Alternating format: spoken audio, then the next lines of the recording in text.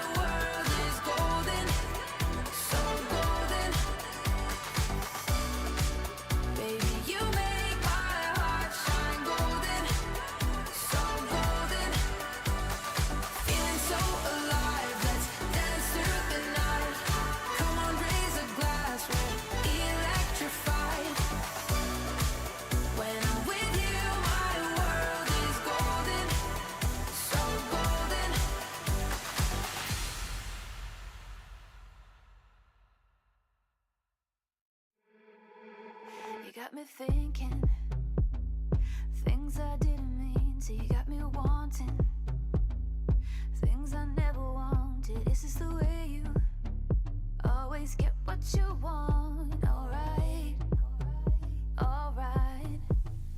You got me right inside of my head. You got me so, so close on the tip of your tongue. This is the way you always get what you want. Alright, alright. Let's do and say that we're done. Let's do, I know that you want to. Let's do and say that we're done. Say that we're done. Let's do, say that we're done. Let's do, you got me saying words I've never said. You got me powerless on the edge of your bed. This is the way you always get what you want. Alright, alright. Let's do and say that we're done. Let's do, I know that you want to. Let's do and say that we're done. Say that we're done. Let's do, say that we're done. Let's do, say that let's do, say that we're done. Let's do,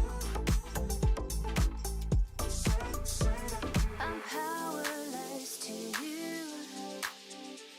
I'm powerless to you.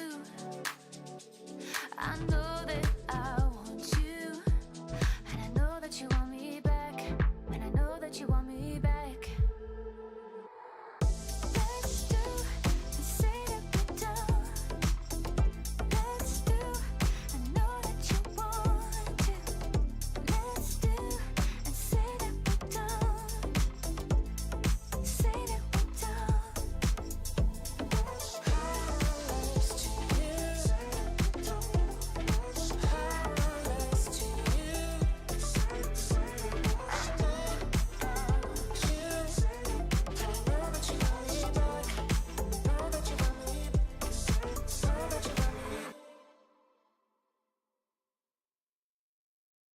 Ding ding.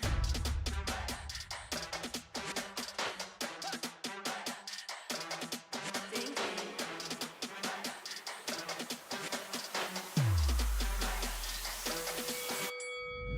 Why you just have that look upon your face with the underestimation? It is so yesterday. 'Cause baby, I can fly without you by my side.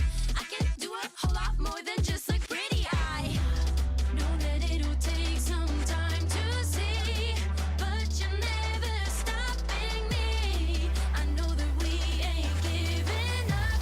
If you thought so, well, tough luck. So we're just gonna do our thing. Ain't over till the bell goes ding. We're gonna fight, so step aside and let us sing. We're gonna bring you down. If you think you'll stop us somehow, just let us do our thing. This ain't over till the bell goes ding. This ain't over till the bell goes.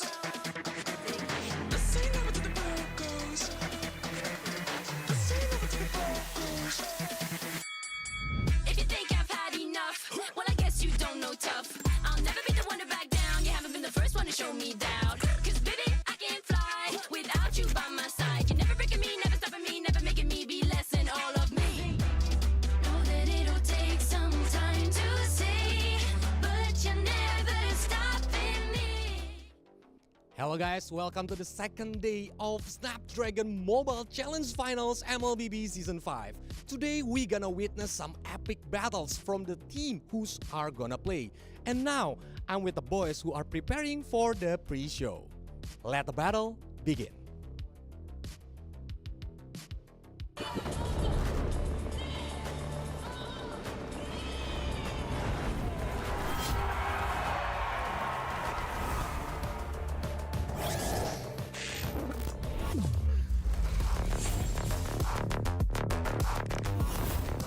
Looks like the players are ready.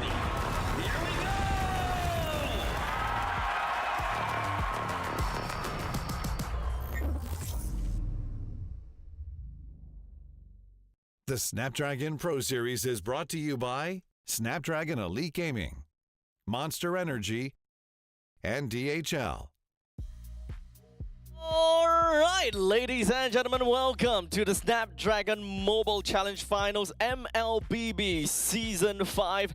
A really warm, welcome to every single one to the show. My name is Abstract, and this is gonna be a pre-show segment together with my Singaporean homies. I've got Churros, and I've got Aris, both of which are from the side of Stream A and Stream Stream C. How are you boys doing today? Man, can't complain. Honestly, loving our time in Kuala Lumpur this time around, especially Quill City Mall. I mean, everything is right here. You see the set, amazing set, new set right here. But babe, how are you feeling? Hey, I'm doing fine, dear. Thanks for asking. We didn't really have a good time in Stream C. We had huge games, but I think we'll talk a little bit about the results later on. Yeah. But hey, I gotta admit, the city's fine, the water's fine. Come on in, come on in, the water's fine. I honestly miss casting with you guys. Like back in MPL SG, we've always been together. We're taking over the show today. We're taking over the It's show SG today. show. We've got a nice couch over here. Yeah, but one thing that I would like to address is what is all this bromance without me? You don't know. You're the host. He doesn't Are you know. a caster? But he doesn't know. I'm main host. Are I'm you the main caster? host. No, but are you a Scoot caster? aside. But- Scoot yeah, aside. right. Scoot aside Come right on now. in. Scoot Come aside. on in. The water's fine. Come The on in. water's fine, Water's ladies and fine. gentlemen. Okay. This is it. This It's is easier it. for the This is it. camera to This is like way right easier. now, They we only just have had like that one. two camera to really work with. So to be honest, I gotta have to talk about the groups thus far. Whatever that has happened in the past one day, which was only at yesterday. So, Churros, tell me a little bit more about Group A. So Group A, TLPH topping the charts with 5 points, then Homeboys and RSGPH with 4. Geek Fam steady around 3. They But do they still have a okay. chance today Yeah. breaking through the top 3. Remember guys, only the top 3 of each group gets into the finals. The final playoffs that's happening on the 2nd to 4th of August at Quill City Mall. Yeah. Team Flash, man, they had a really rough time, but babe, you want to take this? Yeah, NIP Flash as well as Biggie a Fam, little which bit honestly uncomfortable. both teams had good performances, but they find themselves at the bottom of the charts with only 1 point each. Yeah. It is definitely unfortunate. But hey, this is not the true face of NIP Flash. I've been telling my Malaysian homies yesterday the whole time, it's not the true NIP Flash. So if you guys want to see the true NIP Flash, watch MPL SG lah, huh? So for now, we gotta have to talk about Group B as well, right? Yeah, We've of course. got Group A and Group B. So let's just run it on down and take a look at what exactly has happened thus far, Aris. Yeah, so in Group B, definitely a little bit more exciting in terms of the games. A little bit of a run back to MSC Gauntlet. We got Fnatic owning all the way at the top Spicy. of the table with 6 points, tying it up with the Udure Giants. Yeah. Still undefeated after 122 days. 122. If they win today, it'll be tomorrow 123. 123. 1, 2, 3. One, And then we 3. have the Falcon AP brand boys in the middle of the pack alongside with Smart Omega, 3 points each. And to round it off, 2 very unfortunate teams that have to be in this group is See You Soon as well as Rebellion in 0 points. Well, very, very difficult for See You Soon and Rebellion It's to tough, get it's tough. to the top 3 spots. They have a gauntlet to face, man. Fnatic Onyx, Udure Giants, they are having a match today. So this is honestly, we were talking to the boys from YRG, and they were saying like, hey, we already beat AP Bren. Fnatic Onyx is honestly the last hurdle that we need to face in our group to really make it through to the playoffs and have a really good number. I mean, but yeah. I mean, ultimately, it is what we want to see when it comes down to YRG versus FNOC. Is really just about the battle between the Sky Kings versus the Sky Prince. And this is where I really want to talk more about what is about to happen for the entirety of today. Because we, as you guys probably know, if you have been tuning into stream A, B, and C yesterday, you would have known that we have split up some of these games. As such, you will be able to tune into very specific streams for very specific games that you would like to watch. Like for example, if you're a Malaysian who really just want to watch YRG, you gotta have to tune in to stream A and take a look at their game at 6:30 p.m. Well, in the meantime, you know, we have a lot of Filipinos and Indonesian teams over here, so it's pretty much spread all across the board. So take a look at this schedule, tell me what you guys feel about it, and of course, tune into the streams that you would want to watch, or even better, tune into every single one by popping in every single one of these links. Yeah, I'm honestly looking forward to my stream A. We're Asians, not Bishans or Asians. Oh, After okay, all, that's what you're gonna do about it, huh? who would want to miss YRG versus Fnatic Onyx? Okay, you know what? This is where we draw the line. I ain't sitting next to you anymore. Okay, no okay. more. The only thing you have is a nice set, and we can all agree with that. He said it, not me. He said it. Overseas for the cool kids, anyways. Yeah. Yeah. Okay. Okay. Speaking of you Red Giants, we have to talk a little bit more about them. Sure.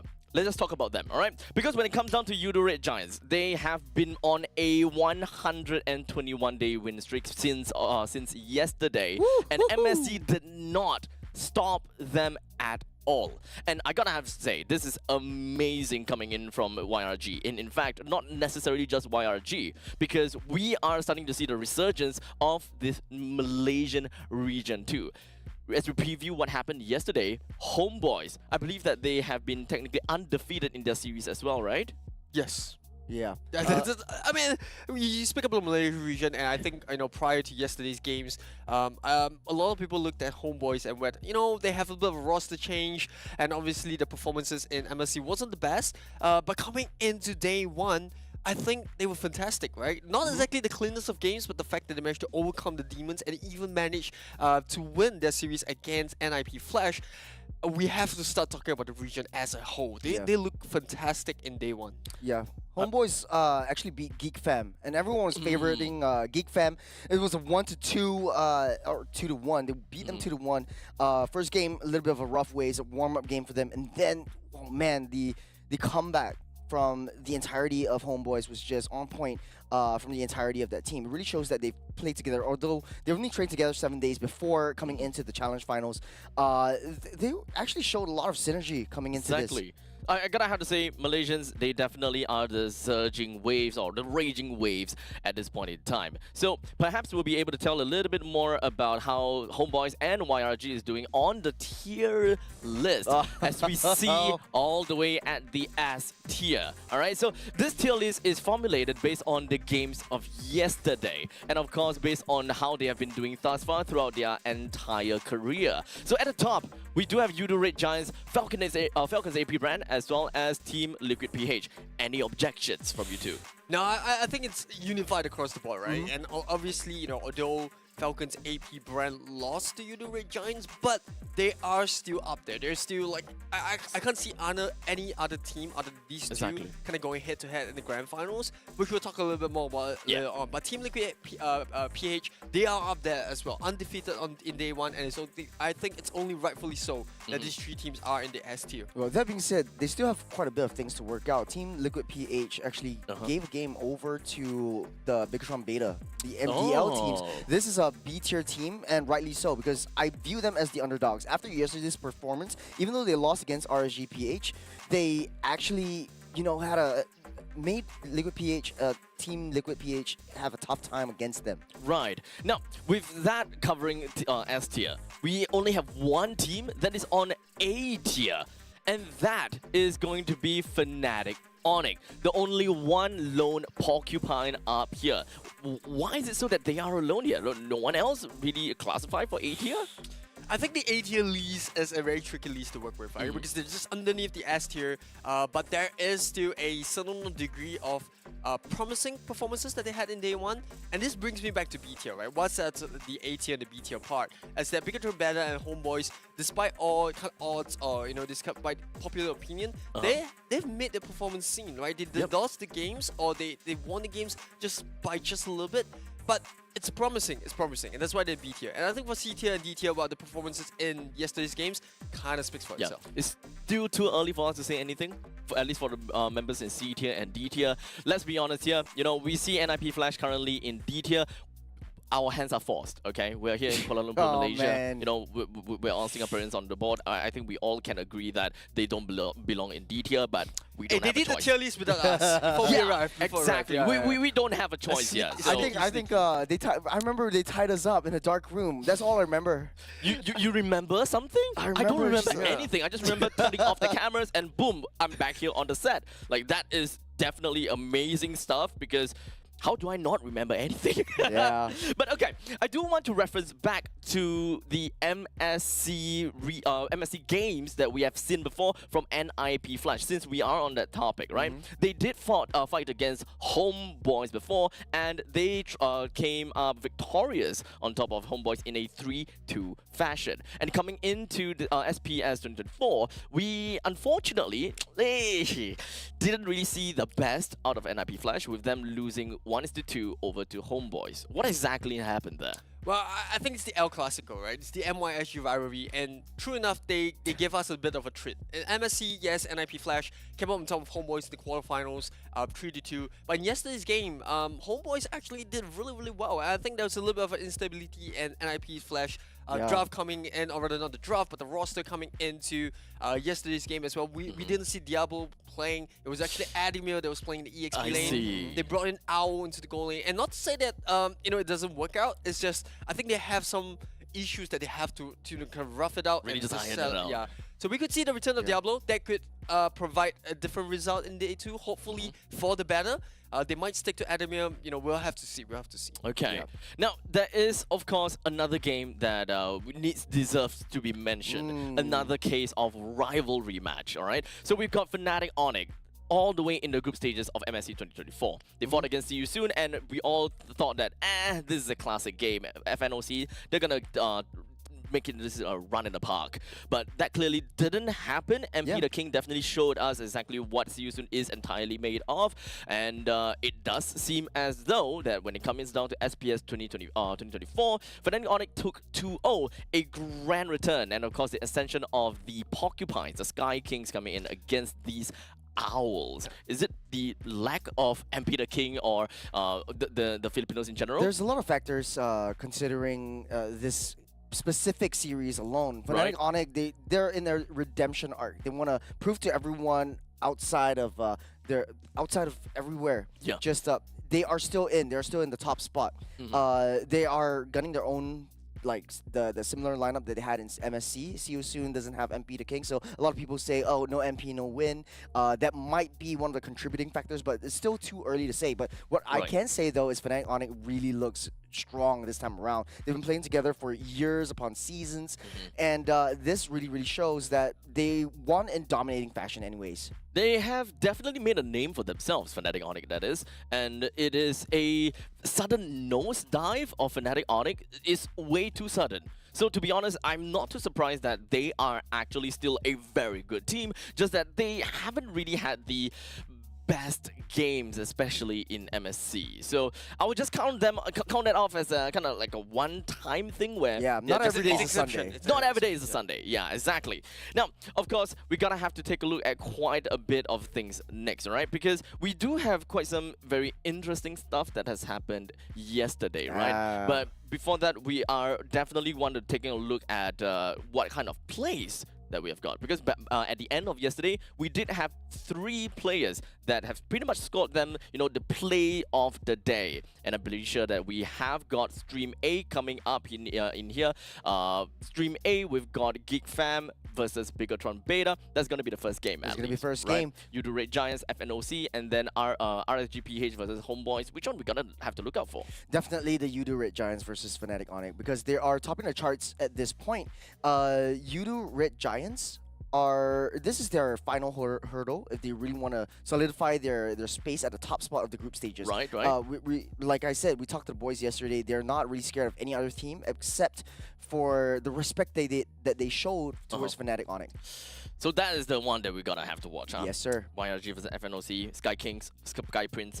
Kind of tough to beat. While Stream B, I gotta represent. I'm from Stream B on this Yeah. very comfy couch, as you guys A little can bit see too over here. comfortable here. Too comfortable, perhaps, but you know what? It's all great, fine, and dandy. We do have Homeboys versus Liquid Echo, the game that you all should be watching. But after that, we do have got Falcons AP Bren versus Smart Omega, and then afterwards with GeekFam ID versus Team Liquid Echo once again. So we've got a lot of Philippine teams that we will be fighting here in Stream B, but most notably, Homeboys versus Liquid Echo.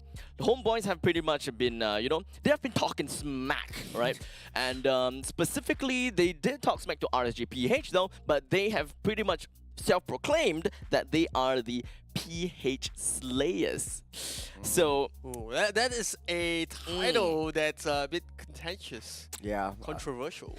I don't know if they want to really put themselves out there. Everyone's gonna. It's a bit of hammer a them. pedestal, right? You have But to then give a very again, badge of honor. arguably Malaysia is now the strongest region based on MSC international worldwide competition. Well, we have to hold that because Well, it's still early to yeah, tell. it's still early to tell. Uh, Yeah. But over on to Stream C, we have RGPH up against NIP Flash. Both teams looking good yesterday. Can't say the same for NIP Flash. No, I kind of received those words. And then follow up, we have See You Soons against Rebellion, and then we'll cap off the day with Bigatron Beta against NIP Flash. So, of course, we've got a really quick understanding as to what we have seen before between RSG Philippines versus Geek Fam yesterday. Group A, round 2. There's so many things going on about, and I gotta have to say, we've got Group A that have pretty much shown their mettle time and time again, but one of the most important things is the resurgence of some of these heroes. You know, there have been different kind of heroes that's been popping right out, and let's not forget about the difference of the new patch itself, right? New items, new heroes. There's so many things that we can eventually be talking about, right? So honestly, I'm super excited how that will eventually become. However, we are going to go off for a very short break first, as we are going to be settling down in our respective streams, and only after that we will be split up once again into our group A, B, or rather stream A, B, and C. So which stream you're going to be tuning in, or are you going to be streaming to all of them? So make sure you guys don't go away too far. We'll be right back with you.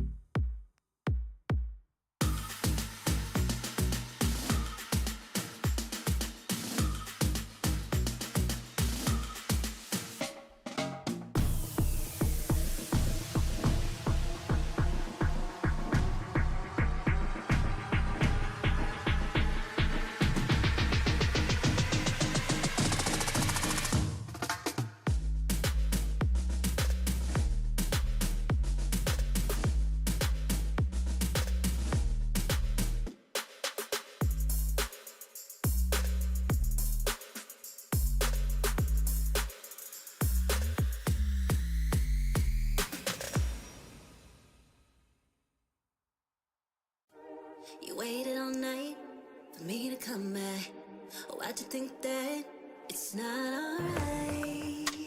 Told you that I'm not that type. Didn't mean to get you so excited. Tried to tell you not to fall in love. Why you always hit me uninvited? Was hoping you would get the picture. I've had enough. Now it's time for me to turn around. Thought you knew what this was. Yeah, I am superstar. You were never the one for me. Never should have fell for me. Take back your heart. Why don't you take it back? You never had a chance. I'm gonna take back your heart. Call it a savage love. Just till I had enough of us. I'm good, babe. I'm on my own. This ain't a phase. Just let me go. Told you that I'm not that type. Don't bother wasting breath. Begging for one more chance. Ladies and gentlemen, welcome to the second day of the Snapdragon Mobile Challenge Finals for Mobile Legends Bang Bang Season 5. This is the Challenge Finals group stage, and we are here at Stream C again. You guys are with me, Husky, but of course, I'm not alone. I've got my panelists with me, and to start it off, I got Goni, I got Eris. We've got 3 amazing series starting today. How are you guys feeling? Hey, I'm good. Thank you, Husky. But yeah, 3 matches for today. I think I'm ready to rock and roll. Yeah, I think it's fantastic. We're starting the day off really hard, but before we go to the games, well, what were your feelings about day 1? You know what? Looking at day 1, I'm not disappointed actually. Hey. Seeing some of the teams, yeah, they deserve to be that spot. But now, we know the teams, they need to grab that win. Let's see how will they do on the second day.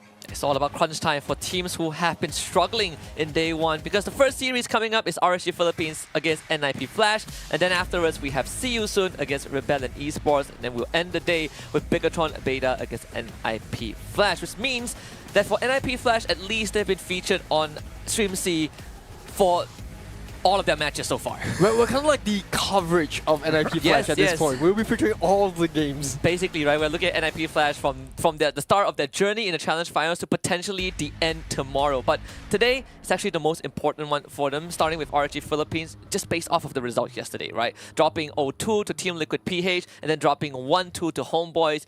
Their tournament lives are in jeopardy, Goni. Things are not looking good for their side. I expect quick adjustments, right? Roster-wise, who will they bring? Adamir or King Diablo? Will he finally step in?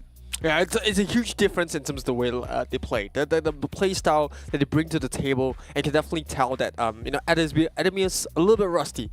But at the same time, he is an experienced player. So I think either way, it's all about the quick adjustments like Goni mentioned. Diablo is a little bit of a more flashy player. He has a very diversified hero pool, a big adjustment and a big improvement to how he was playing just a couple of years ago. But wow, as the roster comes out, they are still sticking to Adamir.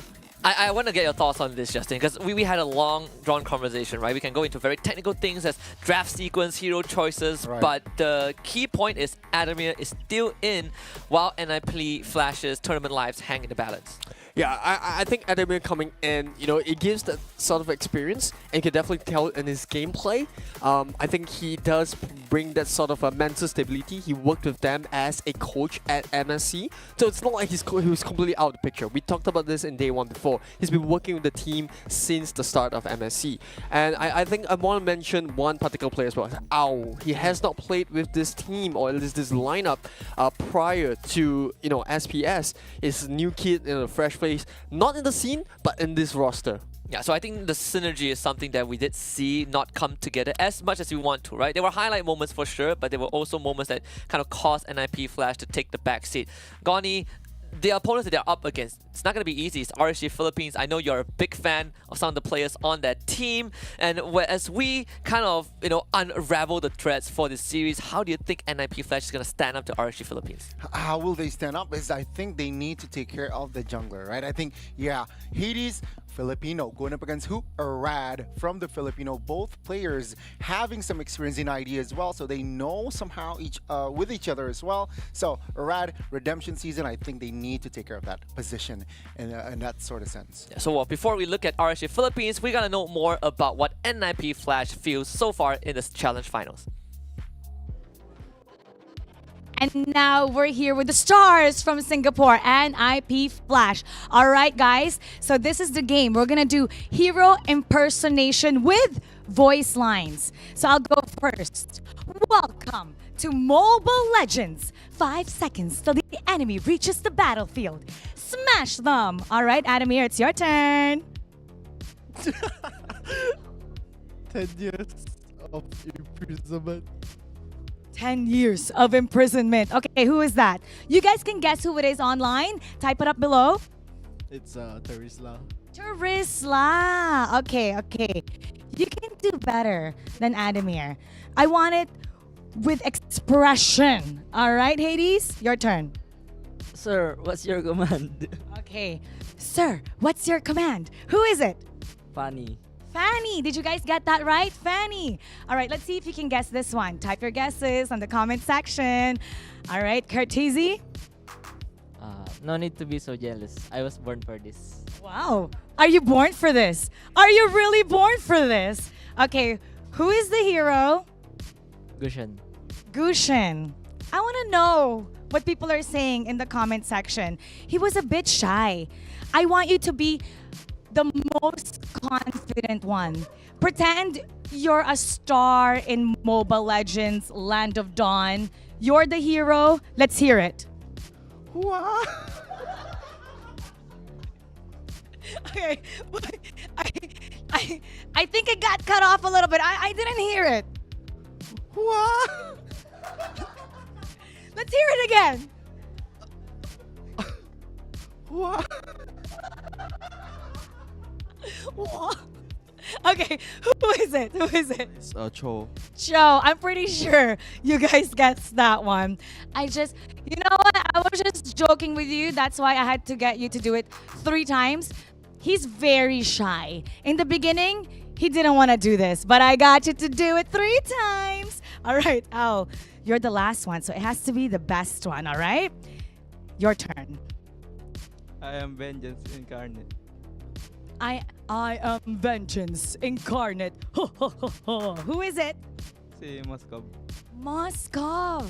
Let's see how the people got it in the comment section. But we also want to see how ready NIP Flash is. So let's feel your energy. Let's hear some team cheer. Curtis, you're gonna lead this one.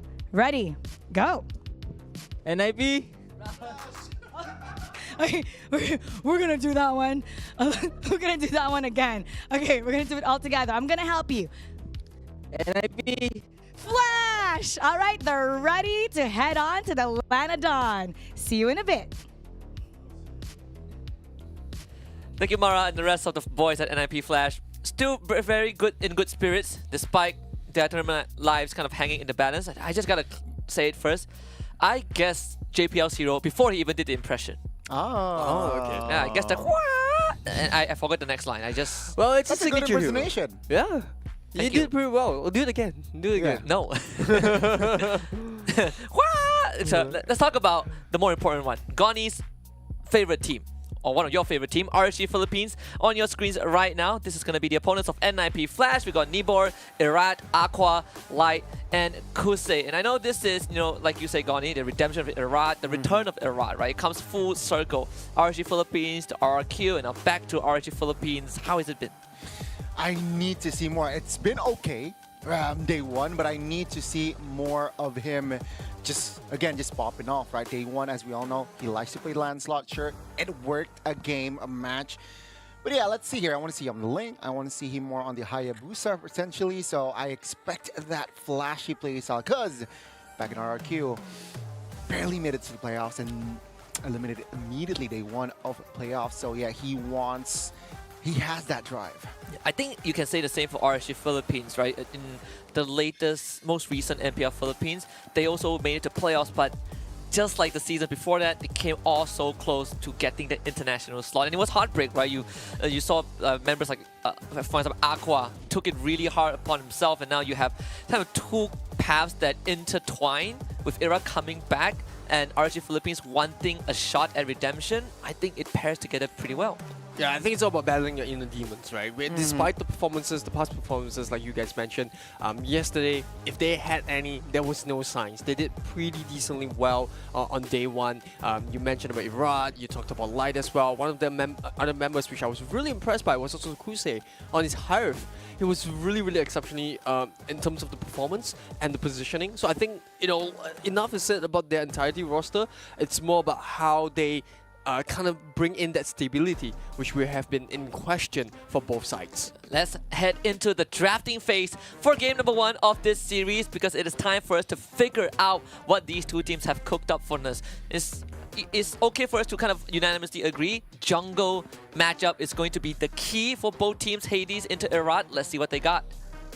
Yeah, it looks like we're going to be banning away the chip as well as the Ruby. And like he said, the jungle is super important. One hero that we would like to talk about so is the Fanny. We know both Hades as well as Iraq play a 6-6 Fanny. And it's going to be taken out. Yeah, it doesn't seem like they want to gamble it, right? I mean, sure, you got the first pick, but is it really first pickable? It seems like RC Philippines says no. For this game, let's just ban it out. And NIP Flash, they adjust as well. Let's ban another assassin that they will take away that link. Yeah, that's really smart coming about RC Philippines. Like you mentioned, you don't really want to pick the Fanny as a first pick. It's more of a second pick material kind of hero. And so knowing that NIP Flash is going to be the second pick, they decided to ban out. Another hero that has been, making his waves coming back in day one as well is actually the Zux. We saw it being played in the goal lane, in the mid lane. I prefer it, personally, I prefer it being played in the mid lane, right? You don't really have to rotate that much out of the goal lane, which is all the way on the other side of the map. You bring more, impact into the team, and the fact that Zaz wants to fight in an area, it's really, really impactful when he's playing down the middle. In fact, for me, I feel happy that Zaz is banned now, because these two teams, they love the Zaz, right? It felt like they always defaulted to it yesterday, but now it's been taken out. Means alternatives have to be kind of found by these two teams. Harry banned out as well. It was a pick that NIP Flash kind of got punished because they didn't take it out against Homeboys, which means Jushin gets let through and RSG Philippines takes first pick. Jushin. Again, for Stream C, we haven't really seen the Zushin, so it's going to be a debut pick for Stream C here. Let's see though, RSG Philippines, how will they play this Zushin out? Yeah, there's still lots of options for NIP Flash now. We talked about the Ruby. Both teams play Ruby a lot, so I think for NIP Flash, it's kind of a no-brainer. They have defaulted time and time again to the Terizlas. While we saw Adamir play a couple of Terizlas throughout the series, there's also Outlet in the picture. So plenty of options available for NIP Flash. Now the question is, now that Zaz is out of the picture, will we see them pick up the Moskov? Because I actually played the Moskov against Homeboys, which they nearly won, but day one was rough, definitely rough. Yeah, it could be an option that they go towards, right? The Roger was also left open, if I'm not mistaken, so that could be what NIP Flash pivots towards. But yeah, they're gonna get the Roger and the Hayabusa, so very, very honest draft. Hayabusa jungle, Roger go for Owl. And I think I kind of predicted this direction because Ruby was banned out, right? NIP Flash loved the Ruby Arlet flex, but now they have been stripped of that option. I think they just make sure that their cores get the important heroes, and then they figure out the support system behind it. And what I really like about the Hayabusa and Roger is also direct, right? They really want to be okay and aggressive in the early game. You want to steal jungles. You want to find more pickoffs after the first turtle. So let's see here, RC Philippines, to complete their first phase, what two heroes should be picked up? Yeah, I think there's a lot of heroes that are still available, like we mentioned. I think they need a little bit of a lockdown, especially with Hayabusa. The Moskov is kind of stolen away from RGPH, so there's lesser, options now on the side. And they also denied the Terizla away from MIP Flash. There's sort of a control game coming up for RGPH. You have the penalty zone coming up from the Terizla. You have the Jushin to kind of back it up, and that frees up lots and lots of options for RGPH, especially in huge team fights. And of course, NIP Flash, they're gonna pick JPL, but I mean Cho. they're gonna pick I like how Cho. synonymous the two names are now. Cho for JPL, very synonymous, like you say, one of his signatures as well. Very comfortable on this pick. We've seen JPL even doing MSC. You give him Cho, you give him Ruby, big playmakers. Sometimes he just makes that finger snap decision to go for a play. And sometimes it's a coin flip, but most of the times it's very decisive. Something that you need from your roamer. Yeah, it's it's a very stark difference in the style that these two teams want to play from the first phase of the draft, right? On one hand, RG Philippines very controlling, a lot of crowd control skills on both sides on the heroes that they've picked up. On the other side, NIP Flash, they want to go for pace. It's all about assassins, right? You got Cho, you can single someone out with the ultimate. You have Roger that wants to go in and out, and you also have a higher booster. So two very distinct play styles. Yeah, I agree. It's very invasive, right? If you're talking about Cho, very high Hayabusa expects them to be in the jungles of RC Philippines from that early game. If not, it's going to backfire from NIP Flash, because then they would be able to extract that maximum potential from this draft from that early game. I think one of the biggest advantages you have from the Jushin is also kind of the Lantern Flare, right? The telekinetic ability, it's easy to stack up the stacks and then kind of lift you around. For NIP Flash, they have heroes that are not that worried, right? You have iframes, Roger, you have mobility with the shadows, and Shunpo with CC immunity. Something that allows NIP Flash to kind of maneuver around the Jushin. Yeah, I think for RG Philippines now, it's about taking out the mages, right? Mages that can kind of jam those team fights. Valentina being one of them, she used the IMU to steal the penalty zone. Another hero that we saw NIP Flash actually play was actually the Aurora. And Aurora plays very well into these huge team fights. It kind of jams the momentum that RG Philippines are looking to set up. I think for NIP Flash, I was about to mention Julian, but they banned it out first. Really smart ban coming out for NIP Flash, especially with RG Philippines haven't reviewed the jungler. And the last ban coming from RG Philippines is actually going to be the Idif. Not what kind of expected there, to be really honest, because I think Idif isn't really something that NIP Flash would like to play in this lineup, especially for someone like they already have the Cho. Maybe they were thinking that, okay, maybe they'll throw the Idif into the EXP lane. Yeah. And Idif does well into the Turisla as well. It's kind of like a drawn lane per se, and I think for the Turisla, you want to control the fight. There could be a potential export for the side of export or Arlet for NIP Flash. We talk about alternatives, right? You take away what Adamir has been showing a lot yesterday. You take away the Zaz. So NIP Flash, I think they're put in a spot where they have to dig deeper and kind of change up how they formulate the draft sequence. First pick on the second phase is going to be the Arlet. We talk about that. This is still, this is 100% going to be the Adamir Arlet, which means that Cortese gets to sit until the last one.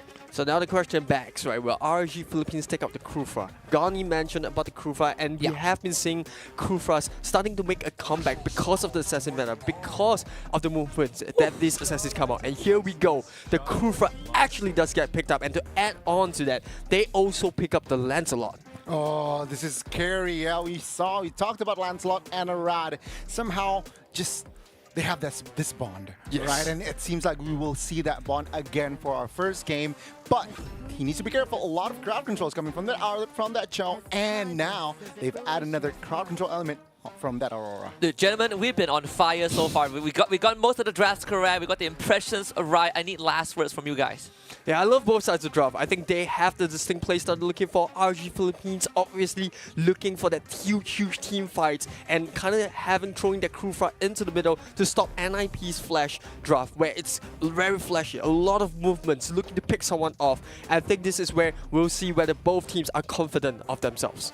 You know what? Late game, I gotta put my money towards RSG Philippines, right? They have the Moscow, they have this hero that can backdoor you, they can join team fights from wherever. So yeah, take a look for that Moscow. So it seems like both of you guys love that RSG Philippines draft. We'll see if NIP Flash can prove everyone else wrong. So I'm gonna hand the mic to you both areas. Gani, show us what you got. Yeah, enough said about the draft. I think this is completely fantastic. Two very distinct playstyles, two teams that are desperate to prove themselves in day 2, and we're kicking it off in Stream C. Well, let's see, ladies and gentlemen, for our opening game of Stream C. Let's say RSG Philippines taking on NIP Flash. Who you got? Spam the comments. High risk, high reward kind of draft coming from NIP Flash, obviously looking for those pick kickoffs, and you know, if it doesn't go their way, it can become very risky. But if they do manage to snowball, then this is where we'll see the impact of the draft. A bit of a harassment down the mid lane, I think that's fine. You know, obviously Chusing is not going to be able to clear the lane as quickly as the Aurora in the early game, but she doesn't have to be worried about it because at the end of the day, you're looking for team fights. And you can see here again, as we expect from the draft, they're going a little bit crazy in the early game already, trying to fight for that lethal wonder, but NIP Flash got a better of RSG Philippines for now. Yeah, no surprises there. As the Hayabusa, we talked about this, right? The bout between Irad as well as Hades. Both players definitely put a performance in day one. But coming into this, I think this is really, really important for RSG Philippines because in the early game, they cannot afford to let NIP Flash take too much of aggression. But at the same time, they can afford to sit back. As long as they don't lose too much resource, when those huge team fights come around, the Turtles and the Lords, this is where we'll see the draft shine for RSG Philippines. And a little bit spell check, right? Because of that choke pick here, 2 Purifies was forced. Oh, like catching JPL in the mid side there, but no damage really, right, from both teams. They're both just poking around pre-turtle. And let's see here, which team has gone for that priority for that neutral objective. Yeah, I love that you mentioned about Purify. You know, you are dealing with an Arlot, you know, there is the choke. So both the marksman and the mage, which the Arlot is looking to catch out, will go for it. Well, JPL is going to take a little bit of harassment. Oh, it's 2 for 1. Oh, pulled back though. And JPL in trouble, still holding on towards that flicker, but Aqua dove in and gets the first blood. RSG Philippines is right first in this Land of Dawn. Yeah, this is fantastic for RSG Philippines. This is what they want at the start. But Hades? Oh, with the Shadow Kill, he's able to trade Aqua out, and Light now in trouble. Still holding on though. But yeah, it's a 1 for 1. And take a look at Arad. He's not standing idly by. He is on that turtle and gets the first neutral objective of the game. Yeah, this is the spike that Lancelot brings to the table, right? That taunt rolls into the retribution. It's kind of secured there. So RSG Philippines, yes, they've given away the kills, but I think at the end of the day, like we said, they're looking to scale into the late game. You talked about the Moskov. He's not having, you know, a really tough lane against Owl, especially against the Roger. And I think that's very concerning for NIP Flash. I think they should look to gank the Moskov. You see JPL kind of hovering around the jungle there. I think they should make a play in the goal lane soon.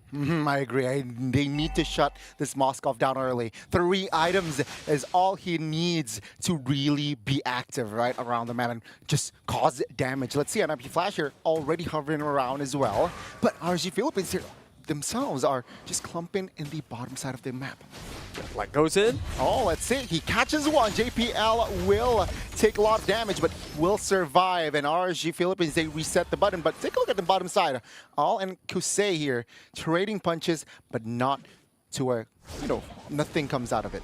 Yeah, a little bit of good timing cover out, just back up the right time. Kufa is just hanging around the corner. And this is where RSG Philippines are so methodical in the way they play. They know the NIP Flash could possibly target Kusei on this Moskov. And it's a very fine balance that Light has to be here. He has to be in the team fights when those time comes. At the same time, he has to make sure that Moskov gets the space in order to farm off the late game. And on the side, you know, NIP Flash, a little bit of a bout at the top. I think this Arlot should be fine. Yeah, this lane is just... It's just boring. I'm just going to put it out there, right? It's a Terizla against an Arlot. Neither side is really going to commit to a full one-on-one. And, well, can't say the same for Hades and Irad. Oh, it's an assassin versus assassin there. Arad and Hades just saying hello to each other. 10 seconds towards the next turtle, though. And you can see both teams already hovering around that turtle pit, trying to claim control and space.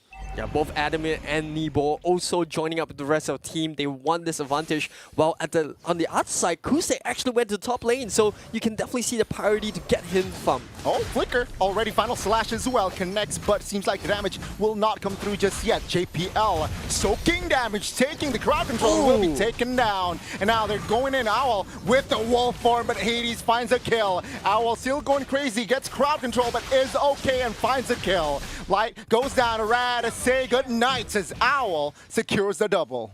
A huge commitment for RGPH there. They were the ones that took the fight. But remember, we mentioned about the Aurora. That's what Aurora wants. And she's just inviting the entire team to come on in. It's like, hey, come on in, the water's fine, right? And she just pops the ulti. And that's it. So I think that's where NIP Flash were really well played. Yes, JPL sacrificed for the life of it, but look at the other side. They took down Irad. They nearly took down Crusade as well. I think this is not Crusade, but Light as well. So this is a fantastic start for NIP Flash, and this is starting to look slightly more dangerous because this is where the Roger starts to scale, and you definitely don't want a Roger running rampant. Yeah, you don't want to go up against a Roger that is snowballing, right? And you can see her turret taken down.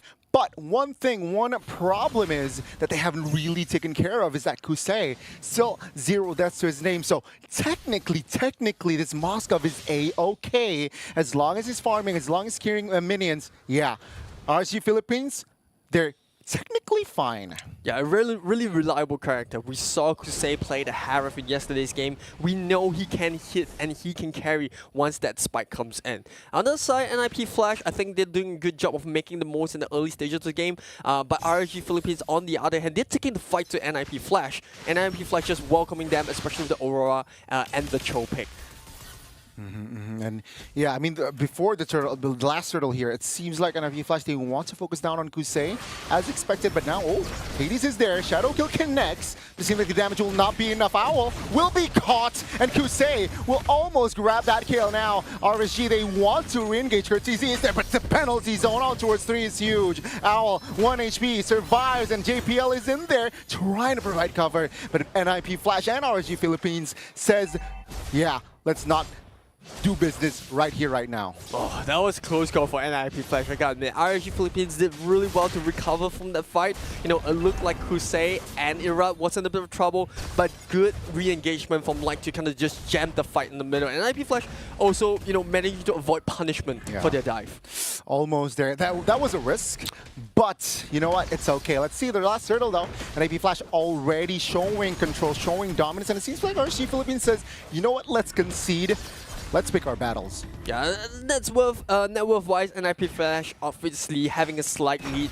Not slight, but 3.4k gold lead. On the other side, RSG Philippines, I must assume that most of that farm that we have seen for them so far has been on Crusade, has been on this Moskov. It's all about getting the items in. We're already starting to see his second item being built up. He's building that golden staff. So once we see that golden staff come in, I'm pretty sure they'll start calling him into the fight. More active, looking more for more fights as well, taking less risk. And yeah, Kusei has been just farming, but you can see here him positioning already, perhaps ready for war, right in the mid, already providing cover as well. And NIP Flash, sure, they're ahead of 3,000. Take a look at the items as well. Already 2 items, Endless Battle and Thunderbelt for that Roger. Yeah, looks like the Roger's going a little bit more sustain, right? The Thunderbelt build is going to be super important for him to stay alive in the later stages of the game, and this item just allows him to scale. And the fact that he has the Endless Battle as well as the Sky Piercer also means that he's still effective in team fights. If any one of the members on South RSG Philippines are low, he can just go in for the finishing move. And it's not like all the pressure is on this Roger to carry because they also have a higher booster.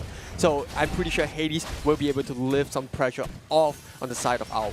More true damage with that Thunderbelt as well as Endless Battle as well. Meaning, yeah, RSG Philippines, if you build defensive items, you know what?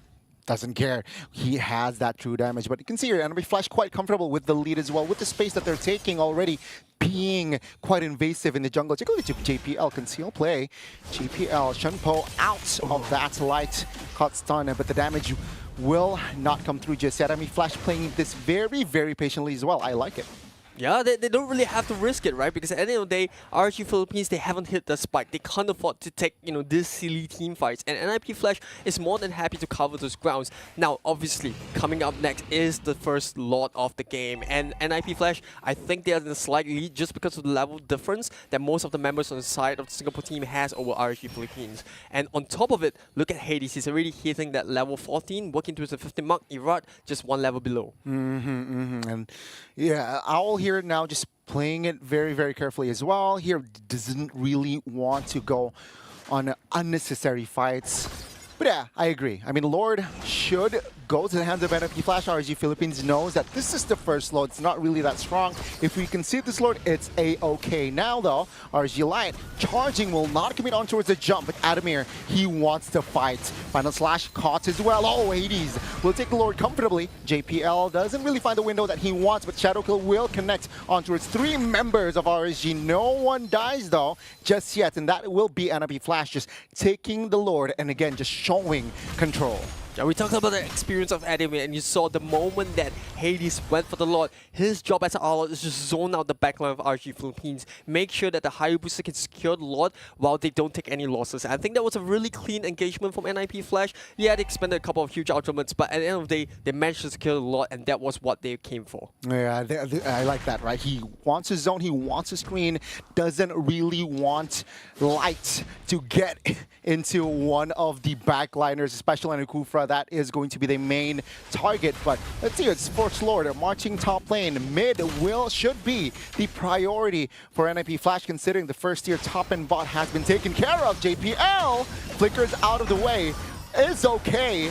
Oh, almost. Moskov will not commit on towards that ult, but yeah, inner turret top lane, NIP Flash, you know what? We'll take it. Yeah, and Owl on the bot lane as well just managed to take the tier 2. So NIP Flash is managing those waves perfectly. They might even be able to secure this tier 1 turret, and I think RG Philippines will be more than happy to give it up. But hey, Irad going in, trying to be flashy with the Lancelot.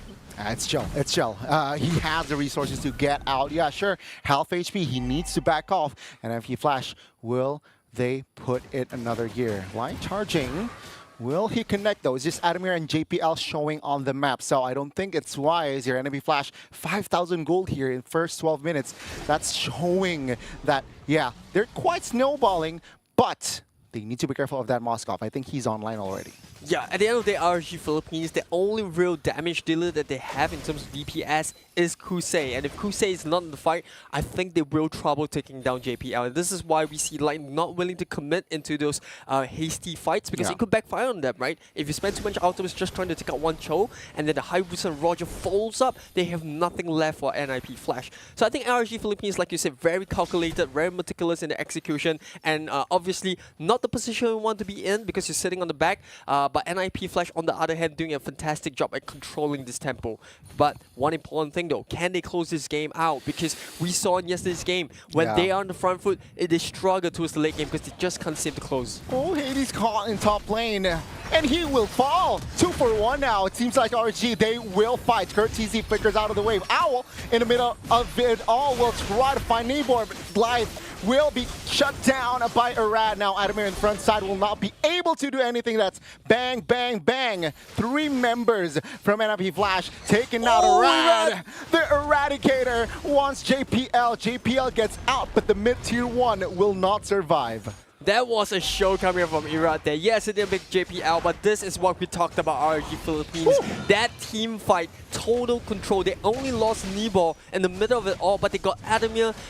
Kusei managed to get a 1v1 win against Hades, and then Owl goes down as well. And this is what we talked about. NIP Flash just struggling close out. I think it was really risky, and I think they did not expect that RG Philippines would take the fight to them at that part of the map. Yeah, they did not expect to set up top lane as well, right? Hades, he doesn't even want to face check. He thought it was cleared, but no, there was 2 members, Light and Kusei was there catching, or he caught Hayabusa, and yeah, that was the domino effect. NIP Flash now losing all advantage. Let's see though, with the Lord, what will they take? Structures?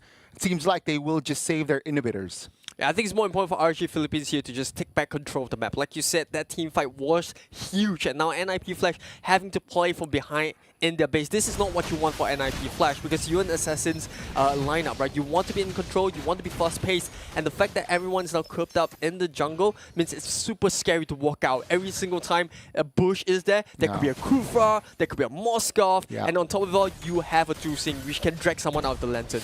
Or both, or like all members of RG Philippines. And this is what we mentioned, right, in the early game, that Kusei, untouched. And you can see here, just by a kill and 2 assists, his impact on that Moskov is just so tremendous. And NIP Flash, they are starting to crumble. Technically, right now, RSG, they have full control on the jungles of NIP Flash. Yeah, it's a lot of weight on Adamir. And speaking of Adamir, he gets dragged out. Oh, Nibor with the penalty zone on towards Suba. JPL here in the front side, trying to soak in damage. To the back side though, Arad trying to wreak havoc, trying to find Kurt TZ. Lights trying to provide cover on towards Adamir, who should fall. But no, Arad will fall first. It's Owl in the backside on that wolf form, claiming the double. JBL will be the trade as Nibor in the no man's land will fall as well. NIP Flash with the defense.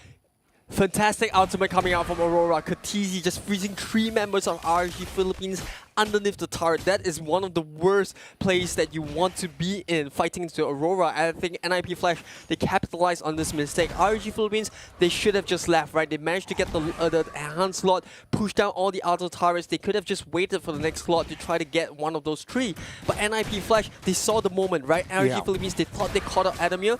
Penalty zone goes in, but it's underneath the turret of NIP Flash, and immediately Courtesy pops that out and they punish RG Hut. And I think that was a warning call. It's like, hey, if you still want to take the fight to us, we have the tools to fight back. Yeah, that was I like it, right? That was like a strike one as well from RSG. If you get complacent, if you are underestimating team fights, NIP Flash will be there to punish. And now it's a reset. Both teams here, take a look at the economy here. Sure, 16 minutes, but it's all equal ground. Turret-wise, sure, RSG Philippines ahead by 1, and their mid-turret is very weak.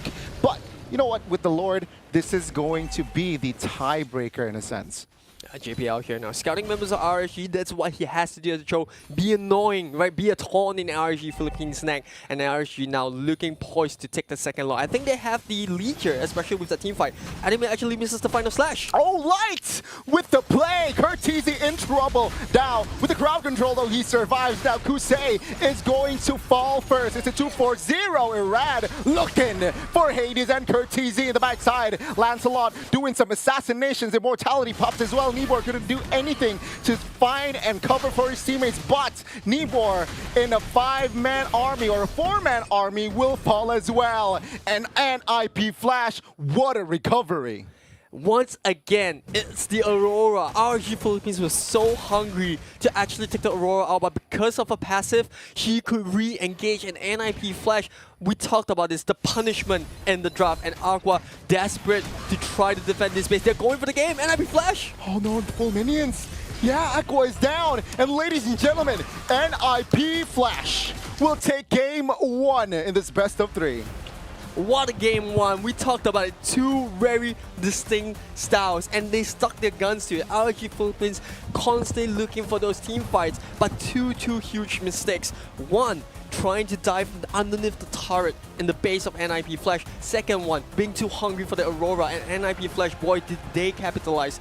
And I think this is fantastic. This is the bounce back that NIP Flash were looking for. Absolutely, this feels like a rebirth for NIP Flash. Although it is just game 1, who's to say that RG Philippines won't give us a clap back? But what a showing in game 1. Irad, amazing on that Lancelot, right? Constantly finding the backline dives, but the coordination, the synergy for NIP Flash felt a lot more cohesive compared to what we've seen yesterday. Adamir getting the job done on this Arlet felt so nice to watch. Owl's positioning on that Roger to dive backlines, perfect, and Curtizi's kind of backline hold with the Aurora, oh, impeccable. I mean, his composure, right? Aurora, again, very minimal escape mechanic there. Just a flicker, but wow, what a composure, again, shown by that mid laner. Yeah, he could just, pop the ultimate, flicker away, come back into the second skill, and this is the powers of the Aurora. Especially when you're up against Terisla, you want to shut those huge team fights, and that's what Aurora is about. Yes, RG Philippines gave it to them in a couple of situations, but that's what you're counting for, right? You're counting for the mistakes to happen and capitalize on it.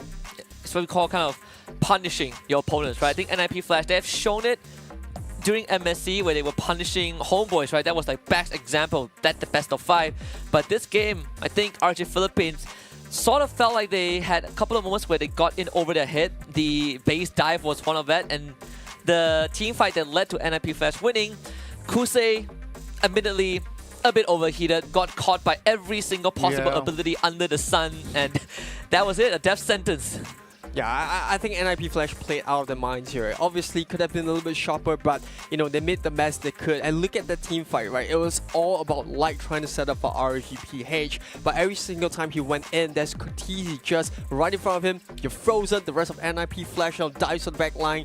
We spoke about the importance of Kusei being safe in these team fights, and the moment he's caught, that damage output from RG Philippines just drops, just snaps, and this is a problem for RGPH because you're banking on making sure that Moskov is farmed, only for him to die in these team fights. And I think that's a problem that RGPH have to fix, and they have to fix it quick. I need your thoughts on this, Goni, because we kind of, I kind of brought up the fact that, okay, Jushin was let through. She is pretty hard to deal with when she can lift you up and stack her flare, lantern flare. But NIP Flash, they have so much mobility, they have iframes, they make it hard to catch. Was that the case in this game? Yeah, I think, the mobility, because again, he was forced on that Purify, right? Yeah, it somehow removes escape route with the flicker, but with the Purify, sure, you can remove one crowd control. But take a look, you have Arlet, you have Aurora, so it overwhelmed that Purify, and thus this Zushin Aqua wasn't really able to give quote-unquote impact towards the later stages of the game. Yeah, I think the graph here kind of speaks for itself, right? NIP Flash, we spoke about the dominance in the early game. Kind of expected because you have a Cho and an Outlaw as well, which spikes really early once you reach those level 4.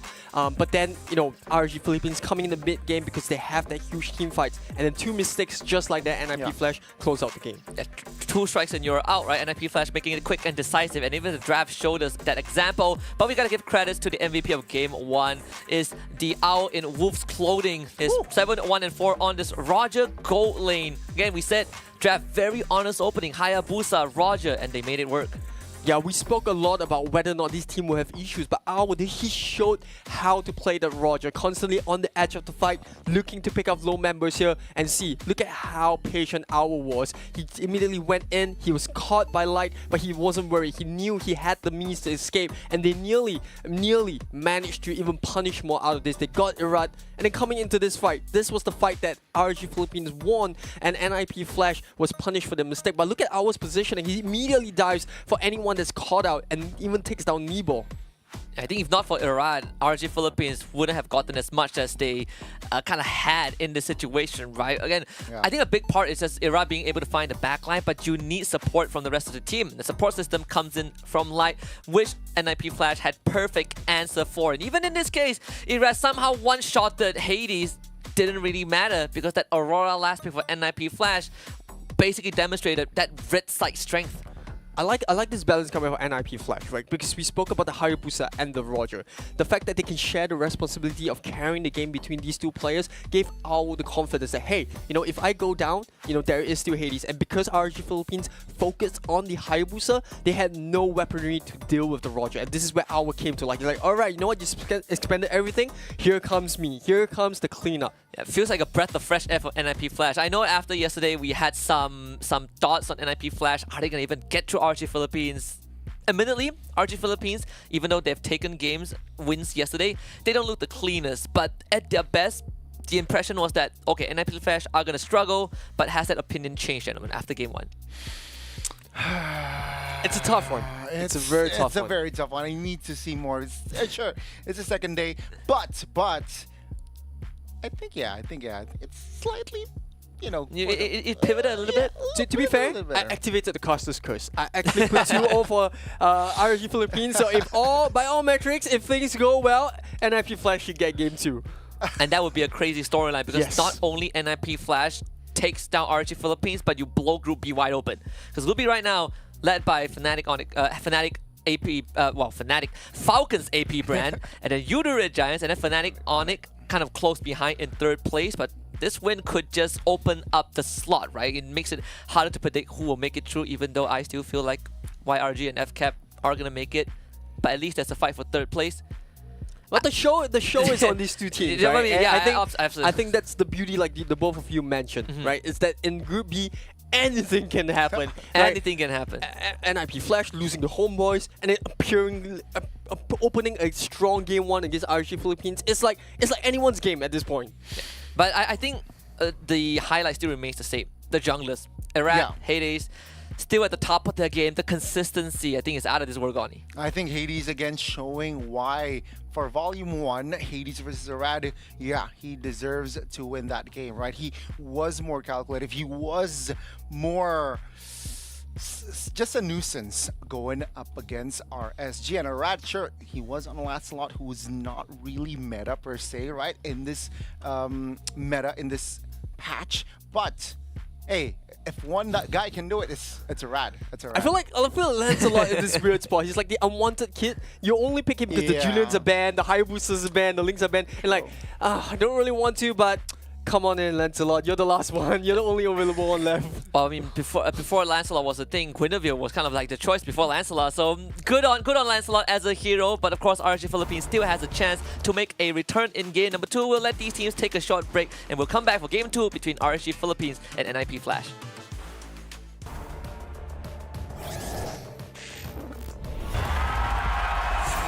We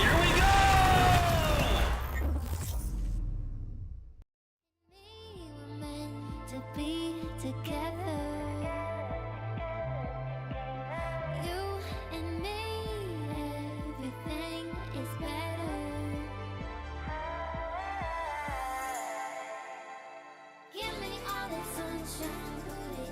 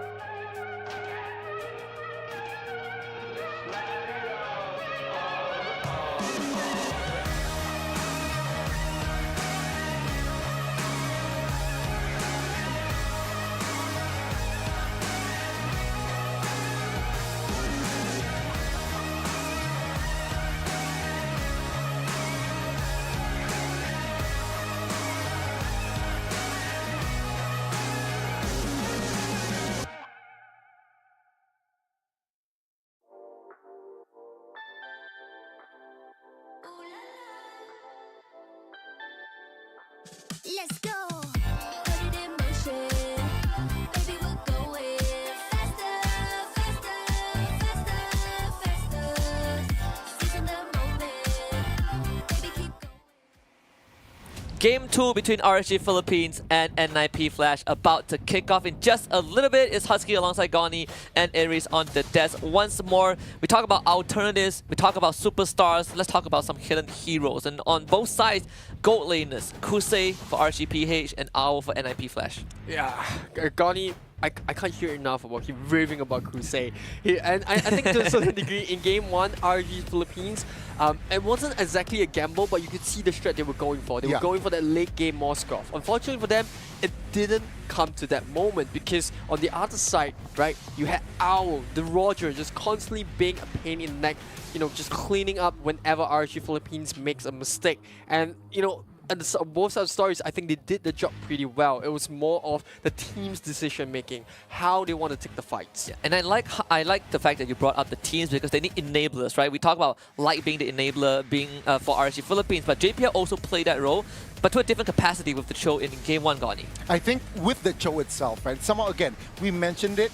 It forces some players or some heroes to be put on that Purify. Sure, it's good, but it's not a flicker. You can't insta-flick out of team or even in fights as well. And with that Cho as well, it creates more crowd control. It just forces more pressure.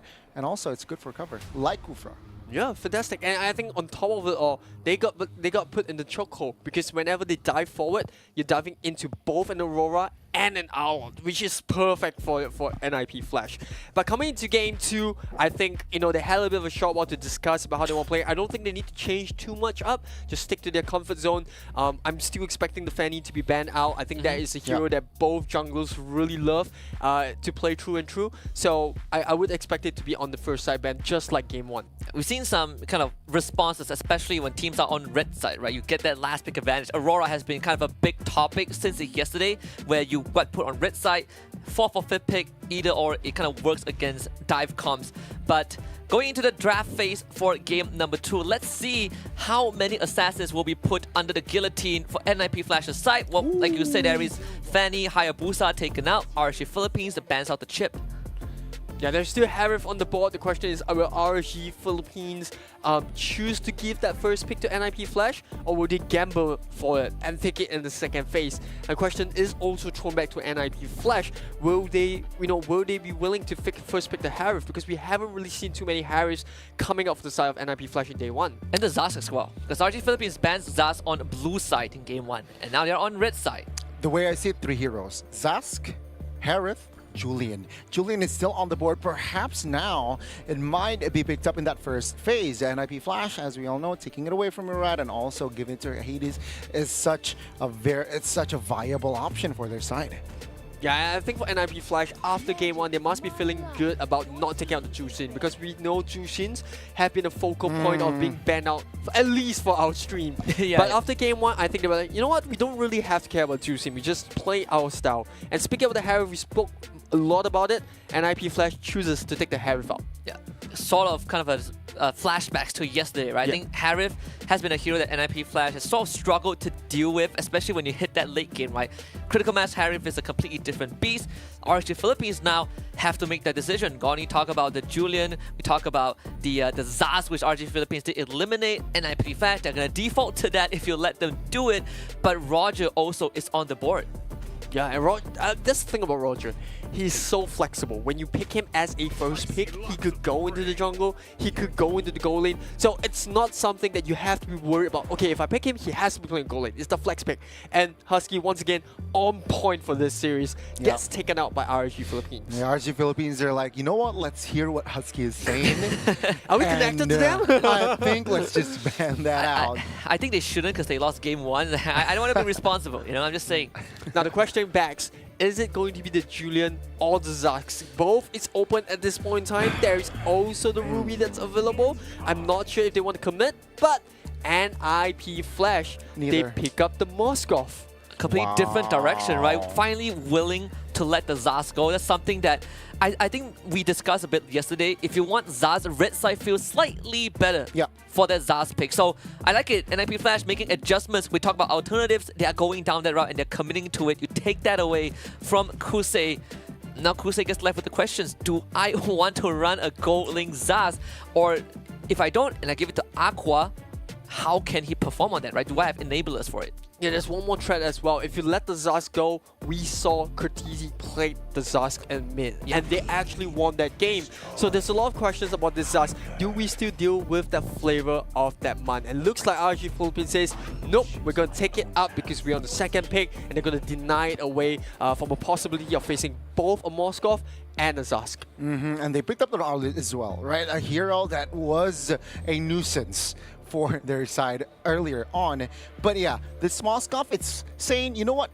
I also saying, hey, yo, Kusei, this is how you play a Moscow. Perhaps that's a statement as well if they do win. Because in that game, sure, farming, but the mid game where he was, you know, he needs to be active doesn't really show. Let's hear what heroes should they complete with for that first phase. Yeah, I think NIP Flasher, Valentina, honestly, a bit too early, but I wouldn't blame them if they go for it. You have the final slash that's available for the Arlot. On top of it, you also deny a Minotaur being picked out.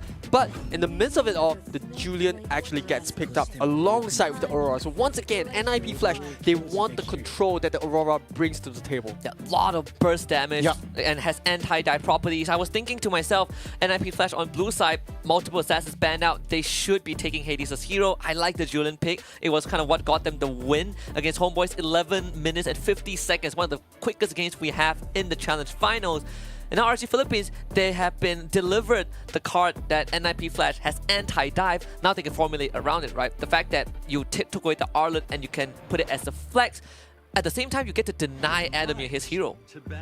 Yeah, and once again, just sticking to the guns is going to be the Lancelot. Because like you said, right, on one hand, NIP Flash, you want to pick a Hades hero. On the other side, RG Philippines, they want to pick an Irat hero. I mean, like, no Lancelot, no party. Right? Seems like for the side of RG Philippines. And yeah, once again, we will see a rat on that Lancelot. Hopefully, though, now there's more connection, right? Because game one, you saw, sure, backline, destroyer, but the connection was a little disconnect. I think for RG Philippines now, the question backs, do you ban away the Kufra? Because you have a lens a lot.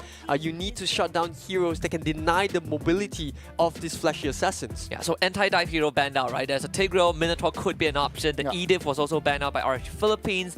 They have some alternatives they need to some options to consider.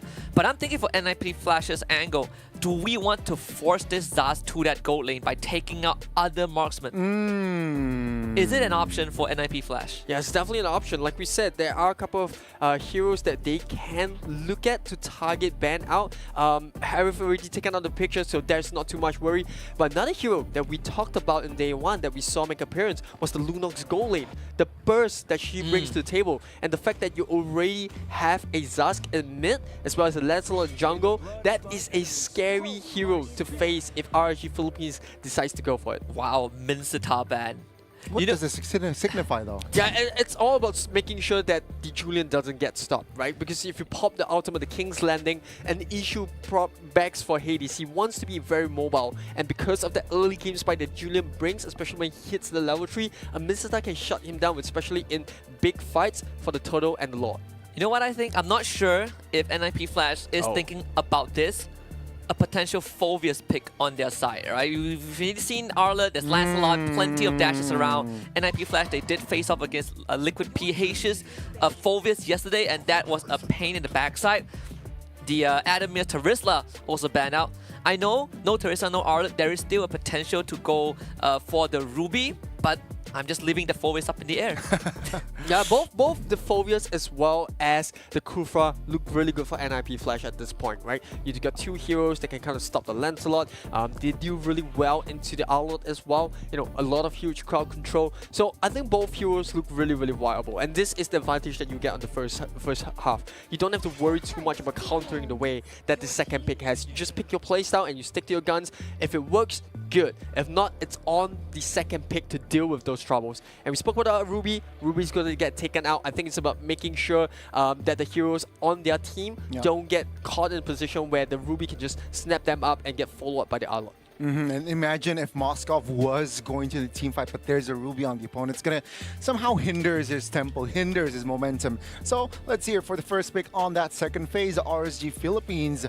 I expect them to open a gold lane first.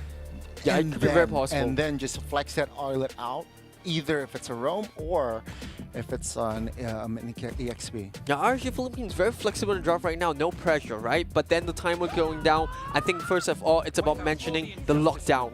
And just like that, it feels like both sides actually swapped the draft because RSG Philippines choosing to pick up the Cho. Now, this could signify that they want to lock the serial hero down. Let me offer a theory here. It could also be that they want to deny JPL his Cho pick because his Cho was kind of a difference maker in game 1 where, yes, Cho is not really meta. You know, he's not one of the sexy roams that comes to the top of mind, but JPL's signature pick, right? You got to deny it away from the side of NIP Flash.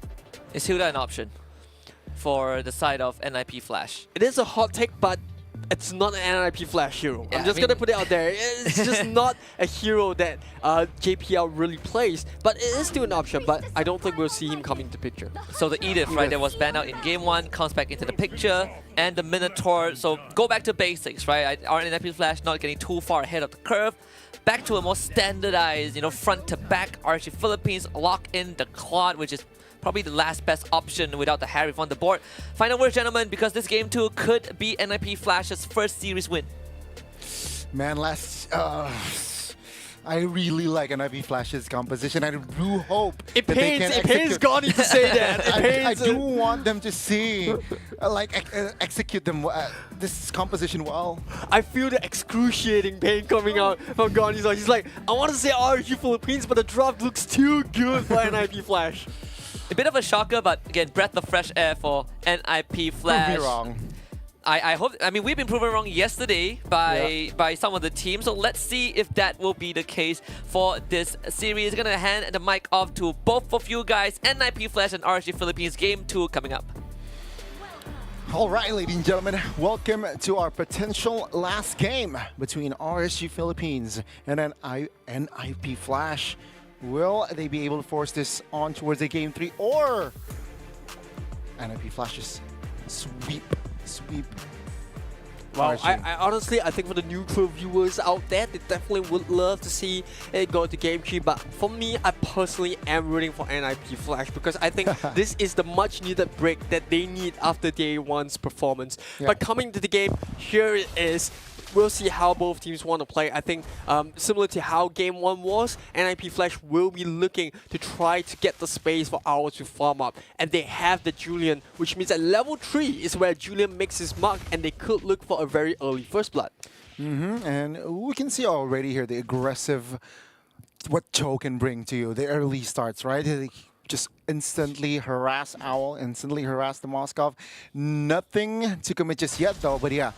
I expect them both teams here just to play more, just let loose in our second game. Yeah, a lot of flashy heroes on both sides, right? On one hand, you have the Julian in Hades' hand. On the other side, you have RSG Philippines with the Claude, with the Lancelot, and with the Cho, which we saw was very potent for NIP Flash. So I think it's a little bit different context as compared to the first game, but the story still remains the same. Now, NIP Flash, they swap sides. They are the ones that are looking to control the fight in these huge team fights, especially with an Aurora and a Minotaur. While on the other side, RSG Philippines, they're looking for those pickouts with the Cho and the Lancelot.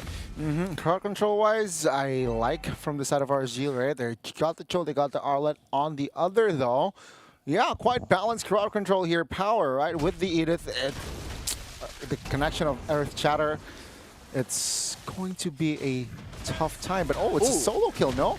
With the Lancelot as well. It's a 2v1 bottom side, first blood.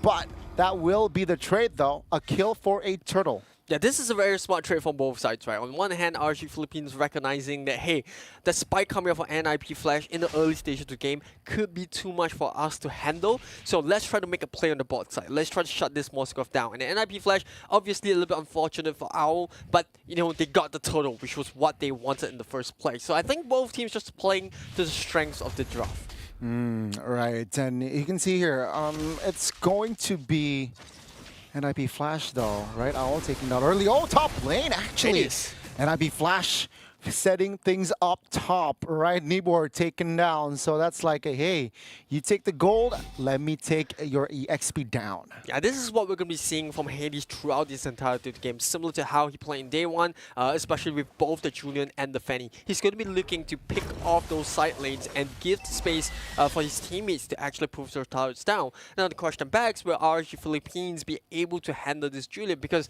their power spikes are slowly ramping up. If you look at the way that they want to set the team up, they need time on both the Claude as well as the Zaz to farm up. So I think it's a bit of a question that RG Philippines probably already had in the drafting phases. Right. Now, by coming into this, can they stop this Julian? Because Hades, he's an exceptional player, especially when he's on these assassins. But with that in mind, right, I expect NIP Flash to be more invasive, which I have not really seen. Sure, they got a kill top lane, but what's next? I think he needs to be more active, considering, yeah, you're right, Zask, Claude, they don't really have power per se in that early game. So let's exploit that, but we have not seen just yet from NIP Flash. And that could also be due to one of the reasons. Oh, before I hold that thought, Kusei gets hit by Spear of Misery. Oh, an off-camera kill in the mid. Lights gets taken down. Light gets taken down. And NIP Flash, it seems like they want to shift their gear to a more aggressive style. Now Lancelot in trouble. Frozen and JPL will secure that kill. And with that, take a look at the domino effect, man. Turtle is up, will be taken care of. And NIP Flash, just like game one, showing a strong start. And they want more here in the purple buff. Light and Nibor trying to provide cover, trying to zone out members, but NIP Flash, they're just flooding the purple buff, and they will take care of that purple buff like it's no problem. Yeah, just like game one, I feel like RG Philippines, they feel so uncomfortable when they're playing on the back foot. This is not what they're used to. They want to be in control. They want to have that momentum in team fights. And NIP Flash now playing these very aggressive junglers like the Fannies, like the Julians. And, you know, I think it feels like RG Philippines are struggling to face against that kind of aggressive playstyle. They need to definitely solve their problem here. What's next? But then again, you mentioned this earlier, Zask, Claude mid-game. So maybe they're just, you know what? Waiting it out. Yeah, take the early game. NIP Flash will punch a throw in the later stage. Now, though, in the bottom side, it's a 2v4. Nibor, oh my god, a little too ambitious, and he gets taken down. Yeah, that's the risk, you know, when you're playing against a Moskov. On one moment, he's on the side of the map. Next thing you know, Spear of Misery comes in, stuns you right against the wall, and that is a pickoff. But NIP Flash now building on that momentum that Hades has already clutched for them, right? The Julian 3-0 and 1 at this point, you know, completely involved in all these team kills. And NIP Flash are looking to bully RG Philippines. They want to end this game early before the RG Philippines even have time to build up on Crusade. I agree. And let's see here the approach, right? NIP Flash, I expected for them to be more active, and yeah, finally, right? More setups, more ganking potential. In top lane, though, Adam here taking some heat against Arad, but it's no problem. 15 seconds towards the next turtle. That's going to be a very important turtle, but oh, the bottom side is actually going to be the first structure taken down under NIP Flash's belt. I love this coming out from NIP Flash. You know you have the Aurora as well as the Minotaur. You can just freeze the tower, and that sets up for the Minion's Fury right underneath RG Philippines. Oh, Flicker, Jet Kundo, and as well as a Wave Dragon. Hades though secures the kill on that turtle. Final slash on towards 3. Owl now in trouble, one-on-one against Nibor, and Owl will find success. Irad now quite in the middle of it all, right? Trying to find some kill, but oh, the timing on the knock-up, and Rad survives, but almost there, he falls. That would have been a highlight play from Hades, right? I expect the Torn Rose comes up, enhanced chains, knocks you out and get the kill, but it was not meant to be. But hey, all things considered, NIP Flash, they should be happy about that. They got about a couple of kills on the side of their own team. They put the pressure, they got the turtle as well, and I think RG Philippines, it feels like desperation, like you mentioned. It feels like they're trying to force these team fights because they're playing from behind, and this is not what they want to do. They want to be in control, and you see, it starts off with a really good knockup back up with JPL, but then he's in the prime position to get the minion free, and this leaves RG Philippines with no choice. They committed to the team fight, and look at that, a point-blank spear of misery into the face of Nibor, which is not what you want when you're against a Moskov. Yeah, definitely, man. And RG Philippines, I feel like the targeting, sure, you can target the enabler, but not in that situation, right? Sure, you want to take down JPL, but there's backup, right? And sure, Light's a very flashy way of Dragon, but then again, It's at the right not. target. It's at the right target in that situation. I feel like that's not wise. It's unwise. RG Philippines, they need to cover and find compensation for that 3,000 gold. Item check, though.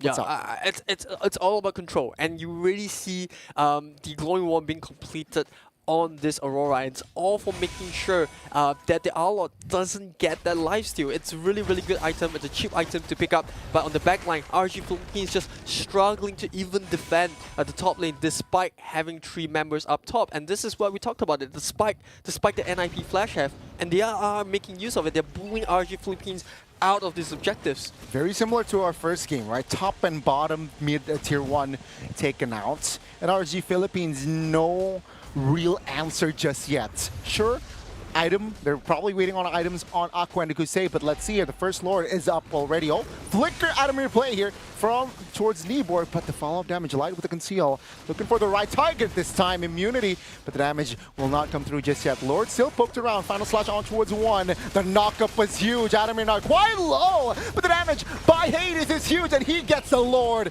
Adamir finds 1 in the backside. RG Philippines will not be able to find a recovery. Yeah, Irad tried to make a play there, but there wasn't any follow-up. They already expended too much trying to take down both JPL and Adamir. And you're up against a Minotaur who has a ton of sustain, right? And I think this is a problem there for RG Philippines. I felt like they didn't need to gamble that. They could have just gave away first lot. That would have given more time for Kusei to farm up. And on the other side, you know, NIP Flash just more than happy to take these team fights because they're ahead, right? Yes, RG Philippines look really good in terms of the draft, but they're so low on economy. They are more than 3k. Right? This 3k advantage is from the Lord. So even before that, they're already way ahead. And I think RG Philippines are just desperate. They're looking for a team fight, hoping that they can win some sort of 50-50. I mean, it's very hard for a Light here to find a target, right? Owl has that Blink and also the Purify. Hades, Julian can't escape. Maybe just Curtsy, maybe it's just the aura, but then again, it's very hard because there are covers now. Let's see here. Arad trying to clear the mid. Lord will be taken care of, no problem. But yeah, NIP Flash, very similar to Game 1, showing very comfortable lead, building those foundations, right? In the first 10 minutes. It feels so different. This is an entirely different NIP Flash. Yes, we saw signs of individual brilliance in day 1, but this time around, they look like they've bonded together. Right. It feels like the chemistry is there. They know how to actually come into these fights. No mistakes so far. And RG Philippines, like you said, you know, it feels like they're forcing something out, especially with this Chode. He has no real target to go for. And seems like they want to dive this one. Base turret in the bottom side, done. RG Philippines will not be able to defend that one, and NIP Flash will be more than happy to, hey, you know what? Yeah, let's just back off. RG Philippines now 8k behind NIP Flash. And on top of it all, that the next lot is going to be enhanced lot, so they have less than a minute to sort of force a fight if they want to. If they give this up, I wouldn't be doubtful if both the remaining inhibitor towers go down, and this is not what you want. I think this draft coming out for RG Philippines, you have to play on the front foot. Playing from behind, there's just too much to deal with. You have the Julian that you have to be afraid of. There's the Moskov, you know, JPL can set up with the Minions Fury. On top of it all, you still have Adamir to kind of handle with this Idif. So I think for RG Philippines, if NIP Flash, I'm going to put myself in the hot soup here. If NIP Flash doesn't make a mistake, I really think that this should be a clean 2-0. I believe so, right? And up to this point, NIP Flash, sure, minor mistakes, sure, there are some, but major ones, I don't think they have made any. So just keep it that way, keep it controlled, pick your battles, and RG Philippines on the other side, wait for them to make mistake, or maybe force them to make a mistake. By how? By clearing top side. I feel like Okusei here with the split push potentially, it will add up, right? And now they want to fight 5v5 and enhance Lord, but NIP Flash, they're ready. So is this wise? I felt like NIP Flash kind of hesitated there to start. They want to find out where Kusei is. They run Cho. And speaking of Cho, oh, the knockup is huge. 3 members, but Hades is there to find the execute. In the backside, enemy try to find Kusei and finds it with Owl. Rad in a snowman's land of 1v4. Can he defend? He wants to clear the mid. Will back away though. He is at a 45% health HP. But NIP Flash, hey, Diablo, you can rest today. We got this. NIP Flash finds a game, and it's a clean sweep against RSG Philippines. well played by NIP Flash there. We spoke about being hesitant because they were waiting, and they waited. And RSG Philippines took the bait. They went into the team fight. They lost 4 members. It was all down to Lancelot. And what can you do when all 5 members side of NIP Flash are still alive? I think that was a really, really tough game for RSG Philippines, all things considered. But boy, what a shakeup. A completely different NIP Flash from what we saw. Day 1 was just a warm-up. Day 2 is where, when push comes to shove, NIP Flash, they still got it. Things get very real. And it comes full circle as well. We talk so much about enablers. JPL on this Minotaur. Absolute menace. Nothing that Light did in this game against JPL was effective, right? Everything, we've seen those early Way of Dragons on the JPL. It essentially was a death sentence for RSG Philippines because JPL is a Minotaur. He loves it's delivery. A free flicker. It's a free flicker for him. It's like, hey, I want to go to the back line. Oh, you're sending me there. Okay. Hey, I'm a main roam player, and Minotaur against Joe, it's hard. It's Are you hard. a Minotaur player? Yeah, are you a Minotaur main? I'm a main roam. But are you a Minotaur player? But are you a Minotaur main? That's the question. I'm a Kufra main. To answer your question. Fair enough. We'll take that. We'll take that. But I think that, yeah, like we said, we had a bit of a banter about it. Yeah. But this Cho was essentially ineffective in this game. It was like he didn't need to be there. If anything, it gave more problems to RSG Philippines because now they're desperate to look for a fight. And if they kick the wrong target, in this case, constantly kicking JPL as the Minotaur on the backline, it's the worst thing that you want. You don't want a Minotaur just knocking up 2 to 3 members of your own team. It's like, who do you kick even, right? You can't kick JPL. You can't kick Adamir because that's the Edith. I mean, it's a better target, but still not the best. It's the lesser of the evil, but you still don't want it. You still don't want it, right? So Light has his hands tied, but NIP Flash, main takeaways from this series?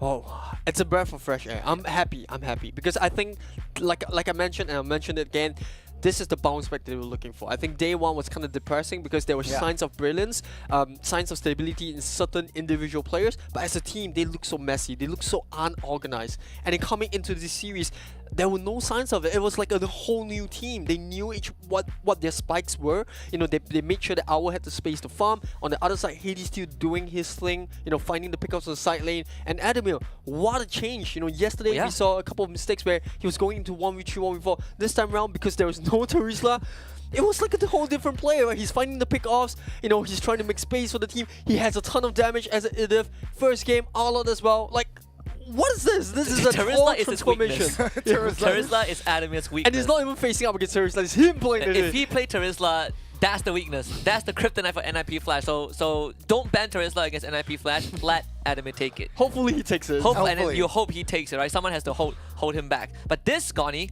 shakes up Group A completely. You know what? Let's see here, because sure top 2 almost 100%, right? You can see here the top 2. So there's 1 spot left, and there is still Fnatic Onyx. So sure, it is wide open, but is it really though? Yeah, we will find out after a bit because a lot of Group A matches are concluding on other streams as well. For now, let's turn our attention to Mara because she has JPL with us on the side. From NIP Flash, JPL, congratulations with that sweep. I know you're happy, so can we see a smile? You're always so serious. But let's talk about what happened in the game, because usually for at times that the players are under pressure and it's a must win, they use their comfort heroes. But today we saw Adamir using Edith. You used Minotaur, which we don't normally see. What was the reasoning behind that? We are just trying to adapt to the current meta, the SSC meta, that's why.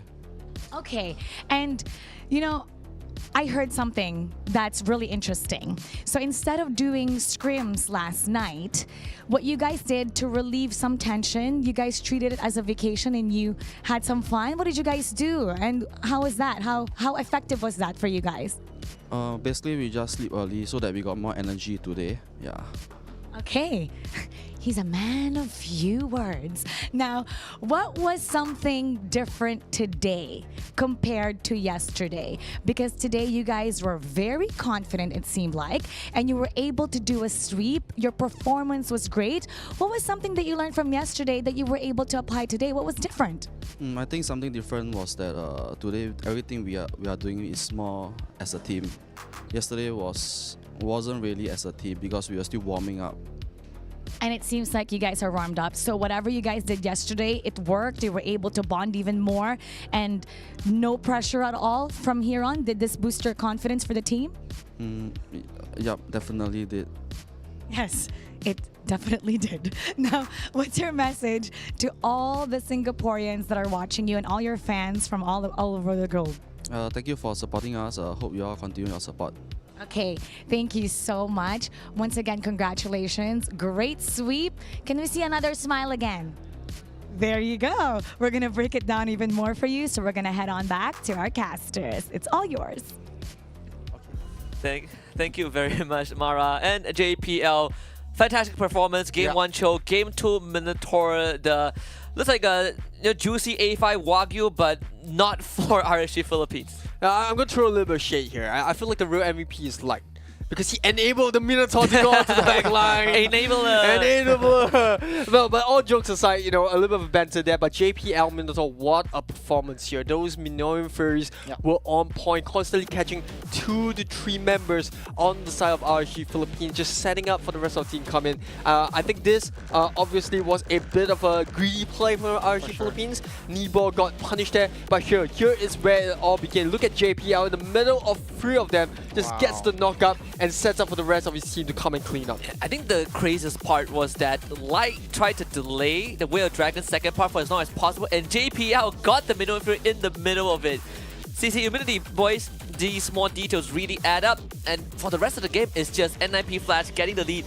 Hades finding these insane flank angles to single-handedly zone out RG Philippines, and of course, your Owl's performance on this Moskov.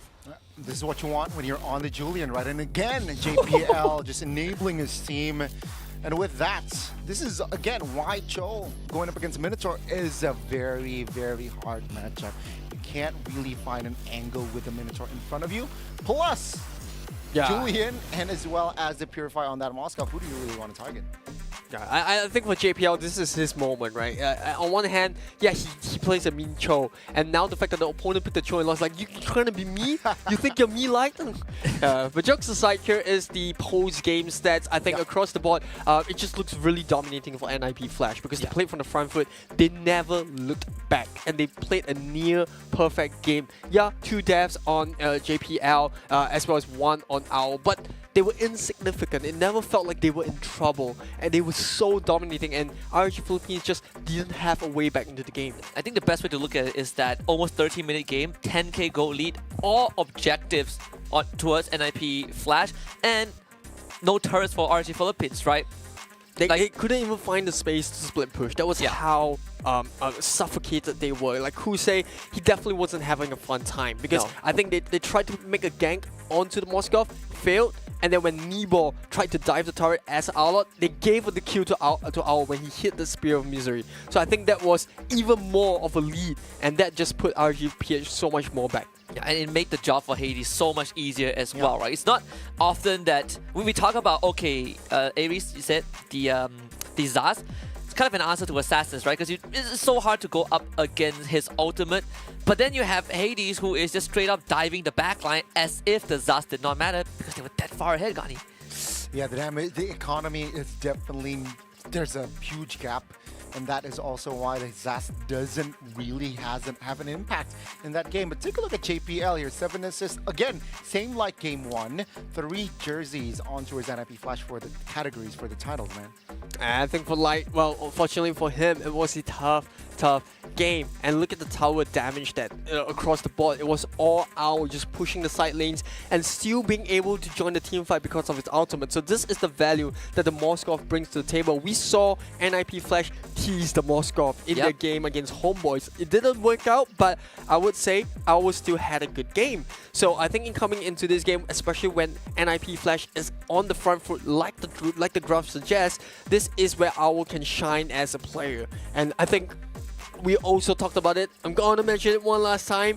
They look like a completely different team. So unanimous in the team fight. They knew exactly what they were looking for. Very different from yesterday, right? There was a lot of disconnect between them, but my goodness, a new day, a new team from the side of NIP Flash. Yeah, like JPL said, we're just figuring out this assassin map. We're giving everyone a head start. Yeah, sure, we might lose day 1, but once we got it figured out, all problems solved. Yeah, gonna download some intel, gonna process it, and here you have it, coming out with a 2-0 victory. Dominant games back to back.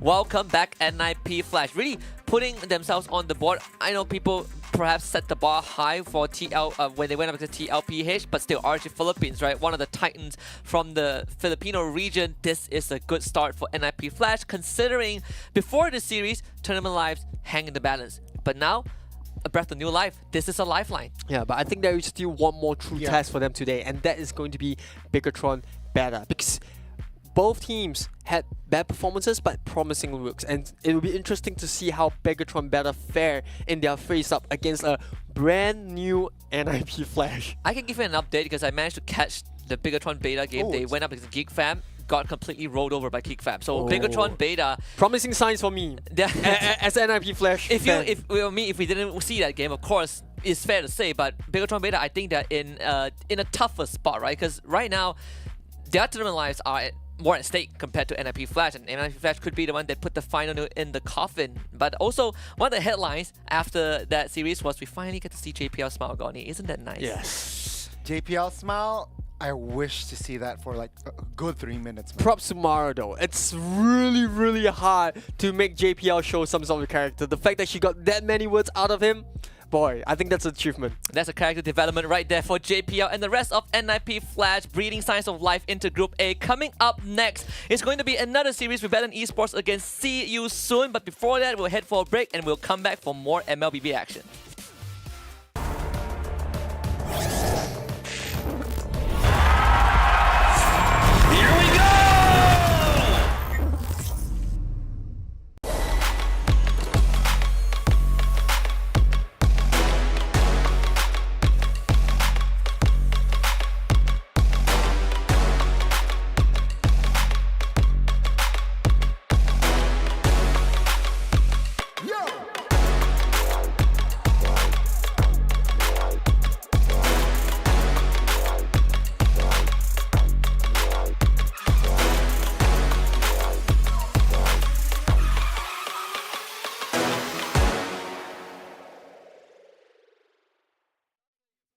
The Snapdragon Pro Series is brought to you by Snapdragon Elite Gaming, Monster Energy, and DHL. Hey guys, welcome to the round table. This is Phil Rose, and right now with me, I have Adamir and Curtizy from NIP Flash. So hello boys, how are you guys doing? Hello, I'm doing good.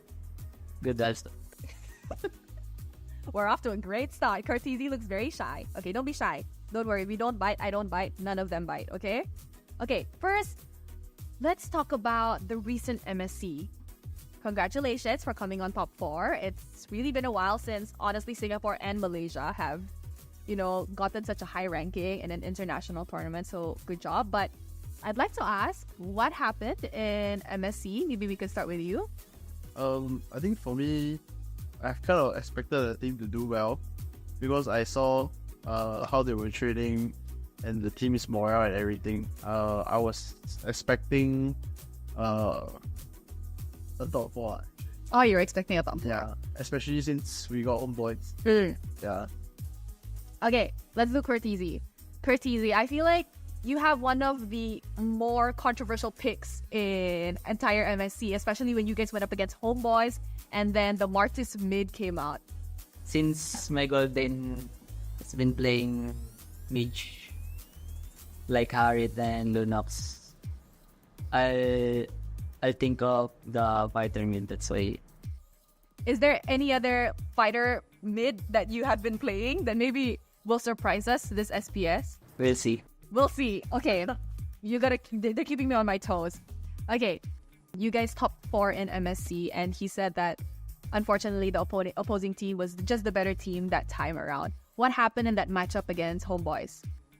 I don't remember what actually happened, but I think for me, it's more about the draft, making sure that we get our best heroes. Because I know that once we get our best heroes on all of our players, we will be the better team. Okay, Kurtizi, I have a question to ask you. Every time I mention his name, he like takes a deep breath. Calm down. Okay, so Kurtizi, now that you're playing for a Singapore team, how's it like in Singapore? Don't be pressured by the Singaporean beside you. The people were nice and they're handling us very good care. Yeah. Okay, how's the food like in Singapore? Are you like, what?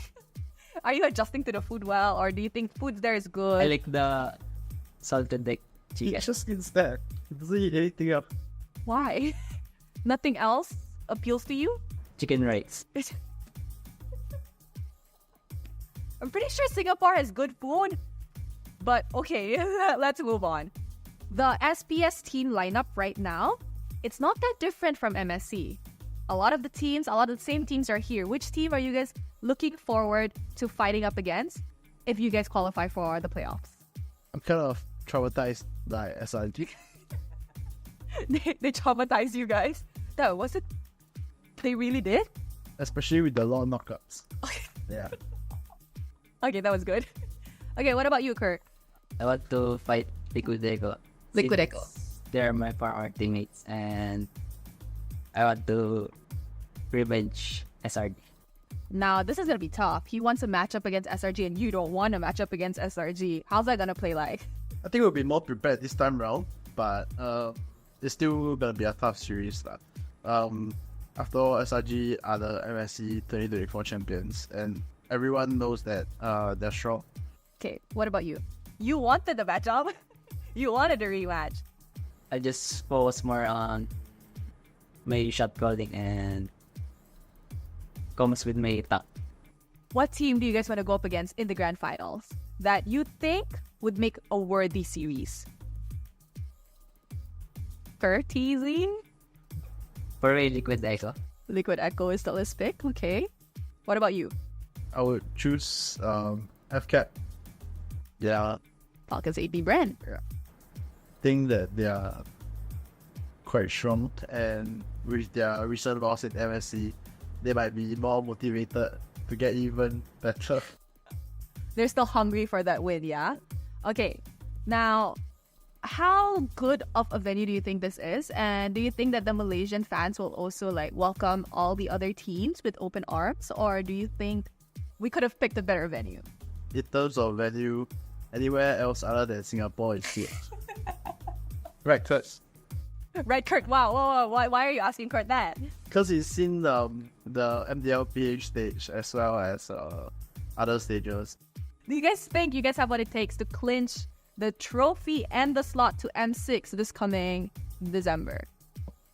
For our team at least, we are really focused on MPLSG because we are quite confident that we'll win again.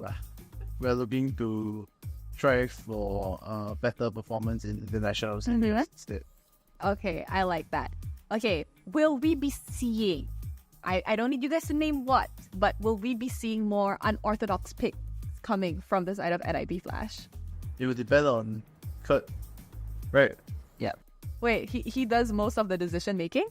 No, Kurt likes to play a weird hero. Okay, not something that you guys would bring, but what kind of weird are we talking? Oh, okay. Yeah, Kurt loves his Fanny mid. Huh? Yeah. Fanny mid? between Kurt and Hades, Kurt might be the better Benny player, even though he doesn't have a blue buff. Okay, so who is the biggest threat? Like one team that will really make you guys get a run for your money. And that team is the one you're terrified of, and you think they have the all-star lineup because you guys don't have it yet, you know. They have it. I think, you know, like I said, SRG is pretty terrifying to me. You know, they're carrying their momentum from MSC over to SPS. Yeah, I think that even though they didn't, it's still quite a newly formed team, right? Yes. So the potential for growth is so high that it's quite scary to think of how much more they can actually be. Curteasy. SRG, because they're not stop grinding even though they're the MSC. Yeah. So you think that's what helps them maintain their composure and consistency. Okay, so I think that's it for this roundtable talk. I'd like to thank Adamir and Curteasy for your time. Thank you so much.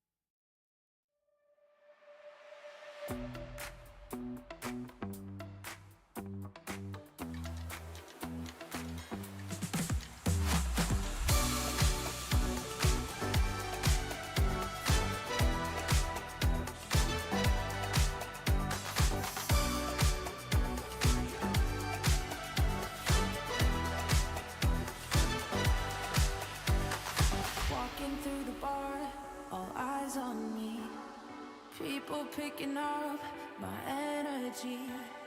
The music never stops. They play my song on repeat, on repeat. I'm flying till I hit the sky. The melody is getting high. You know how to free my mind, my mind. When I'm with you, my world is golden, so golden. Baby, you make my heart shine golden, so golden. Feeling so alive, let's dance through the night. Come on, raise a glass, we're electrified. When I'm with you, my world is golden, so golden.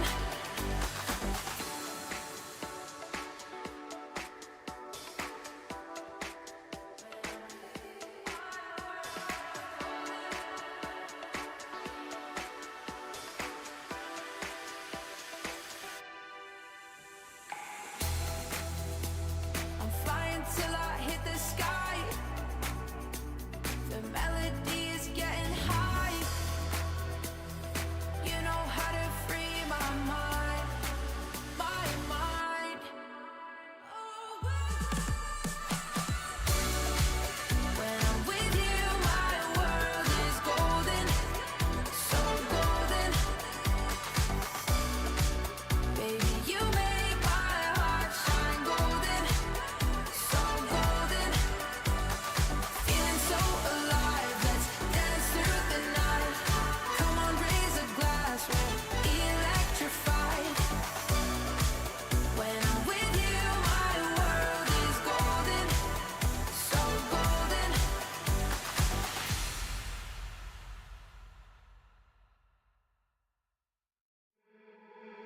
You got me thinking things I didn't mean to. You got me wanting things I never wanted. Is this the way you always get what you want? Alright, alright.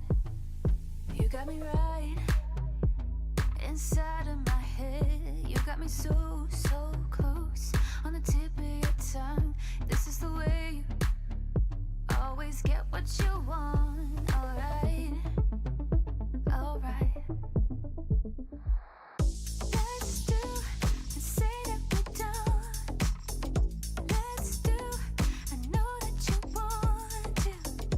Let's do and say that we're done.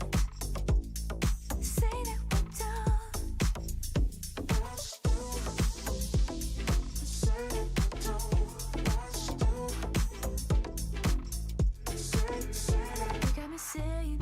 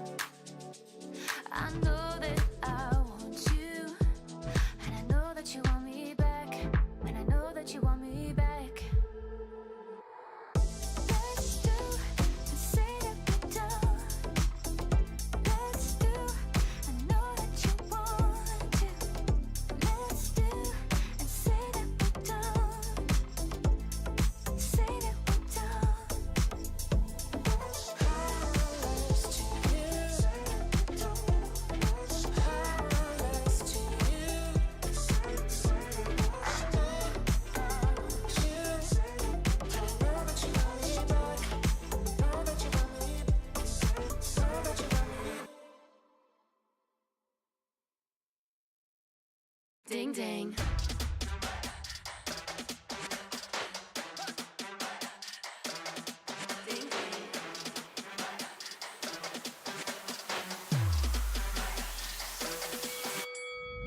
Why you just have that look upon your face with the underestimation? It is so yesterday. 'Cause baby, I can't fly without you by my side. I can do a whole lot more than just look pretty. I know that it'll take some time to see, but you're never stopping me. I know that we ain't giving up. If you thought so, well, tough luck.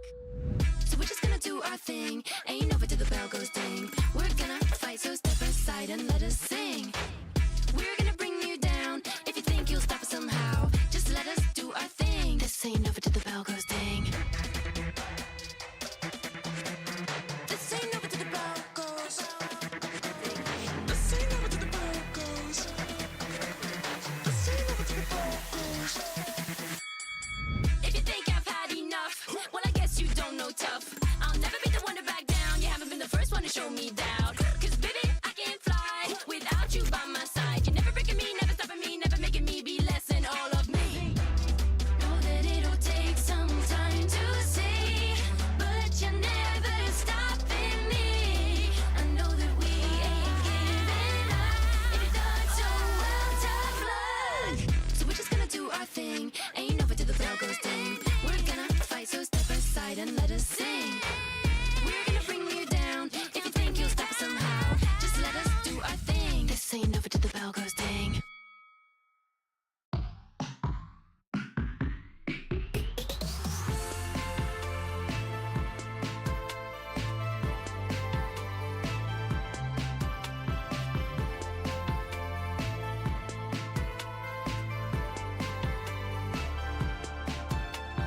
Sunshine dripping off your skin. I just wanna take it in. Magic shimmers in your eyes. Can't look away, 'cause it's so nice. Give me all that sunshine, put it in my heart. I love the way you are. Give me all that sunshine, put it in the sky. I love the way you shine. It's better with you, better with you, better with you. It's better, it's better, it's better, it's better. It's better with you, it's better with you, better with you, better with you. It's better. Give me all that sunshine, put it in my heart. I love the way you are. Give me all that sunshine, put it in the sky. I love the way you shine. Give me all that sunshine, put it in my heart. I love the way you are. Give me all that sunshine, put it in the sky. I love the way you shine. Lovely smile, I can't lie. Who you are is what I like. Clouds above, up in the sky. Smiling, 'cause we're so high. You and me were meant to be together. You and me, everything is better. Give me all that sunshine, put it in my heart. I love the way you are. Give me all that sunshine, put it in the sky. I love the way you shine.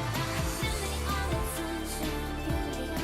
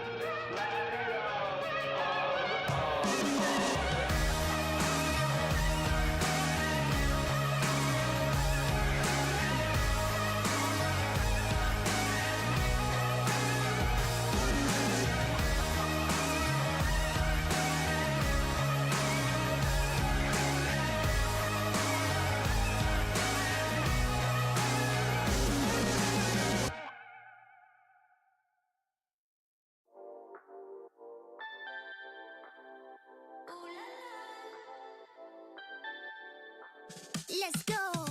Put it in motion, baby, we're going faster, faster, faster, faster. Seizing the moment, baby, keep going faster, faster, faster, faster. Speed on, make that thing rough. Foot on the gas so you got nothing left. Let's drive to the top of the mountain and see the view. Let's vibe, looking back on the journey, just me and you. Ain't nobody wanna go slow. Yeah, I was chilling in the past, I was solo. Now that I got you in my life, I'm like, go, go. I'll be living for the thrill of it. Whoa, whoa. I hear you like to gamble. Let's take the road, let's travel. Know I'm a lot to handle, but I wanna go fast with you. Think we could go the distance, although I know we're different. Together we both fit it, so I wanna go fast with you. Put it in motion, baby, we're going faster, faster, faster, faster. Seizing the moment, baby, keep going faster, faster, faster, faster. It's like they never even seen us, and nothing will ever get in between us. I'ma ride by your side every season, and if anyone try to stop us, we just speed up. Yeah, always keep it at 100. Top down, pretty face, so sun-kissed. Know it's scary, but I swear I really love this. Big shades on, summertime in London. I hear you like to gamble. Let's take the road, let's travel. Know I'm a lot to handle, but I wanna go fast with you. Think we could go the distance, although I know we're different. Together we both fit it, so I wanna go fast with you. Put it in motion, baby, we're going faster, faster, faster, faster. Seizing the moment, baby, keep going faster, faster, faster, faster. Put it in motion. Hey guys, this is Rose, and right now I am over at the player lounge with the one and only Miss Mara Aquino. Hi everybody! Salamat Petang Langgar, Malaysia. Oh, I learned some words. Salamat Petang means? Good afternoon. Okay, I like that. She said Selamat Petang. She said even Langgar from, I'm pretty sure it's Soda Langgar. Okay, you got some stuff down. So, Mara, how is Malaysia treating you? How are you enjoying it so far? You know what? I'm enjoying it, and the players are also enjoying it. A lot of the players who haven't been in Malaysia love sambal. Your sambal with nasi lemak, right? Nasi lemak. Yes. Now, speaking of nasi lemak, have you had nasi lemak before? I've been here 5 times. So nasi lemak is like this Malaysian dish that's fried chicken, spicy with some peanuts, right? And the sambal is the hot sauce. So that's something that you really have to try in Malaysia. But Rose, in here, we have some Malaysian fruits. And I guess we get to try. Yes, so we have mangosteen. It's quite famous in Malaysia. It's a very tropical fruit, and Atimara is going to teach you how to open it because it's not that easy. Yes. You remove the top, and then you just press it together. Ta-da! Oh, okay, now we're going to test it out. Okay. Now, while she's enjoying her mangosteen, Mara, yesterday, Selangor Red Giants once again won against Falcons AP Bren in a 2-0 game. What do you have to say about that? Okay. The competition is getting more intense.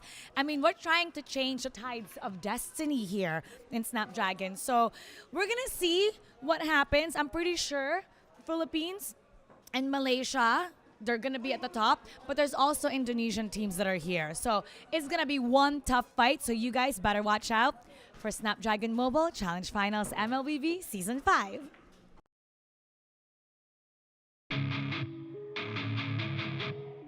Nama saya Kars, saya dari tim Rebellion eSports.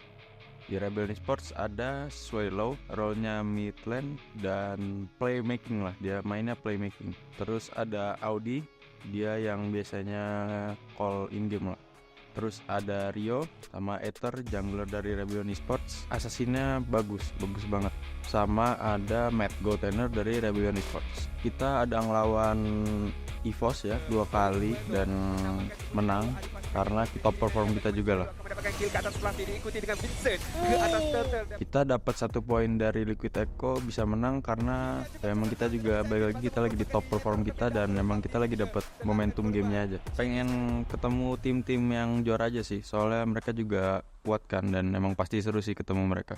Menurut aku tim yang rankingnya lumayan tinggi di MPL kalah karena banyak ngikut turnamen sebelum SPS dan bisa kebaca gameplay mereka dan juga nggak banyak berubah lah gameplay mereka. Sedangkan di SPS banyak lawan tim luar, mereka mungkin belum tahu gameplay sama hero power musuh lah. EVOS waktu M1 aku nonton mereka keren banget lah bisa juara, terus juga aku jadi pengen lah jadi pro player juga soalnya aku juga suka kan main Mobile Legends. Harapan aku buat SPS ini yang paling pertama lolos grup stage dulu, soalnya banyak tim-tim yang kuat juga kan, jadi kalau udah bisa lolos juga udah bagus banget lah. Buat Rebels dukung kita di SPS ini, semoga hasilnya baik dan kita bisa juara di SPS kali ini.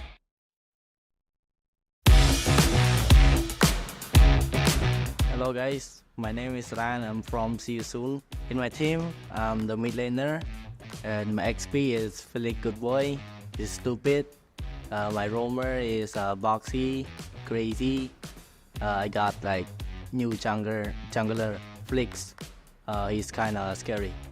And Tusu is our player. He also good. And Ron, he also stupid playing good lane.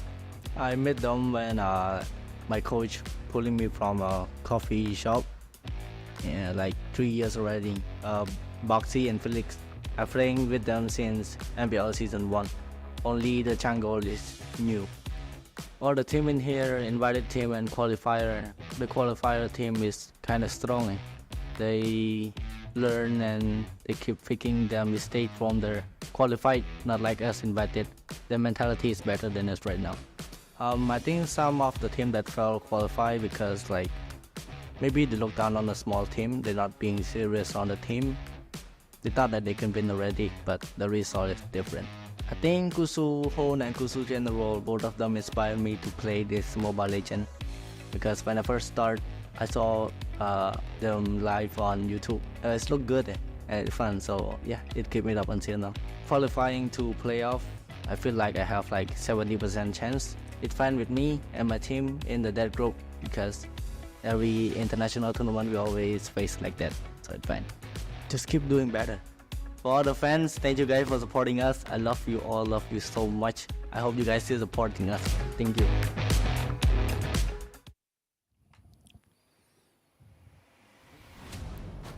We're back in the Snapdragon Mobile Finals for Mobile Legends Bang Bang Season 5. This is it, Challenge Finals Group Stage Day number 2, Series number 2 coming up. See you soon, up against Rebellion eSports. Both teams in the gutter right now at the bottom of the standings of Group B. It is crunch time. My name is Husky and on the desk with me this time, I've Goni still, but I've switched out one Singaporean for the other. I got Aries. Wait, no. Jace. Wait, Z. hold on. From the Empire State Building. You have to understand, right, Husky? I am actually Malaysian, so you know, get your facts right. Oh man, I keep thinking it's Singaporean. Wait until I pull my passport out. When then you pull your guys will passport know. out, okay. We don't advocate You don't have the red passport. You have the red passport. we don't advocate doxing, you know, on live stream. True. But it's good. It's good to have you here. You know, Thank you very first day much. of this, coming back from NWI. Well, what an experience you had in Riyadh. I'm gonna catch up after this, but for now, going to the more important topic. Both teams again at the bottom. See you soon. Rebellion eSports. I gotta start with you, Gani. See you soon. We've seen them yesterday.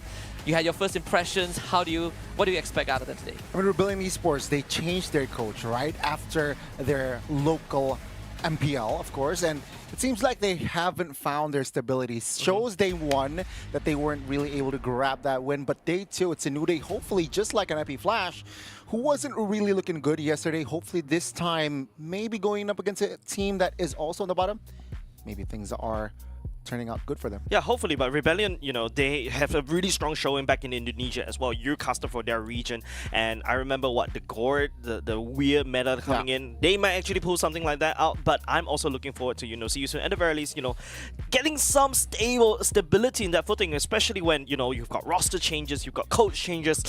It's not looking very good, Husky. Yeah, absolutely. I mean, for both teams, they have to go through that. I mean, even look at the jungle, for example. Flick for See You Soon, Aether for Rebellion, Gold Lane as well, Matt for Rebellion, Run for See You Soon. It feels like it's all coming together where both teams have similar swaps for the same role. Coaches as well. Head coach change for Rebellion, but also you can say the same for See You Soon, where Cat got no longer with the team. Paragon stepping up to the mantle. It's gonna be interesting, right? Because it's not just about adapting. It's also about finding a way to bring yourself out of that dead zone.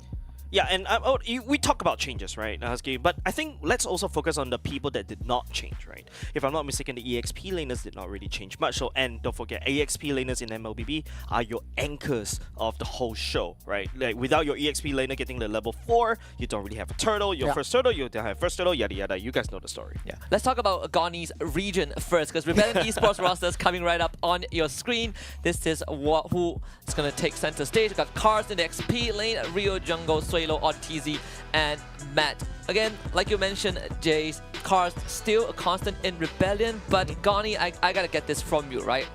They're at the bottom. How are they looking overall as a squad? You know what? I think they need that chemistry. The connection wasn't really there. Matt, a good addition, right? An Indo player as well with experience. Flew to MY, but then fall back to another Indo team. So let's see here. I think the connection isn't really there with Matt. But yeah, you mentioned Cars. He likes the Paquito, not really in the current meta right now. So maybe he might fall back to the Terizlas, to perhaps the more conventional EXP laners. But expect a Paquito from this guy, because he is a monster on the Paquito. Yeah, we want to talk about pocket picks. I'm pretty sure Rebellion has a lot of them, right? Paquito, Novaria Roam, we talk about that. TC played that a couple months ago. The Terizla mid from Suelo, he also likes his funky stuff. The Gord that you brought up. But See You Soon, a bit more conventional, right? Very adaptable, especially in this current meta. It's all about the assassins. Even though we established yesterday MP the King is not around, but Flick has shown that he can keep that SYS characteristic with the assassin in the jungle. I like the fact that, even though we talk about, the changes, especially in the jungle, but the characteristics still remain the same. They love the assassins, and I really am glad. It brings me a massive smile to my face when I say, hey, you're saying that assassins are conventional right now. This is a weird meta we're in, and I'm all for it. And so far, from what I've watched from the other games as well, you start to see Ruby in the gold lane, Lunox is in the gold lane, Zosk's in the gold lane as well. So I think both teams are looking to try to catch each other off guard with weird metas. Yeah, speaking about weird metas, we got one guy who is a mad scientist from Rebellion. Interview with Suelo coming right up. Thank you, casters. And now I'm with Suelo from the Rebellion. How are you today, Suelo? I'm good, thank you. I'm good. But yesterday, your journey is not too smooth. What happened? Kemarin perjalanannya kayaknya nggak terlalu mulus nih. Kenapa sih? Maybe my team is test damage in ESL Snapdragon. Yes. They just do the test damage. Oh my god. Okay, but you guys are gonna face See You Soon, the team who beat Fnatic Onyx on last MSC. How confident you are that you guys are gonna make the winning series? So confident. We will do our best.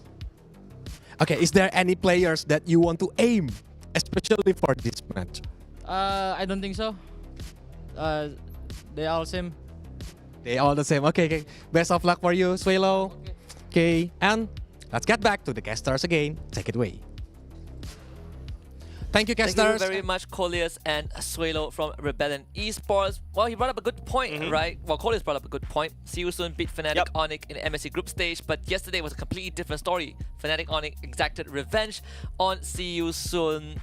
Is it a premonition to something? Is it like a prelude to, okay, See You Soon ain't unbeatable, Ghani? Yeah, I think so, right? I mean, again, maybe because of the roster changes, as we all know. MSC, they were more of a solid line. They have a solid lineup going up against FNOC, who maybe wasn't looking at their prime, but now, yesterday, FNOC shows that, yeah, you got loopholes, and maybe, of course, Rebellion eSports can exploit that. I mean, it's See You Soon is basically just singing, this is this is not the See You Soon that you know in MSC, right? Yeah. Jungler, we talk about how, yes, there's a change jungler, there's a slight difference, as you can see the roster on the screen right here. Yeah, slight change of rosters, but the identity is still there, but skill level wise, I don't know. People will say that they prefer the MSC roster. I want to quickly talk about identity, because we set up Flick for success. Hold on. Today they're fielding Tuzu, so it's a completely different jungler. Again, we don't really have much sample size. I know Tuzu has been designated as the sub jungler for the team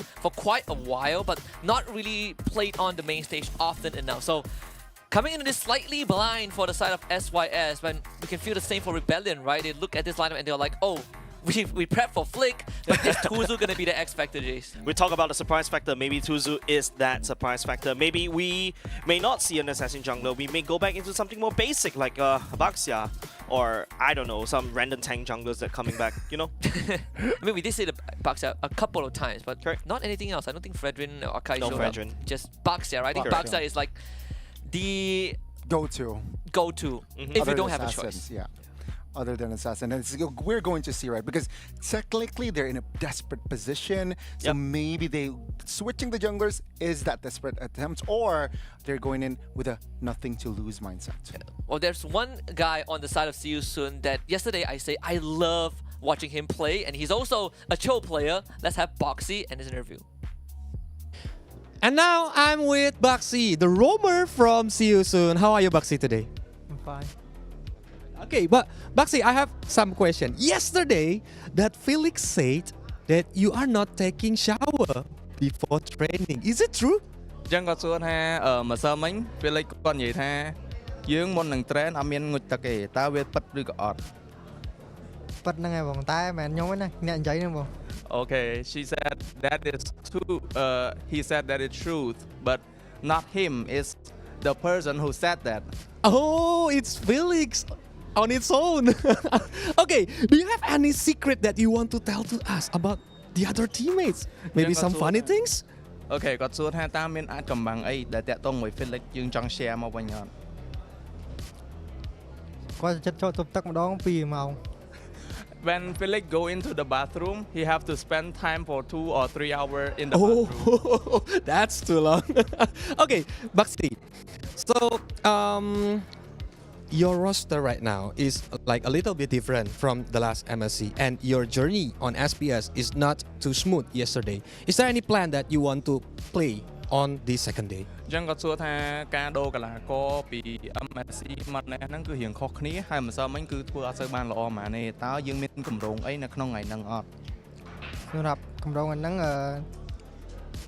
លេងមកយកឈ្នះថ្ងៃហ្នឹង Okay, she said that he will break the egg in today and take the win against Rebellion. But I asked Rebellion before. They said they're gonna beat you up. What is your response about it? Is it you gonna win or they gonna win? Okay, អញ្ចឹងគាត់ថាខាង Rebellion មិញថាគេនឹងវាយយើងនៅក្នុងថ្ងៃហ្នឹងតើយើងគាត់ថាថ្ងៃហ្នឹងយើងនឹងឈ្នះឬក៏គេតែយើងនឹងឈ្នះឬក៏អត់ហ្នឹង យើងឈ្នះ Oh, they said they will win. They will beat Rebellion. Okay, but best of luck for you guys. So, I think the casters have a lot of things want to talk about this match because it's very hard. Both of them Yes. gonna break the egg for this Yes. match. Yes. Let's see what casters gonna say. So, casters, take it away. Thank you very much, Coco Colius. I thought that out in the last minute. And also Boxy with his words, you know, airing out dirty laundry of your teammates. That's always what we love to hear. You know, Felix, I'm watching you cooking in the bathroom, but I don't want to know what you're doing in there. I want to know what the audience thinks about this series. So drop it in the Twitch chat down below. Is it going to be See You Soon, or is it going to be Rebellion Esports getting the first series win of the day? And not just that, getting a lifeline for themselves in the group stage, because losers have a high chance of being sent back home. And what about your predictions on the screens right now? I'm going to See You Soon. Same. I'm going to See You Soon too. I feel like See You Soon, you know, hopefully with this surprise pick, like what I mentioned is I think that's a theme. They need to surprise us, right? Not only just us as viewers, as casters, also need to surprise Rebellion as well. I don't like what you mentioned just now. They may not have prep for Tuzu. Yeah, absolutely. I mean, okay, Gani, you're the only one who said that it's a 2-1. Still favoring SYS, but Rebellion can get one game. What is the factor that's going to allow them to take that one game? One of the factors is way low, right? In the mid lane, we touch on his deep hero pools as well, and very versatile on that mid lane. So I expect him to cause problems. Going up against Raw in that mid, it's also one of the highlights to watch. And I feel like, yeah, overall, to be quite honest, I did not expect the jungler change. So, so let's see here. Rebellion Esports surprised me. Repenindo, hopefully you got it in the bag as well. I mean, they did make it to the challenge finals, right? Quite an arduous journey in the challenge group stage as well. I remember when we did the group draw and we saw Rebellion in Group B, we were like, oh my goodness, this is going to be quite a journey. But every journey starts with the first step, and perhaps the upcoming draft can give us a better idea of what to expect from both Rebellion and See You Soon, because both teams very mid lane centric. Yep. Currently, we're looking at Rebellion already taking out the Pharah, and See You Soon taking out that Luo Yi. Luo Yi kind of fell off in priority, in my opinion, recently because, you know, you start to see better mages coming online. For example, the Juicing that's really wide open and could potentially pose a problem, especially in the recent MWI, if you guys watch MWI. I'm too focused on Audi, not blinking. Oh, Staring contest. Okay, staring contest. That's an infraction, right? No. But yeah, back to the drafts, right? I mean, Miss Angela banned from the side of Rebellion eSports, already limiting that potential mid, right? Yep. Angela, not really a roamer now, but yeah, I think they're really playing around on that mid lane potential. Yeah, I mean, there's also a Valentina as an option, right? Like, especially Ra, you give Valentina, he's gonna be really happy. But what we saw from See You Soon yesterday also against TLPH was the fact, TLPH was the fact that they brought out Aurora, right? Which was a pick that obviously kind of pioneered by YRG to a certain extent, but now has kind of spread its influence across the region. This could be an option for them, considering that they are on that red side. Looking at the picks, right, I love the fact that you talk about Aurora. I personally love it because you get so much zone denial, especially with the meta where it's mostly assassins. If you add on additional CCs, you kind of add on zone denial. That's why Minotaur is also looking really strong in this particular patch. I'm really excited for this. So let's take a look at the first pick. Zaz will be secured by Rebellion eSports. Question is, where does it go? You can put it in mid, you can put it in the gold. Where does it go? And looking at the sample size we have, at least on stream C, gold Zaz, no go. Mid Zaz, not as bad, right? You got a lot more options. I think Aries covered plenty of times. He prefers it mid compared to gold lane, but it's always up on the table, right? Teams are defaulting to this Zaz because of how the state of the game is right now.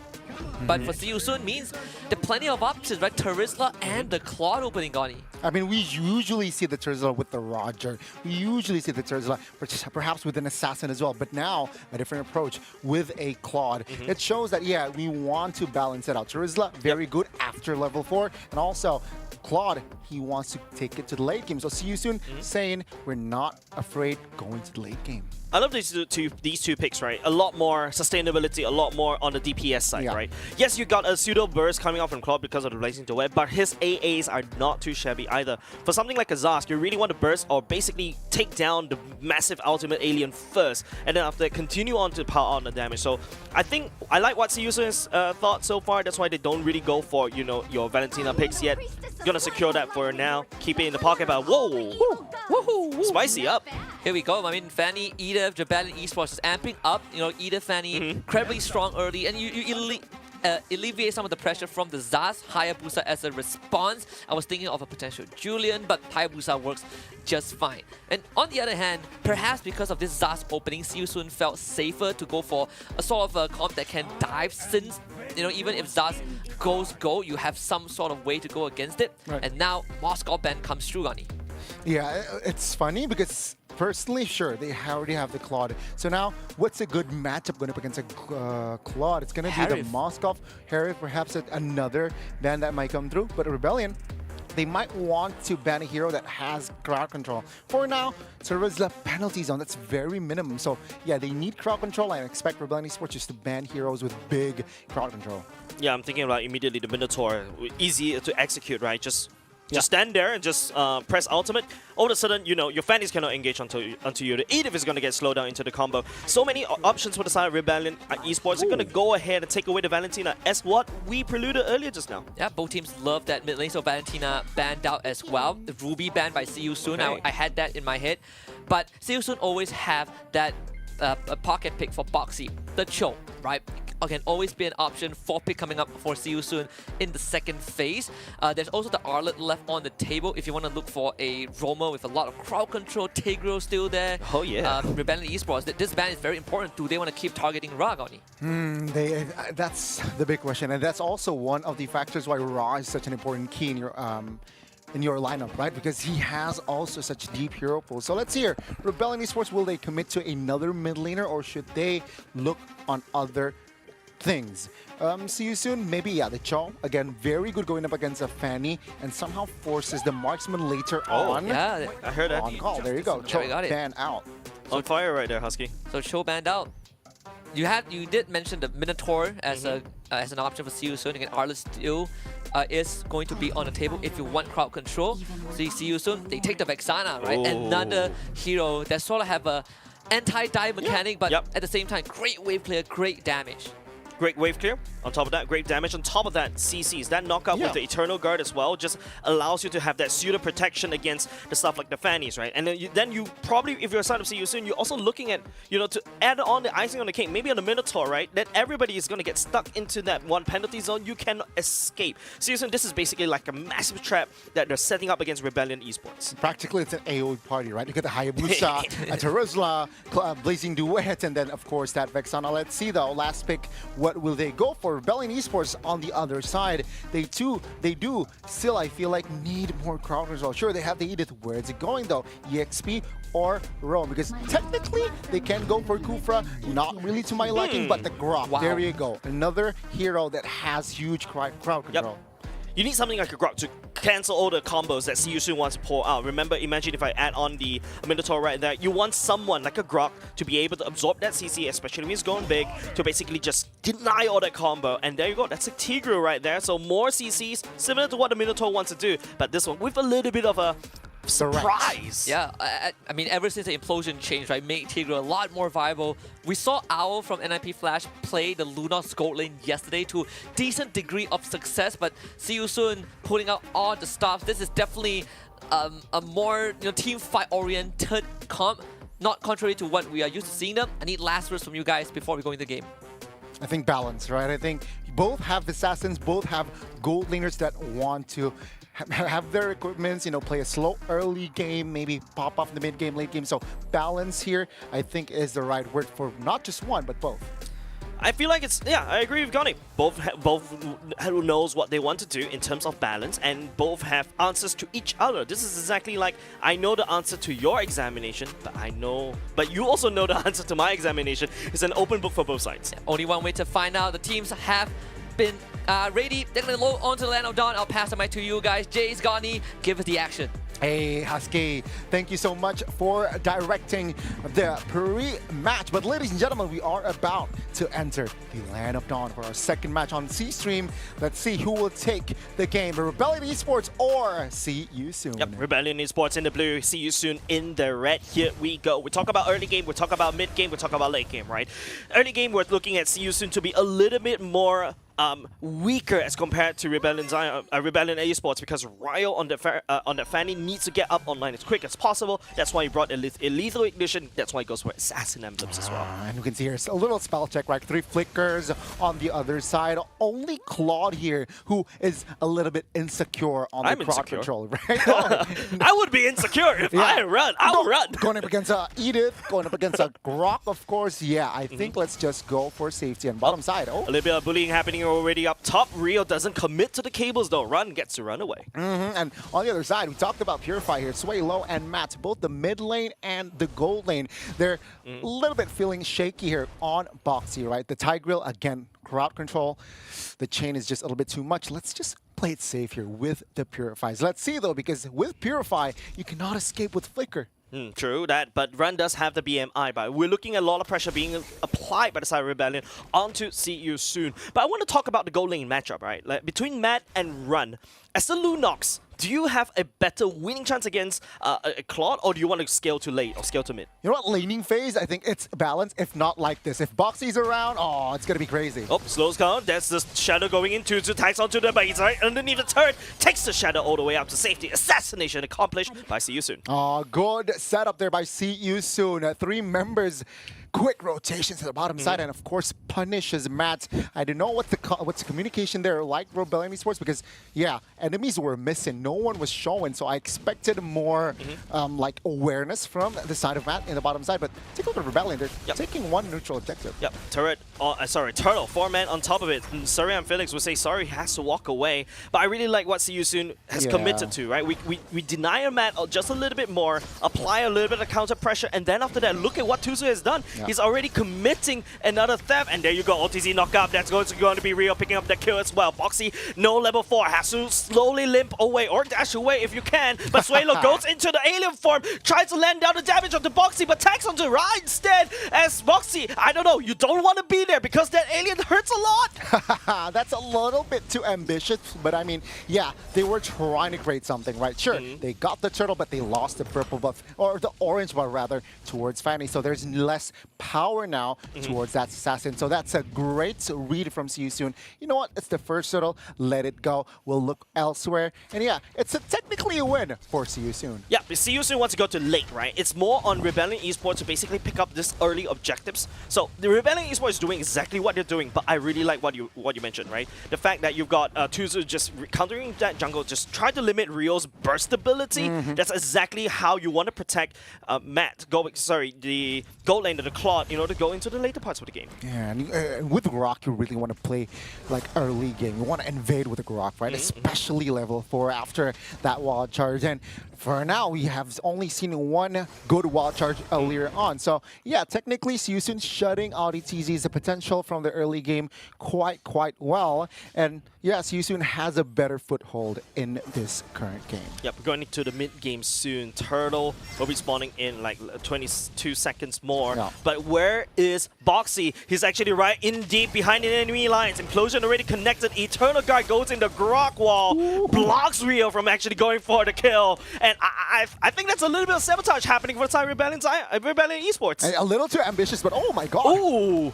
nice pick off right there. Tuzu on the roll right here. We talk about limiting that Fanny Rio. That's exactly what Siyu Soon has done. Now they've already got one step already. And Suelo returning that kill as well. Both these two teams are just trading blows. I mean, good trade, right? Both junglers taken down. Turtle is up, so it's a reset. Let's see here, spell check. Yeah, only cars here. Wasted a flicker and Raw. So that's equal. Technically, they're ready for war to get the second turtle. And rotation-wise, should be Fanny here. If she wants to be sneaky, she could go to the gold lane and just neglect the turtle, though.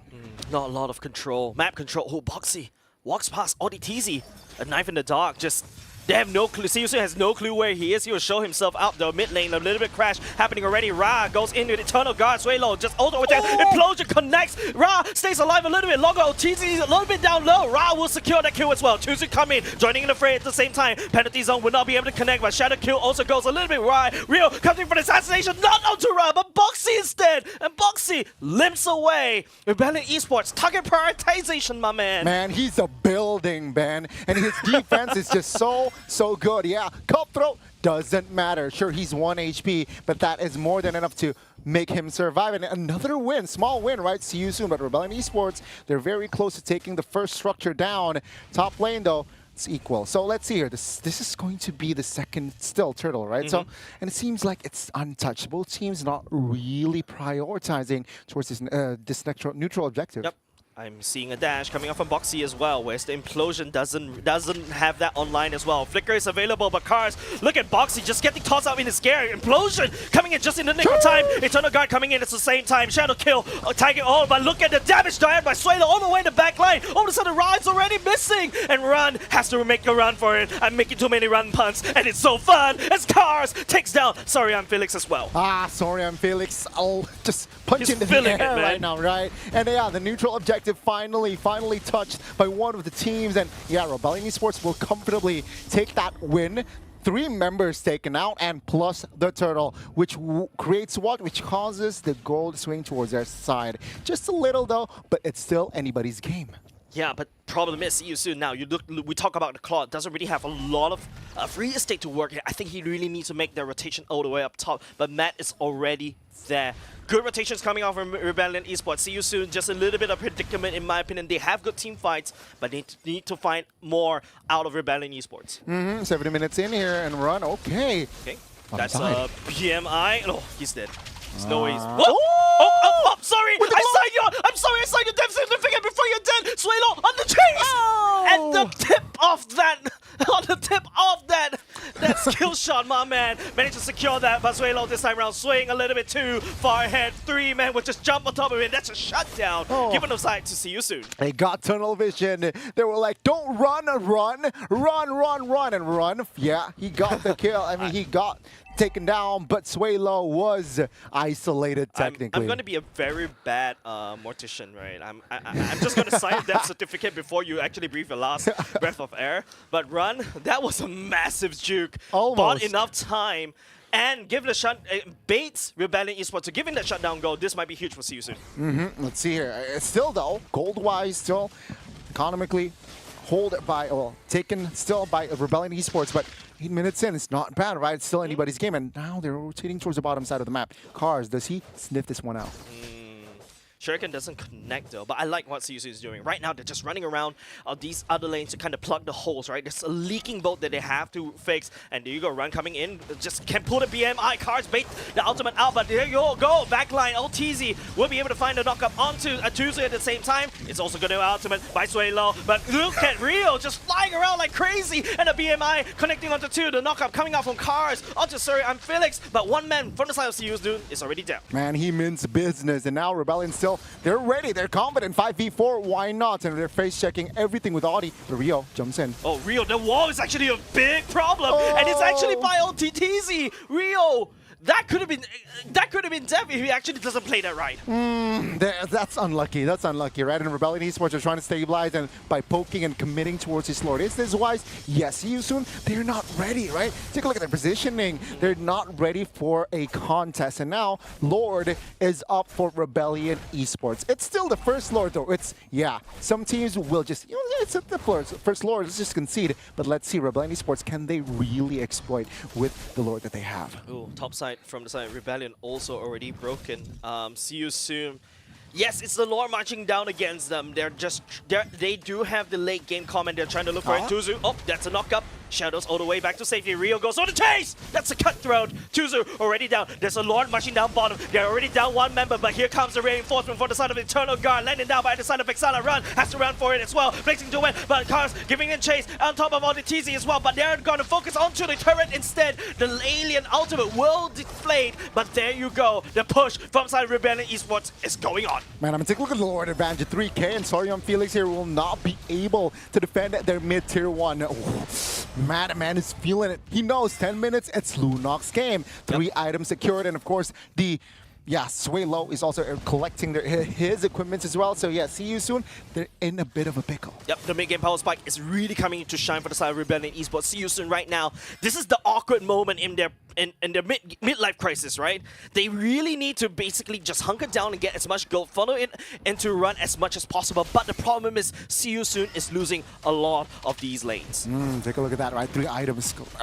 He has the glaive, so there's penetration. Athena does not matter. Hold on a second, there's going to be LTZ jumping to the backline as well, and Implosion trying to slow down just a little bit, but Rio is untouched, and the Eternal Guard will be there to push the members of the side of Rebellion Esports away. Tuzu tags onto the Shadow, just poking them as much as possible, trying to push them away. A little bit of a desperation move coming out from See You Soon. Yeah, they have defended the mid-tier 2, but they will lose their purple bubble.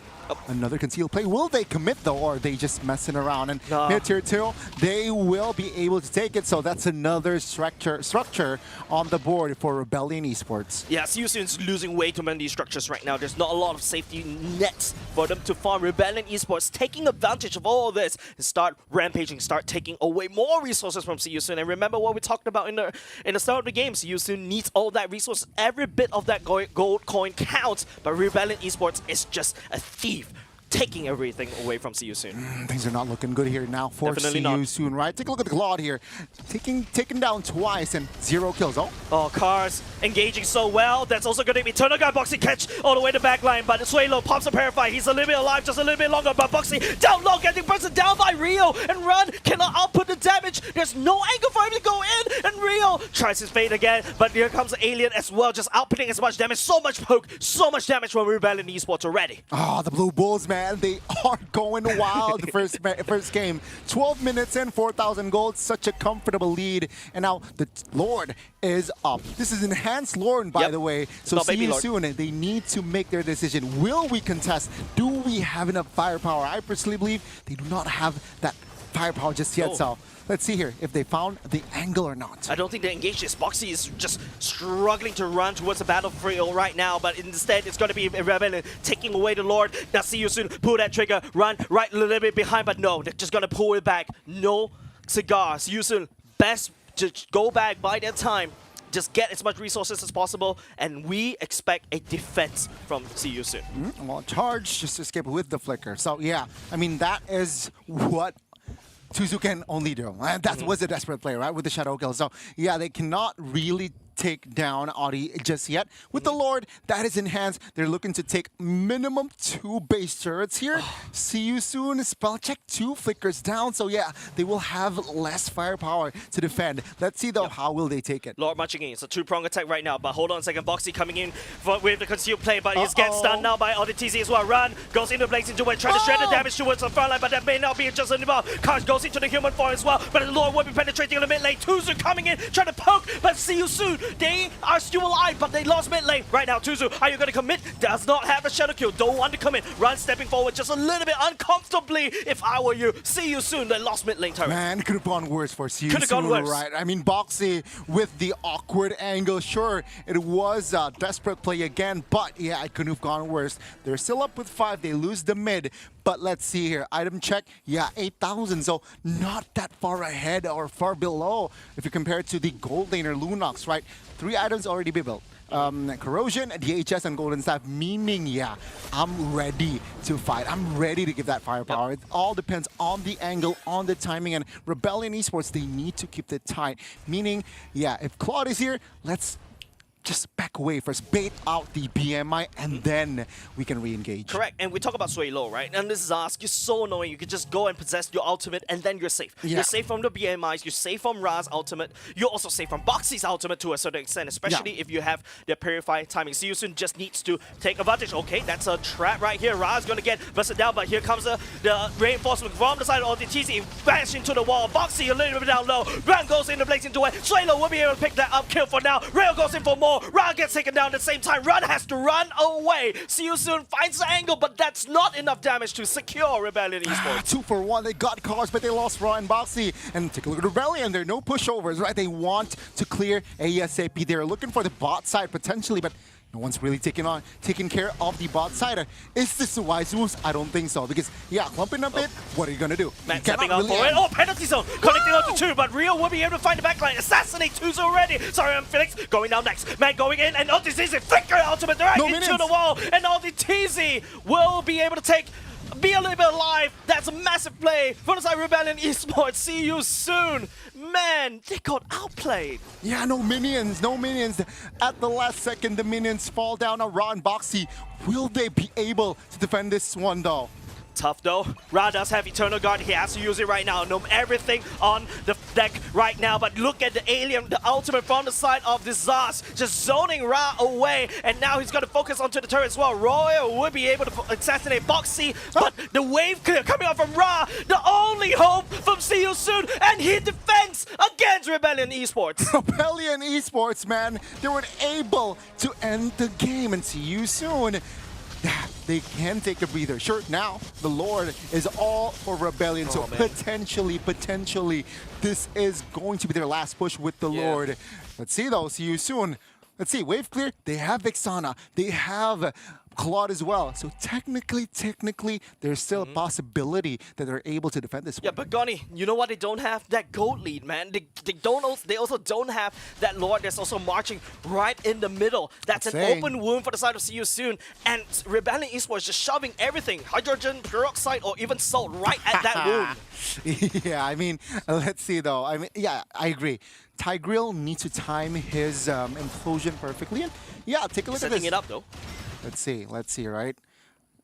Mid's busted, but See You Soon there. Okay, they Boxy seem to have composure. That's a good play. If you can find somebody, anybody, that's okay. That's not too bad. That's also going to be Eternal Guard follow up. The wave clear coming in. Rail trying to spin. The penalty zone connects onto multiple members of side Rebellion Esports. They're losing steam a little bit. See You Soon will be able to defend. Rio has to cable all the way out. And man, in that show right now, goes into Brilliance Mode just in the nick of time. And Zask turret will be able to slow it down just a little bit push to cut their losses. If not, could be a potential sweep. See you soon. Defense for now. I told you, man. I told you. See you soon. They have Tigrill. They have that wave clear. It's going to be a problem. But though, mind you, Rebellion Esports took 2 base turrets. So now, see you soon. They're completely vulnerable, right? Their base is completely vulnerable. But they still have a chance to turn the game around. Technically, structure-wise.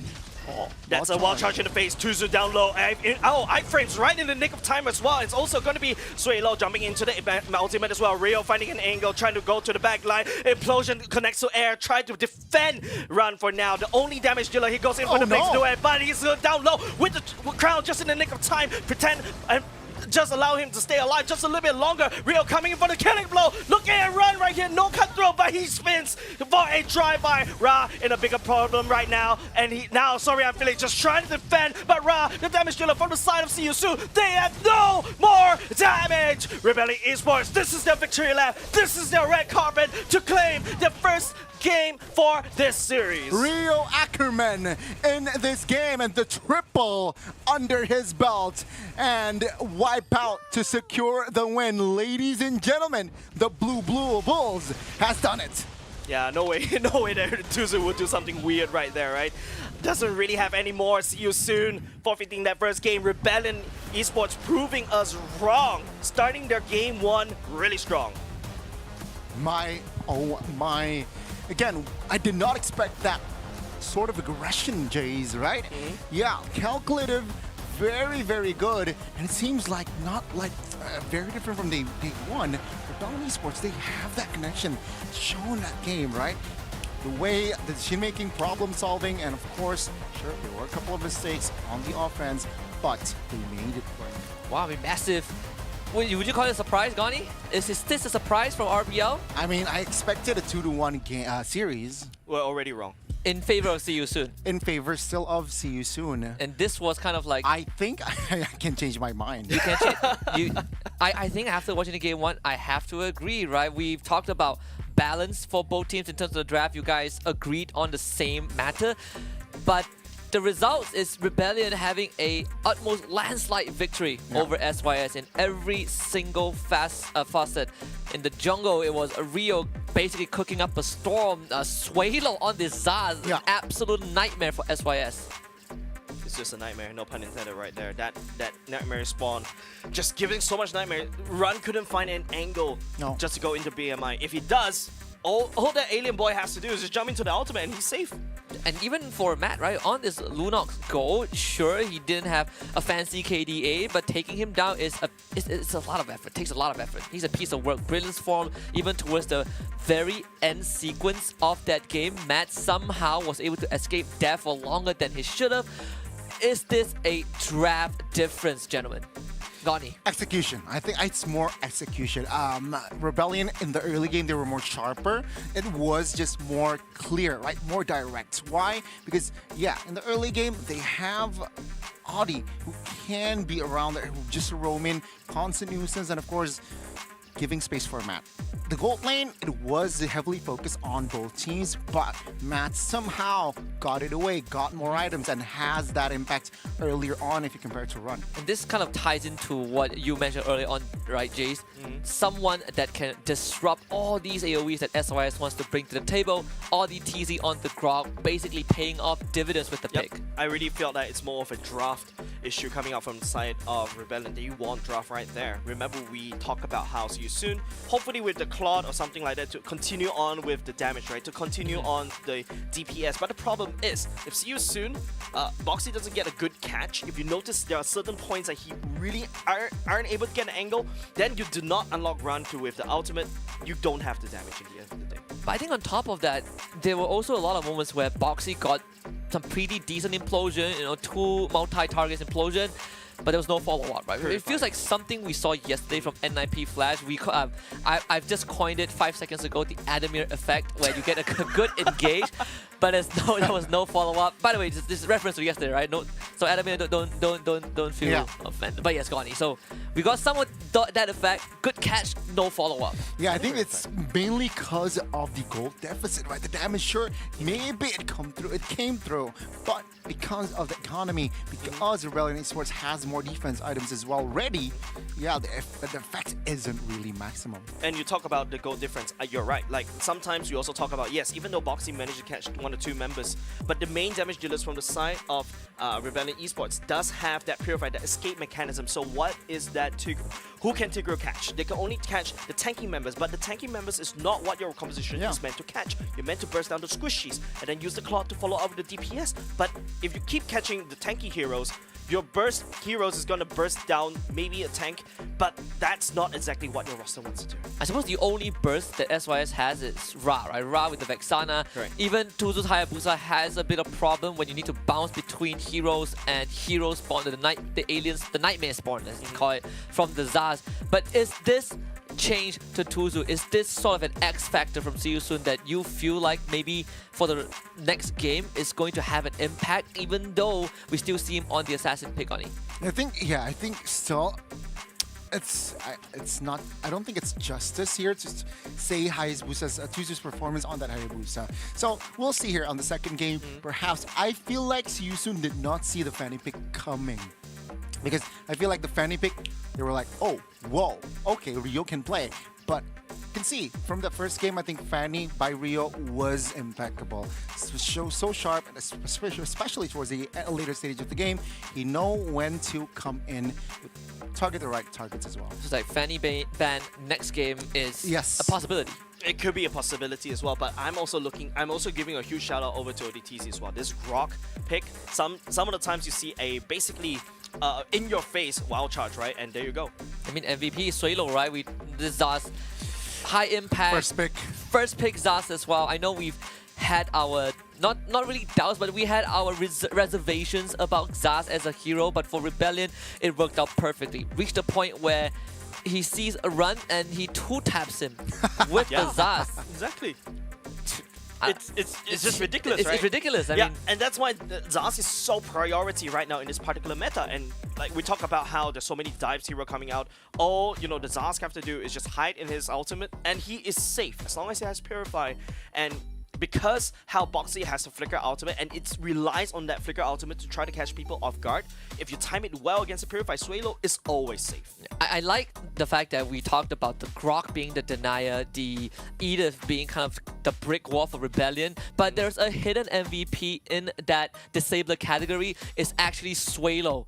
I've been watching him the entire game, and his Nightmare spawns, the stuns to stop Tuzu from walking into the fight, the stuns to catch out, run. I mean, this is, are we missing something, Goni? I don't know. I think we are missing that. I think we are just missing that Rio can play Fanny. I think that's the... So we're going back to just real Fanny, that's Real the X Fanny. factor. Yeah, I think that's the X factor there. I think take a look at his positioning, right? He's always in the back, looking for the right moment. And yeah, I think that's just more than enough damage already, right? I'm surprised in the late game that Fanny has that sort of impact as well. Yeah, we talk about, Suelo as well, the hidden potential coming out from the side of Rebellion Esports. I have to agree. Now, looking at these highlights, you also start to notice like Suelo's ultimate is always on point, always very safe for any burst that, See You Soon decides to pull out. And the stunts, what you mentioned, it just allows Rio just to assassinate person one after another. It's so easy to execute this kind of roster coming out from side of Rebellion. Yeah, I mean, it's kind of like a draft that I expected See You Soon to be the one that starts the fight, you clean it up, but it was Rebellion that started running SYS down, partially thanks to the goal lead that they got, but this is definitely a result that is going to put SYS on the back foot. Again, they started the series both at the bottom of the leaderboard. One more win is going to keep Rebellion breathing, but See You Soon might become See You later. So, adjustments, quick words. What is See You Soon? What do they need to do? So, right, ban the Fanny out if you're not comfortable, especially for the second pick. Okay, leaders first pick, but second, yeah, I think they need to have more proper game plan. Just more of a sharper game plan compared to game one. I think, yeah, like there's two things they have to fix. One of what you mentioned, the game plan. If Boxy has caught the the squishies, I think that would be a lot better. But apart from that, we also talk about the bans, right? The Zask was a problem, the Grok was a problem. the Fanny was also a problem, Gotti. Yeah, I mean, we've seen the chip band out, if I'm not mistaken. So hopefully we see that changes. I mean, even the Harif was somehow given a pass, which was kind of an uncommon sight for the Stream C. But even the headlines say, right, final chance for these two teams. So it's fair to say that this is do or die. I personally hope to see a Game 3 simply because this does not feel like the SYS I know. Hopefully. It is not the SYS, you know. No. You got one, Tuzu is the jungler instead of, you know, Flick. Yeah, but to be fair, it's good to see him in the main lineup because he's been in the sub for quite a long time. But again, it's not over yet for See You Soon. They still got a potential 2 more chances if they win Game 2. We'll leave it to the teams as we go for a short break, and we'll return later for Rebellion Esports against See You Soon.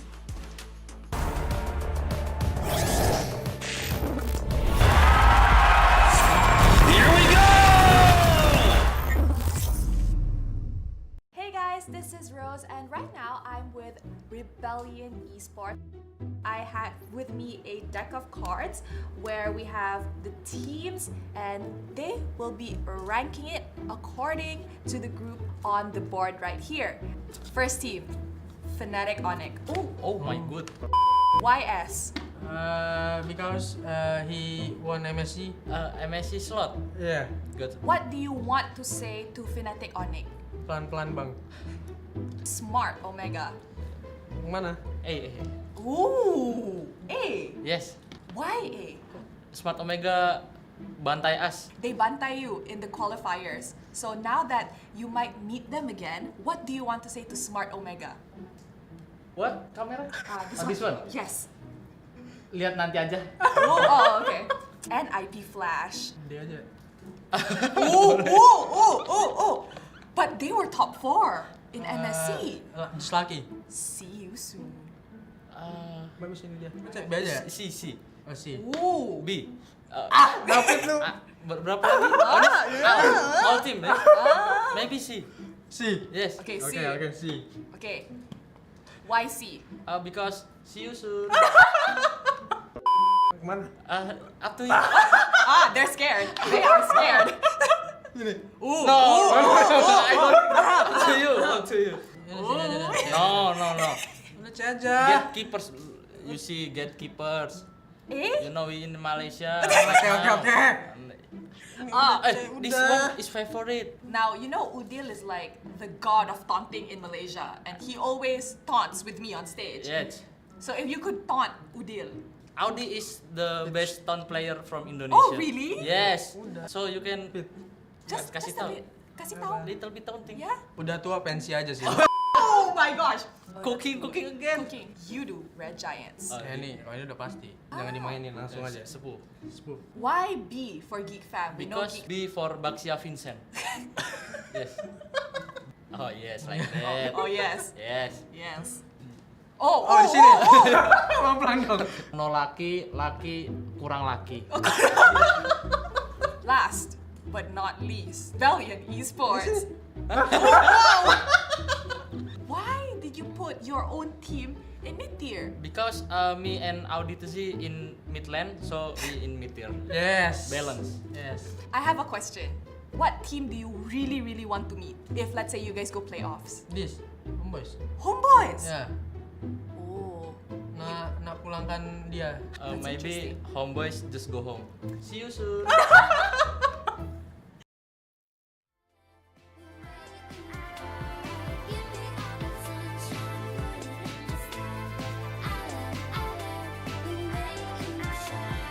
Lovely smile, I can't lie. Who you are is what I like. Clouds above, up in the sky, smiling, 'cause we're so high. You and me were meant to be together. You and me, everything is better. Give me all the sunshine, put it in my heart. I love the way you are. Give me all the sunshine, put it in the sky. I love the way you shine. Give me all the sunshine, put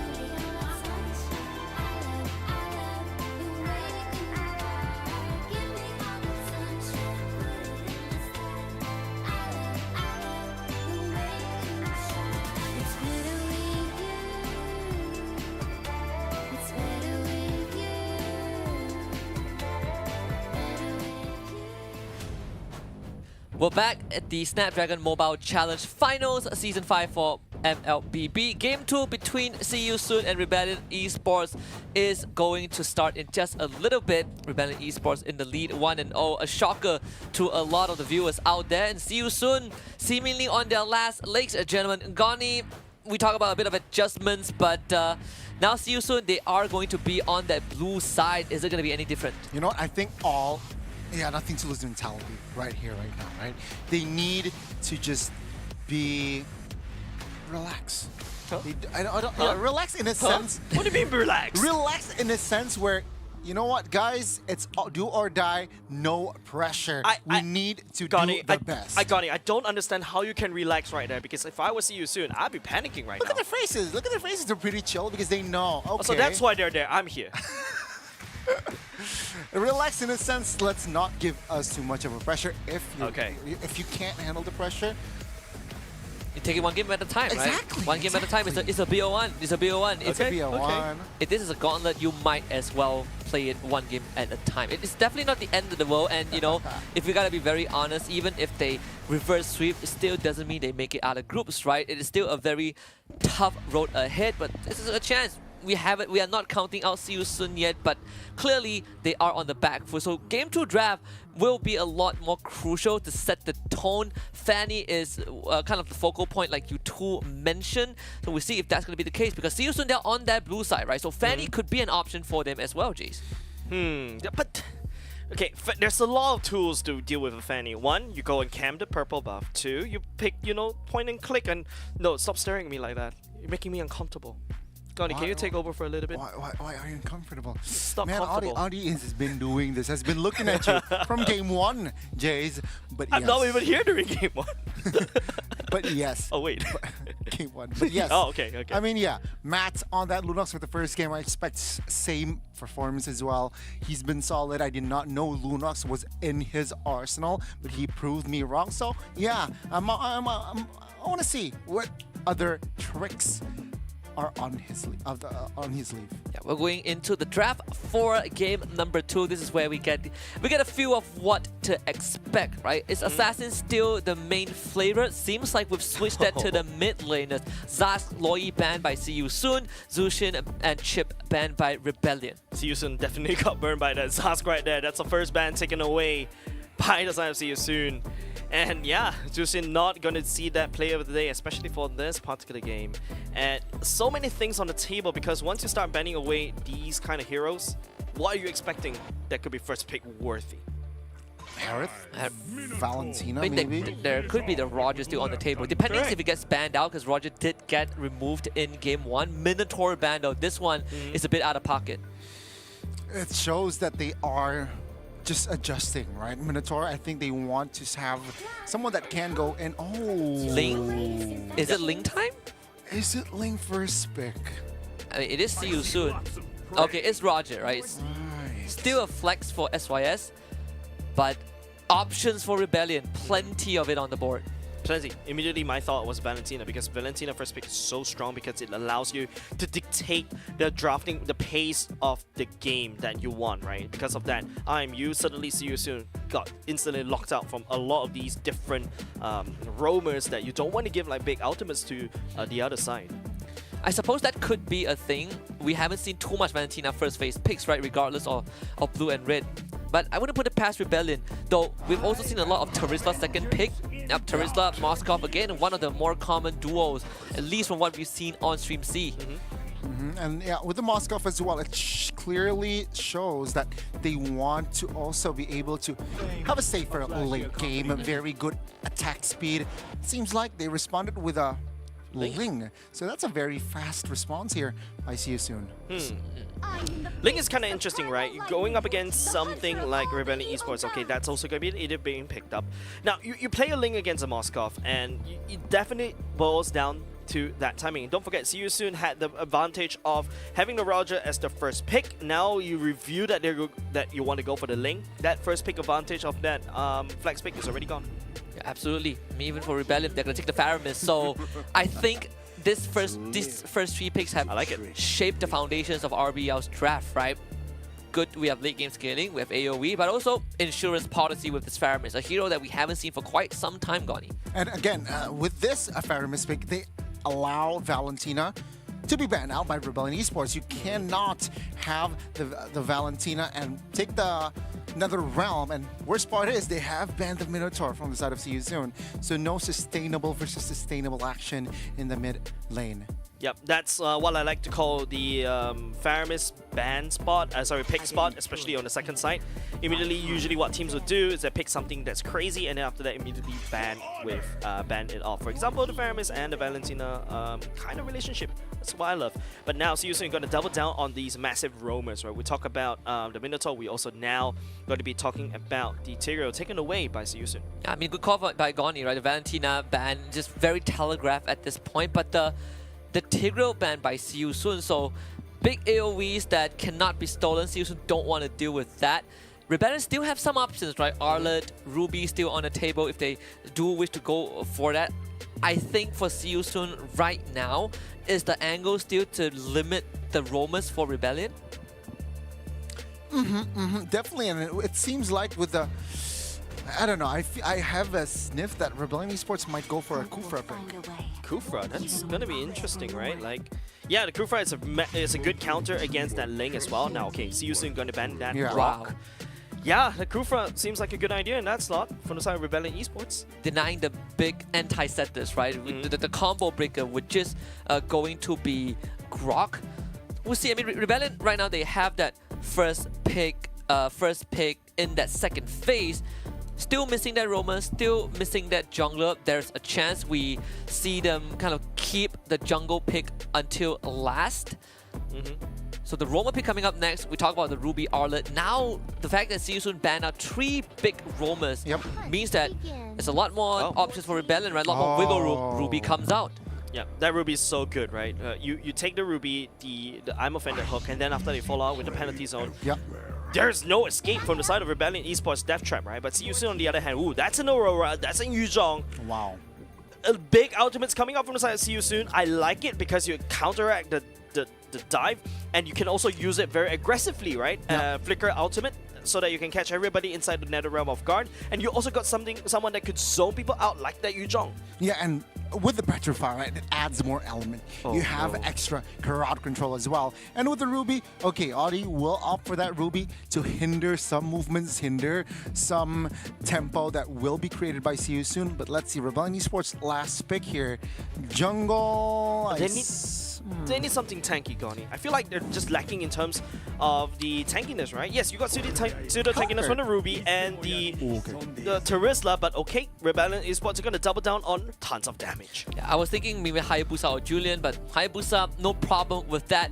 Rebellion, definitely switching it up a little bit, but for See You Soon, this one, they still have that a bit of characteristic. You know, Ling Roger is kind of a common sight for See You Soon, but they also have anti-dive with the Aurora. Is it going to be the same as Game 1, Goni? I don't know. I see the Hayabusa didn't do well on the first game, so every time I see Hayabusa, I don't think it's going to go well for Rebellion Esports, you know?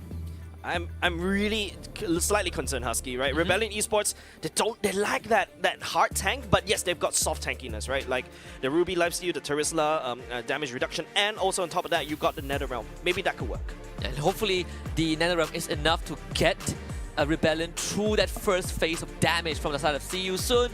Let's see if Rebellion can close this out 2-0 and gain themselves a lifeline, or will See You Soon keep themselves alive in the series. We're going to pass the mic over to Jason Goni to bring us the action of game number 2. Appreciate it, Husky. And well, Jay's...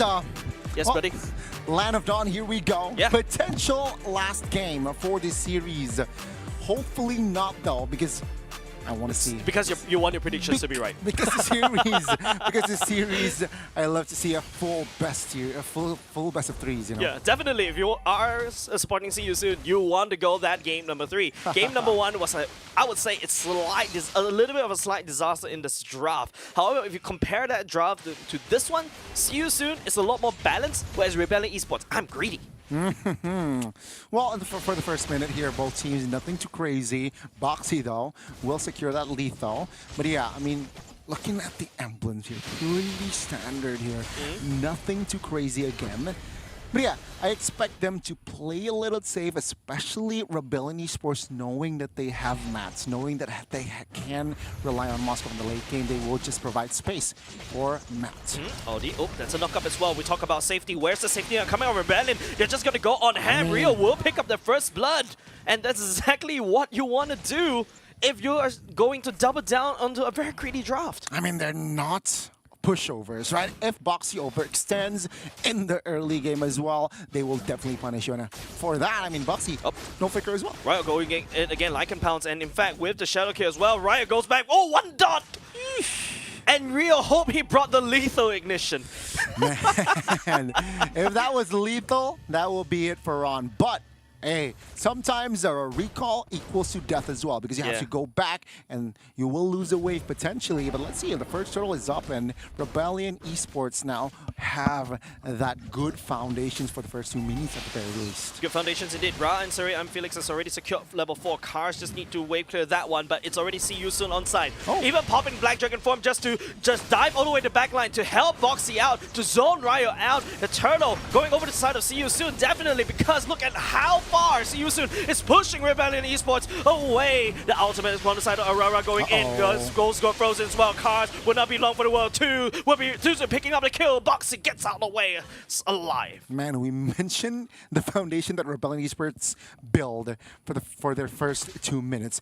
Gone, diminished. See You Soon just found an answer from then and there. They got the turtle. They harassed that purple above like it was the base, and Rebellion Esports, they have no answer because they weren't level 4 yet. Yu Zhong with level 4, that's why he popped it very early, prematurely, but it worked. He invested the Petrify as well, and take a look at now, the control full on See You Soon. Definitely, that's wonderful for the side of See You Soon, right? Rebellion Esports, however, they need to bide their time. They're not really online yet, don't forget. They need to try to zone it up. Okay, hold on a second, that's Boxy. Immediately deleted by the side of Rebellion Esports. Every time he wants to face check, man, but Tuzu jumps in. Jumps in. That's a Temples of Blades as well, but don't forget, TZ is right there, but Tuzu, right in the spot of trouble, will be able to get on away. Ra, that ultimate slowing everybody down. Sway Low will get slowed as well by Run. No cookie for the side of Rebellion Esports. No cookie for them to punish the aggression from See You Soon. Yeah, things are looking very even still. Yeah, See You Soon, sure. Couple of 100 gold there to his name, but not a convincing control. Rebellion Esports, though, on the other hand, they need to give space for Meta, and I believe they are doing so. 2 assists to his name, and earlier on, Run has to do a recall a couple of times as well, and things are looking very okay-ish for both of the teams. Yeah, the fact that your opponent's disaster is something that brings a smile to your face. Run unable to pick up a kill, but I need to stop myself right here. That's going to be a Petrify. Nice one coming up from the side of, sorry, I'm Felix, but now he is actually going for the chase. Maybe a little bit too far. Cars. Okay, spins for the win. That's still okay, but the reinforcement for the side of See You Soon will be waiting there to pounce. We'll be able to find Sway Low right here. The Frozen will be committed as well. So much damage from the side of Boxy, picking up that kill. Cars stepping forward as well. Ryo goes in with the shadow kill. At the same time, Boxy gets tagged, but the turtle still connected and picked up by the side of See You Soon. The fight continues, and sure, it's gonna be the Moskov jumps all the way in, trying to land some damage. So much damage pouring into the side of See You Soon, but they will take the turtle with 2 members down. Man, I almost dropped my heart there when Matt jumped in. Drop it. But man, I'm not first aid trained. but I mean, Matt jumps in with the ult. I thought he was going to wreak havoc towards that formation, but luckily he's a-okay. Rio, though, very cheeky, right? Very good zoning. He realized that, yeah, Tuzu's not at a perfect health, so let's just invade, and Boxy.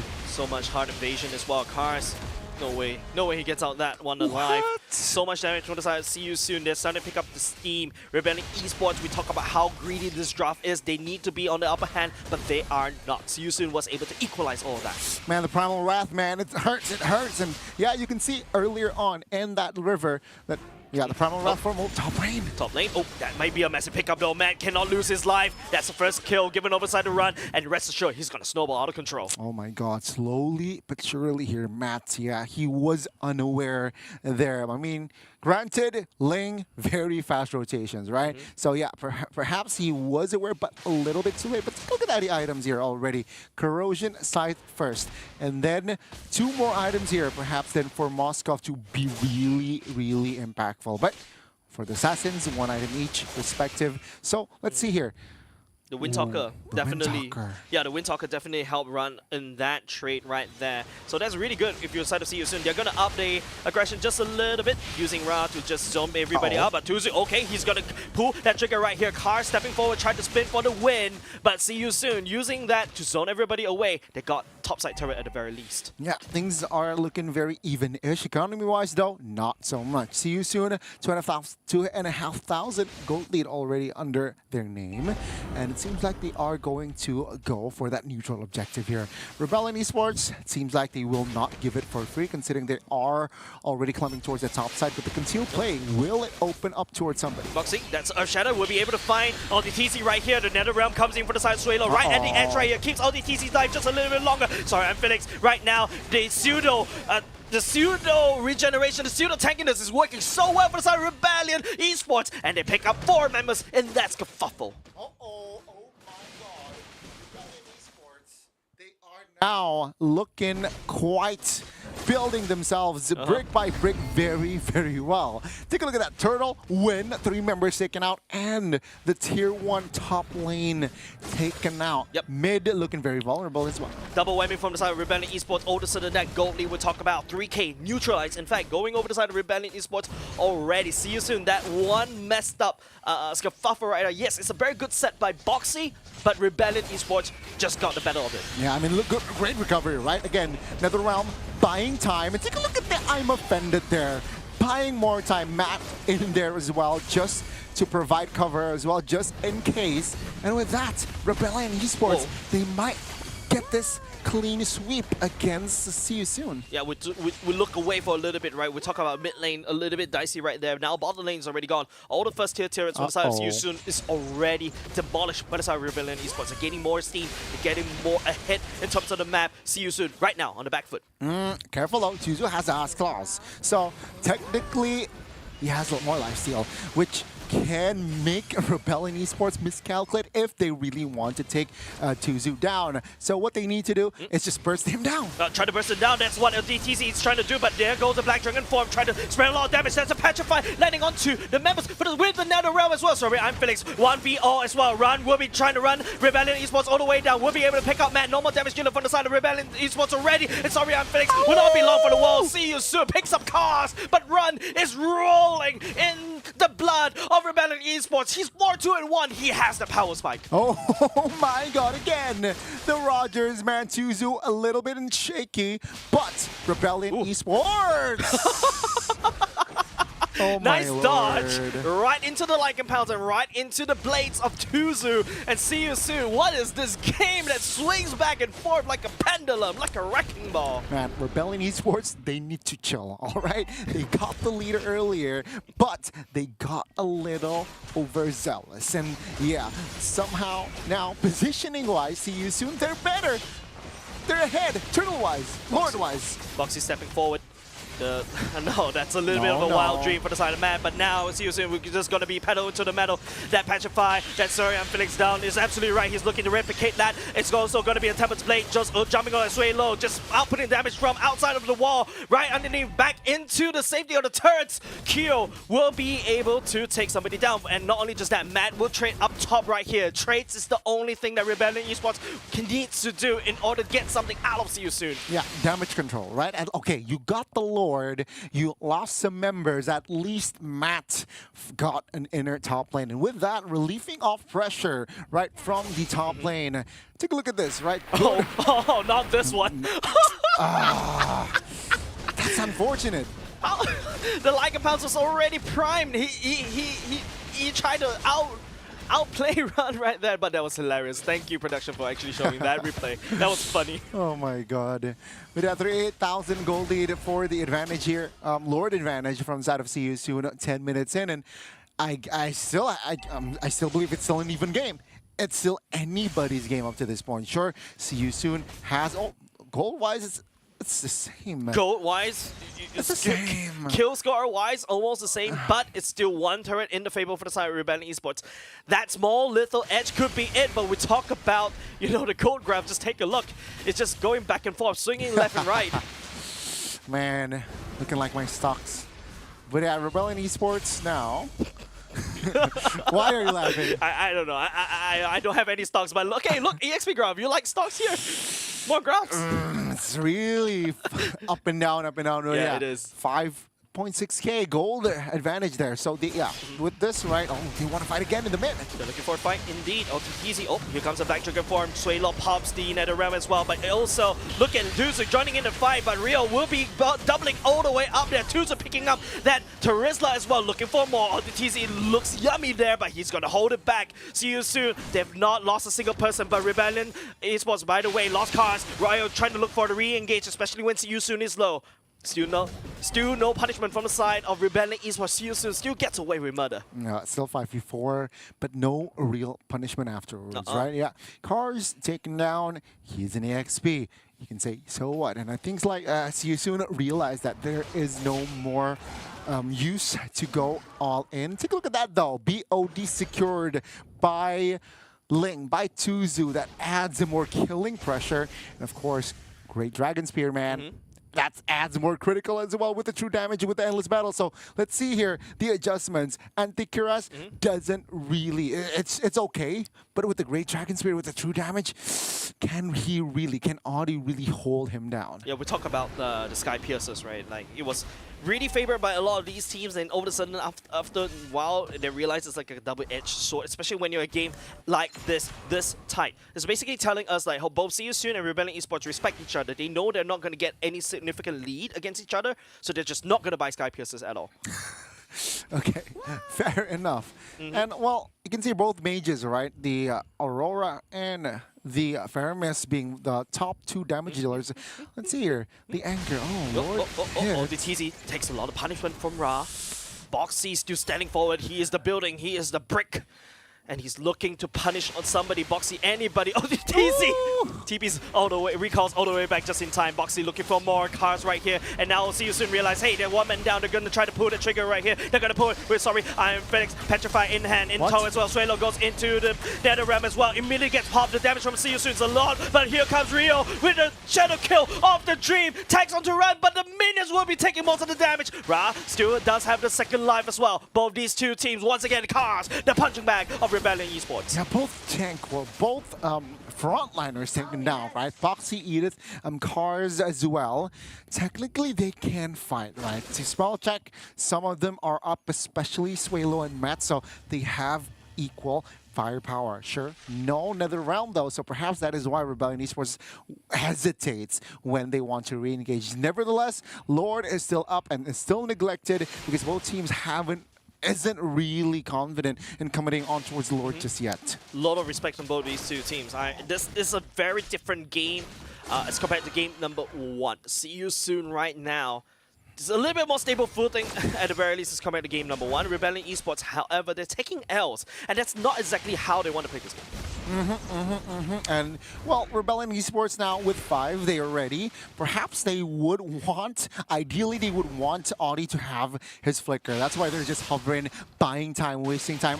Likewise, right? See You Soon, they want to have their spell to be really ready for a fight. Boxy, scouting out the map. 2 on the front line. This one's side. Rebellion's getting caught off guard right here, getting bursted down. The damage from Run lands onto all the TZ. Suelo down a little bit low. Also, net around Shadow Kill just to try to get on the way. Run committed the ultimate as well. Royal still alive. Temper the blade just to try to jump away. Suelo on the other hand just tried to output the damage, waiting for cooldown. But man, finds a double kill, finds the shutdown, and now it's going to be Matt's turn to play. Boxy will have to run away. There's no way you want to engage onto Man when he's so far ahead right now in terms of gold. His positioning, his timing, Matt smells blood.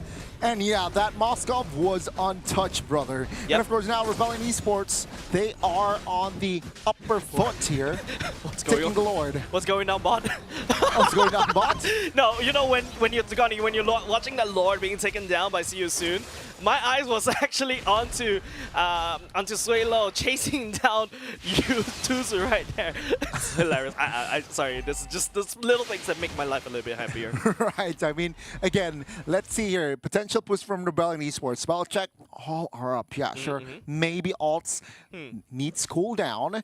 Rebellion Esports, though, with the Lord, with a 6-man running in, I think they have potential to end the game if they get a kill. Yeah. They need to get that kill. Yeah. So after that, perhaps with the Moskov, right, with the attack speed that he has, can focus down on the base. So this is a very crucial defense for the side of See You Soon. Yeah, we talk about a lot of L's being picked up by Rebellion Esports right now. This is their fighting chance right here. They're looking for it. That's almost, oh, I'm offended.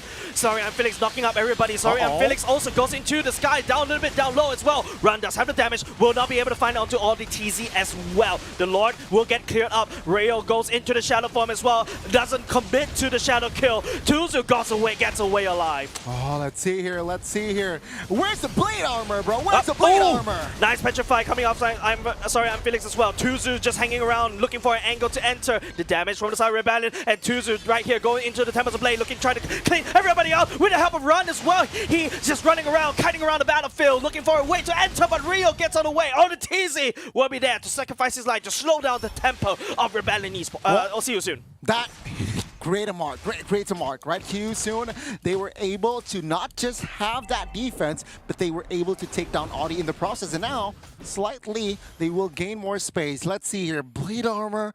Yeah, going up against the Moskov, you need blade armors, bro. And it seems like they're lacking here. Sure, you have the Kira, sure, you have the Athenas, but it seems like they're more offensive. They have more offense-oriented approach. Maybe it might work, but let's see here. Rebellion Esports, though. Boxing Flicker ultimate timing it together with Tuzu though, and Cars taking a lot of damage. Suelo goes into the nether realm, try to stay alive, but that's one massive ultimate already burned by the side of Rebellion Esports. Things aren't looking good now. Still, 18 minutes in though, Lord Evolved next coming up. So that will be the main priority for both teams here. Both teams will definitely slow down their tempo. But yeah, take a look at the most damage output here. Both Assassins now taking their spot. Very close with the Moskov, very close with Matt, but Rebellion Esports here, I think their main highlight should be taking the frontliners first, right? With Matt, and maybe Matt could just jump in with a surprise attack from another angle or another, another angle. Yeah. It should be their approach. Positioning from the mat is very crucial, right? We talk about how Rebellion Esports finally managed to add a dent onto the side, Yusun side of the map, right? Mid lane already cracked open, top lane just a sneeze away. Tuzu, that's not exactly where you want to be. Yeah, have to run away. Boxy goes into the conceal as well, but Suelo is there. And it's also going to be, sorry, I'm Felix, goes into the Black Dragon form. Matt, Suelo will be going into the nether realm, trying to just slow down the tempo. But look at the main damage dealer. We talk about this, guarding. Matt, your positioning gets exposed by See You Soon. And that's how See You Soon will claw back, and the Lord is right there, free for the taking. They got debated by Tuzu, and See You Soon. They took down 3 members of Rebellion Esports. This might be it. This might be it. See You Soon might force a game 3. See You Soon right here. They need to try to wave clear as quickly as possible. Tuzu stepping forward as well. Zoning Sway low. Run just needs to work on this like and pound just to wave clear, but now they're going to focus onto Cars. Cars goes into Immortality, trying to buy some time. Rather, ultimate connects, and Suelo gets bursted down by Run, but no minions once again. And no, of course, they just need to escort the one in the middle. Suelo comes back online just in the nick of time, but also pops the nether realm as well. Run will pop it off, but it is going to be Rebellion Esports. Their sacrifice will keep them in the game for just a little bit longer. They can fight for another day. Rebellion Esports, they are so lucky in this game, but See You Soon. Now they're on the back foot slightly, right? They lost Apoxy, they lost Tuzu. Now the Lord will be taking control on Rebellion Esports. This might be the potential push, man. Yeah. Evolved Lord, let's see. Yeah, Goni, I have to agree. Season was a little bit too greedy right there. They thought they could end the game earlier, but Rebellion Esports, they're just throwing bodies at the problem against See You Soon. And now they earned themselves an enhanced Lord marching in the mid. Mind you, it will be a 5v5 though. So, with this, I don't know. Could Do swing they either way, have, Gotti. yeah, It could swing either way. Do they have enough firepower to defend this Lord push? I believe Rebellion Esports will use the passive on the Evolved Lord. They will clump up in the Lord and just march mid. So let's see the opening from Rebellion Esports. Has to find an angle right here. Boxy would miss that Earth Shatter, just try to slow it down. I'm offended, will be connected. Boxy, there's no way for you to run. That's also going to be Sorry I'm Felix. Try to find the backline, but he will not be able to find anything. Sway low, net around, already pop right here. And unfortunately, Sorry I'm Felix will have to land. The Lord is still untouched though. Royal try to find an angle, but he gets busted down instead. Matt will be still slightly alive in the backline, but look at the damage coming out. See you soon. He is right there. Sway low, up in damage, but there's 2 minutes. Maybe Rebellion Esports can walk around it, but no. The wave clear from Ra denies them away, but the splash damage from the Moscow will still try to tag onto anybody as well. Rebellion Esports, and it's staying a little bit over time right here. See you soon. Trying to wave clear, trying to defend, and they just need to fight against all the minions. Rebellion Esports sending down their throat. Man, what a game we have. Oh, I'm offended. It's huge. Offended, user ready. That's also going to be LDTC getting busted down. Matt still alive, trying to find an angle, but the slow, the damage coming out from Ra, and another round in the nick of time. Full inside the map, but Sorry I'm Felix will say sorry as he takes down Rebellion Esports. Matt, the only one left, but not in a push against See You Soon. Oh my goodness. Every team that has the offense has a disadvantage. What the heck is this game? And Matt now being the lone survivor after that will have to reset with the Rio and Sway Low. And well, See You Soon. It's another reset for both the teams, man. Yeah. Wow. See You Soon may not have enough push, but See You Soon has an open base. Rebellion Esports, on the other hand, they have one turret to work with. Right now, the items doesn't really matter anymore. Gone Matt's Two-blade armors, positioning. though. Two-blade armors from the Yuzong and the Edith. Right? Yeah, they realize Matt's the problem. Yeah. And Dominance Ice. That Dominance Ice is also a good key item going up against a hero like the Moskov to slow the attack speed down. But yeah. Basically, it's an even game again. Yep. Next Lord in 25.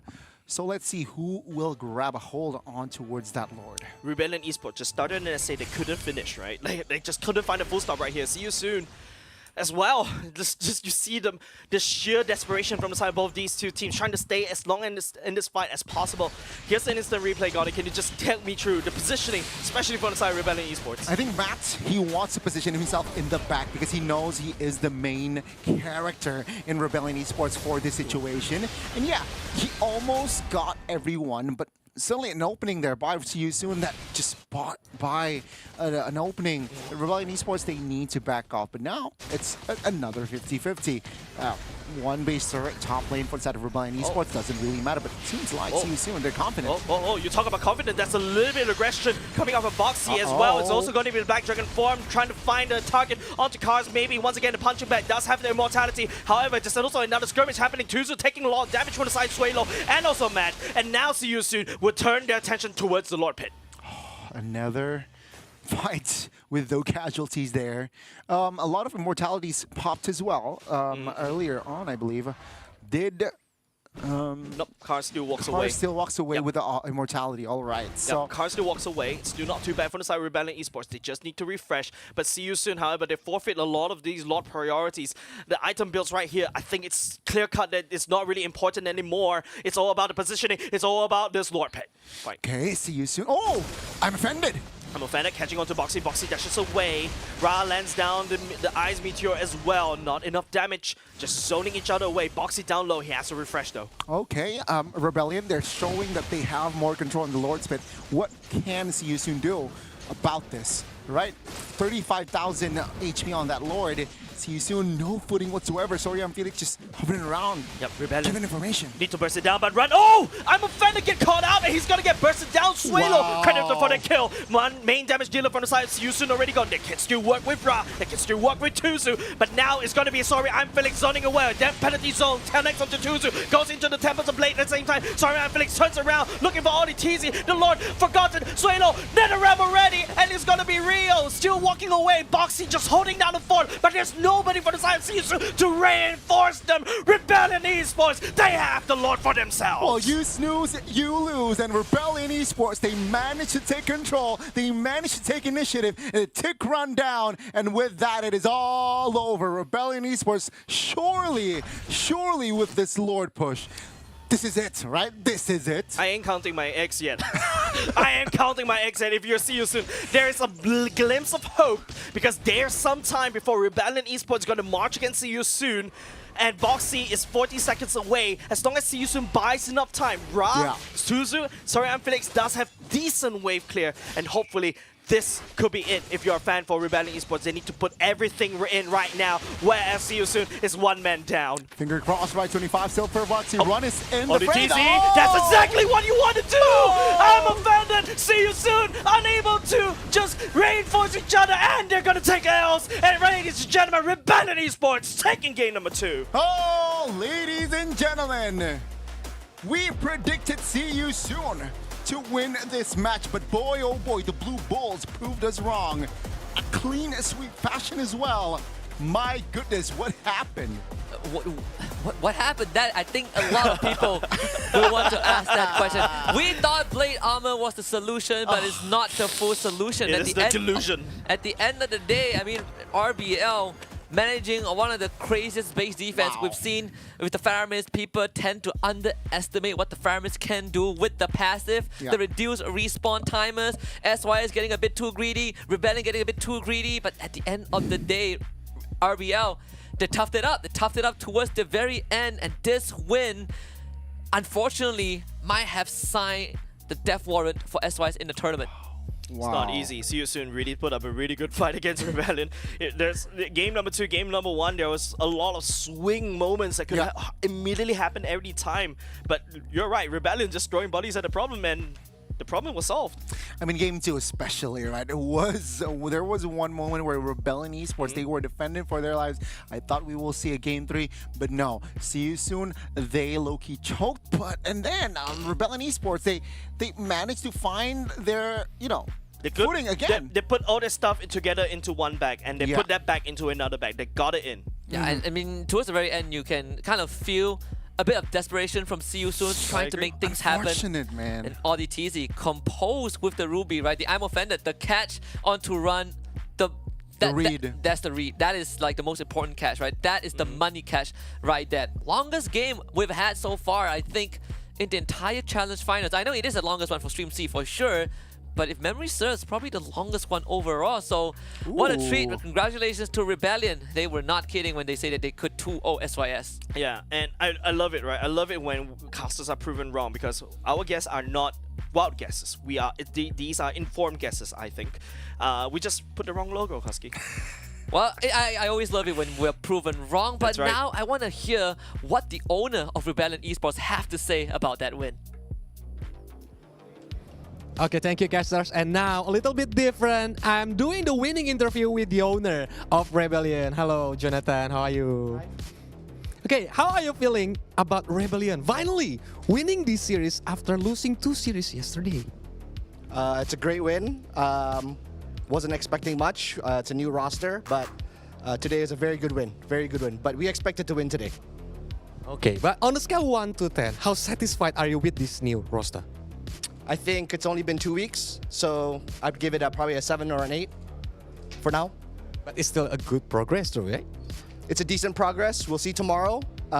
2 matches tomorrow. I think we'll see after this whole ESL how good we are, but so far so good. Yeah, and can you tell us a little bit story, like what is the challenge to create a team, a big team like Rebellion itself? It's always finding the players that have the right vision, have the right attitude to support what we're trying to do. We're building up from the very bottom again, so we're just trying to look for players that are talented and have the right attitude to try and win. Exactly, I'm agree with you. Okay, thank you so much for this interview and best of luck for Rebellion. And casters, take it away. Thank you very much, Colius and Jonathan. Wow, 7 or 8 out of 10 in just a 2-week crossover. Not bad, That not is bad. impressive. I mean, it's gotta build from the bottom, right? It's not easy to find the right members. I gotta say, so happy to see the old Matt. That's the Matt I know. The Matt that sometimes take big risks, but our mat regardless. Overall, despite the result, I think Rebellion, let's be honest, still things to work on, but at least they can savor this win gone. Yeah, I think their job is definitely not done if they want to keep their journey here in SPS. But that's a good base, right? Yeah, that's what they need to do. Keep doing, Matt, finding the right positioning and timings, giving the right farm as well. And AudiTZ being that anchor in that roam position is also one of the key factors in them winning in the clean sweep fashion. I mean, tomorrow is the final lap for Rebellion, right? Tomorrow is the most important one, but today, I mean, at least for this series overall, there's one standout player from the side of SYS, the losers MVP, I would like to call it, Ra on this Aurora. Yeah. Deathless the entire game, Jace. I mean, he has like two chances, right? You got your passive, you also got your immortality as well, but apart from that, you can see how Rebellion wasn't able to touch Ra at all because it's mostly See You Soon that's on the offense, right? It's mostly Sorry I'm Felix that's stepping against Rebellion to try to find an angle to allow, you know, Ra to step out even more comfortably. So that's a really good play coming out from her. I think overall it's just this push and pull. Super close. At one point, goal leads doesn't even matter, right? Okay, 26 minutes and 8 seconds. Both teams just neck and neck. But Rebellion, what was, aside from that final catch onto run, what was kind of the turning point for Rebellion, right? Like what set them apart from SYS? I think their proactiveness. I think they're more risk takers there, right? With Audi, yeah, they are. With also cars, they're jumping into the penalty zone. That is, I feel like the sole distinction between SYS, where they were a little bit more, you know, just in the passive side, towards the mid, towards the late. They're so aggressive, right? Remember when we walked into the draft, Rebellion, this is like, wow, this is a very aggressive draft. Remember I was talking, hey, maybe you need a tank just a little bit, but no. They're just like, yeah, we don't need tanks. We're gonna prove Jace wrong. We're gonna add a lot more damage into the throat of See You Soon till they cannot take all the damage anymore. I think we definitely saw that happen, but I want to add on top of it because See You Soon, they also tried to make all these proactive moves, right? We've seen a lot of these dives. We talk about can Rebellion survive the first layer of SYS's damage with the Nether Realm, and See You Soon proved that they can power through the Nether Realm time and time again. But I suppose at the end of the day, it's just Rebellion finding the right angles, right? You kind of catch SY slacking, Tuzu getting picked off when they were on the retreat, you know, Run getting dragged before a Lord fight. You look at the numbers on the screen. Of course, highest GPM is Matt, but highest damage per minute is Swalo on this Faramis. What a hero. Man, again, Swalo just popping off. I'm very proud of him as well, seeing how he develops. But yeah, Faramis, very scary. I think one of his, if not his signature pick for now in SPS. So take a watch out for Swalo's Faramis. You feel like this is going to change the landscape of the draft? Will people look at the Faramis a lot more? Because I look at this game, and holy cow, the grab was all Rebellion. You wouldn't think that it is this way. Yeah, and I would say it's not about the graph that I would like to talk about. I would like to talk about the Faramis, right? Like a lot of people, especially in this particular patch, kind of forgotten that Faramis does have a lot of damage, especially if you allow his skills to bounce around. Especially when you're looking at See You Soon's kind of draft, right? You have Sorry I'm Felix just leading the charge, Boxy, and also these heroes kind of commanded everybody to walk together closely so that you can actually protect each other, to peel for each other, right? But that's where the Faramis truly shines. I could just spam the Ghost Burster to spawn around. Yeah, absolutely. Misuelo has big damage, lifesaver, but AudiTZ is the breadwinner, game winner, series winner. Ruby might be 1-7, but again, he got the most important, offended, most important picks on to See You Soon. And the last one kind of seals the deal. Says it all. Yeah, just again, AudiTZ, he's a big risk taker. Sometimes he wins you games like this, but some other times he might cost you games. But in this case, 15 assists, man, cherish it. I like Audi. I think he's a big risk taker. And again, he's showing that he is not afraid. And of course, that is what you want as a roamer. You cannot be afraid and engaging, sure, with calculations. But yeah, I really like Audi, man. Audi is not afraid of all, especially look, the deaths that he's been giving to me. I'm afraid of him. I'm not offended. I'm terrified. I think that's a better approach than being offended. Well, I'm pretty sure SYS fans will feel differently, right? Again, push and pull, we got like, what, 13 kills, 26 kills by 13 minutes. This is high-octane game. Some people will consider at one point you just start throwing punches, right? Just hope that in the midst of boxing shadows, you actually land a KO punch. But see you soon, Tuzu. I want to highlight this guy a little bit. Despite this being his first series debut in SPS, he put up a heck of a show. I agree, right? Showing again promise in their lineup as well. A good competition for Flick. That could be kind of like the switcher, not the switcher, but the baton pass we're looking from SYS. But I mean, Matt against Run is also a matchup that we highlight at the start of the series. We said that both show promises, especially Run after day one. But Matt, looking at his accolade, he also has brought in a lot of highlights, but sometimes his risk-taking, just like all the would cost you games, this one was definitely one of those. If he didn't make it out of this, it could have been so much more different.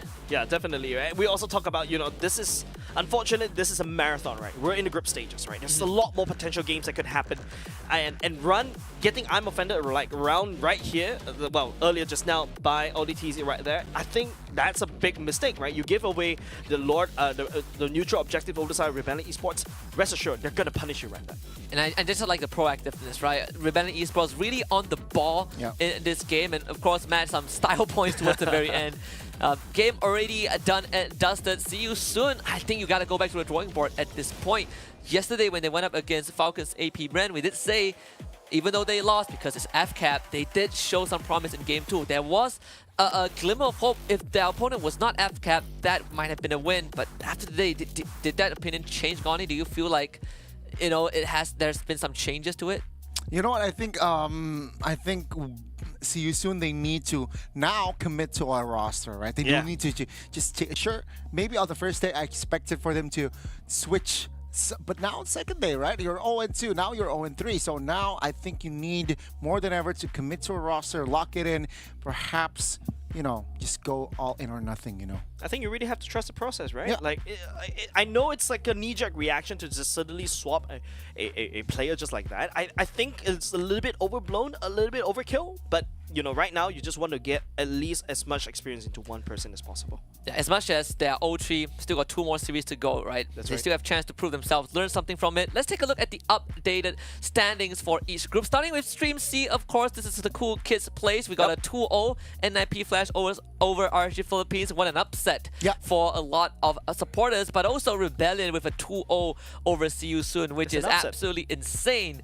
But for Stream A side, Geek Fam gets a 2-0 over Bigatron Beta, but right now the ongoing one, Fnatic on it getting 1 game off of YRG. Game 3 still happening, and Tobasco coming tomorrow. All right, so for those who have seen Instagram stories, ZQ, I'm shouting you out there. Tomorrow, after all series are concluded, I'll take a swig of that Tabasco. All right, don't you worry, I'm a man of my word. Stream B though, Homeboys falling 0-2 to Team Liquid Philippines, and of course Falcons AP brand getting a 2-0 sweep over Omega Esports. Is that why you were in red? You're ready for that swig of Tabasco? I was ready yesterday, but now I'm more than ready. Well, I was ready yesterday, but now I have to be ready tomorrow. No worries, someone's got me covered. Right. Got you. When I say take a swig, I don't mean down a whole bottle. Wasn't the case? I value my health. I still got a job to do. But I'll do enough, right? I'll do enough for you guys to be satisfied. Standings on your screens coming up right now. I want to hear quick thoughts, starting with you, Gani. Group A, how's it looking? You know what? Looking at their, I think it's direct, right? Team Liquid, BH, as of now, I think they're quite safe here with 8 points. Geek Fam, though, different story. They have 6 points, but can be switched around here. It's considering that Homeboys, the NIP Flash, RG Philippines, they have 4 points, so it's not technically safe if you're supporting a Geek Fam, but Bigatron Beta, 1 point. So, yeah, very slim chances. Yeah. Group B for you, Jace. Group B, I feel like you can just split the whole group in half. There's the battle of the Titans up there. There's also the battle of the Demons down the bottom in the lower parts as well. What a fight, especially from the side of Rebellion Esports going up against See You Soon. Rebellion Esports finally cracked that egg.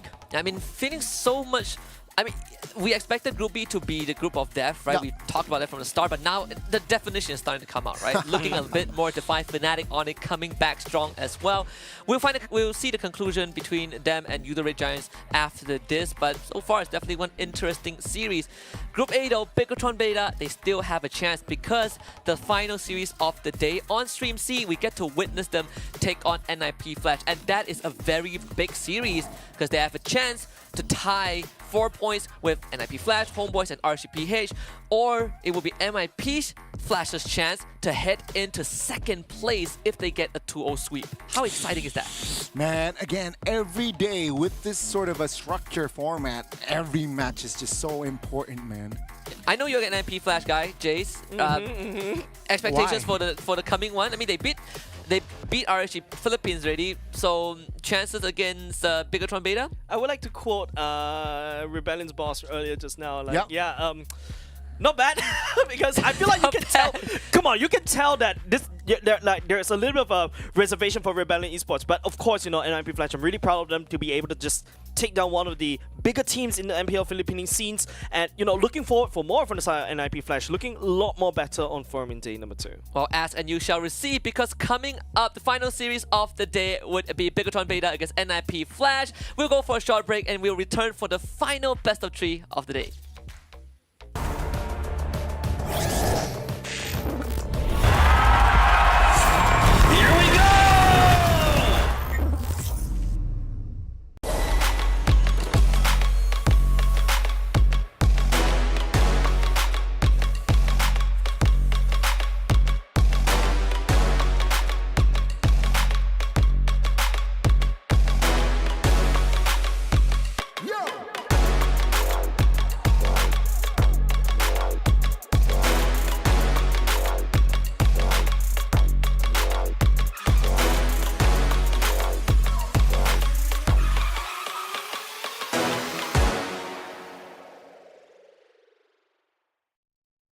The Snapdragon Pro Series is brought to you by Snapdragon Elite Gaming, Monster Energy, and DHL. Hey guys, it's Rose, and right now I am with Kusei and Irad from RSG Philippines. So, hi guys. Hello. Kamusta? How are you guys? Fine. We're fine. You're good? Yeah, we're good. Okay, so right now we're gonna be playing a segment called Comfy Seats. Try to play nice. Just try. Question 1. All these teams right now, who do you feel is the most consistent and why?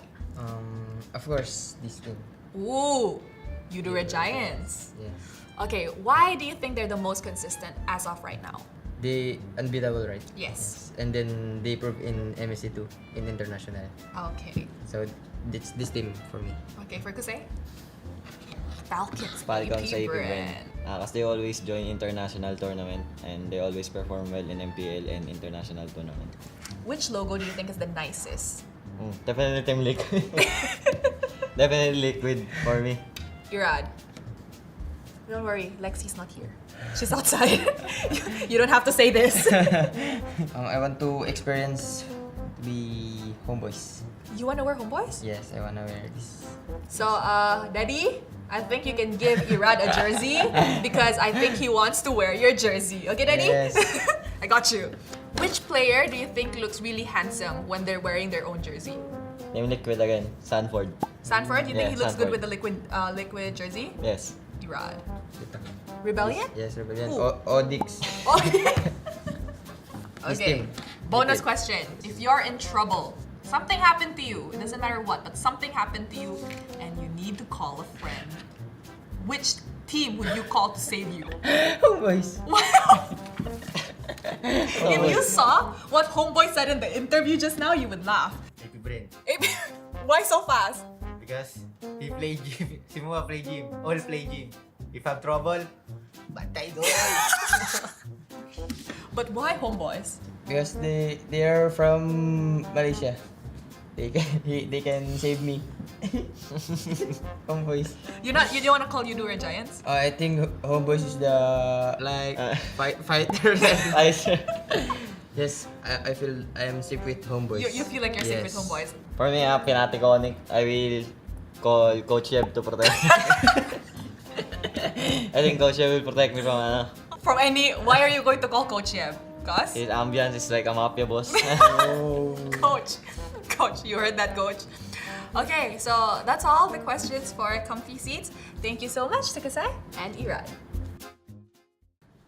Hey guys, it's Rose and welcome to the round table. And with me right now, we have CW or Chewe and we have Sans from Fnatic Onyx. Hi semua, hi everybody, are you guys okay? Okay, good. Okay. Good? How's Malaysia? Nasi lemak belum coba. Oh, haven't tried yet. Yeah, because we just arrived last night. Oh, okay, you guys should try nasi lemak. It's really good. Gue udah coba. Oh, Gue udah. nice. Yang dikit apa? Yang It's like small portion. Oh, small portion. Is Yeah. it nice? Could be Ya better. lumayan. Oh, okay. So, it's okay. Alright, so I want to ask you guys, MSC just finished. What happened? Ya di Indo aja ya. Yeah. Go ahead. Oke, mungkin kalau menurut gua ya semua tim udah pasti pada improve, udah saling mengejar gitu. Terus ya kita di scrim lumayan bagus juga, nggak gimana-gimana. Cuman ya menurut aku emang tim udah pada improve dan udah makin bagus semua. Terus mungkin ya kita mungkin agak ketinggalan. Jadi ya gitulah hasilnya kemarin. Kurang memuaskan juga. Cewek. Kurang lebih sama sih, sama kayak Sans. Okay. These two are just trolling at this rate. They're speaking full Indo. Lucky I understand a bit. Okay, so you guys say that you guys feel like you guys are being left behind because a lot of teams are improving and all this kind of stuff. So, do you guys think it's because of your is it because of your roster? Is the chemistry not that good yet? Or is there other stuff that is happening behind the scenes? Paling kalau dari gue emang di samping yang kita ya lumayan under lah. Tim-tim lain juga lagi improve. Apalagi in our bracket, right? Yes. There's like the champion, the SRG, Group of and deaths. I think Siusun is quite improved in this MSC. So you technically, Fnatic Onyx did not expect such improvements from the other team. So you guys were like kind of shocked. Yeah, I think. Sans? Kalau dari aku sebenarnya ya kita udah, kalau dari aku ya mungkin ya kalau dari aku udah siap banget. Cuman aku juga expect bakal di grup itu kita bakal sampai ke playoff. Cuman ya nggak sesuai ekspektasi aja sampai kita nggak lolos. Okay. Just now you mentioned the wound is now closed. Yeah. Did it hurt when you guys did not qualify for playoffs? I think the most hurt is when you already know you're not qualified, but you still have to play. Another game. That last game. Yeah, the last game. Yeah. Sans?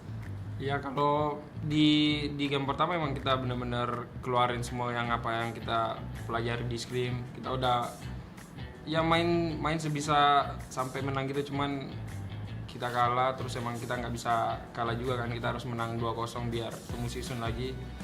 Cuman kalah ya udah, kita emang 2 gamenya emang ya kasih yang terbaik aja. I can tell you guys are quite disappointed with the MSC run, right? You can tell. But after that disappointing run, how did you guys manage to talk with each other? Like, you know what, it's okay, there's always a next tournament. Or...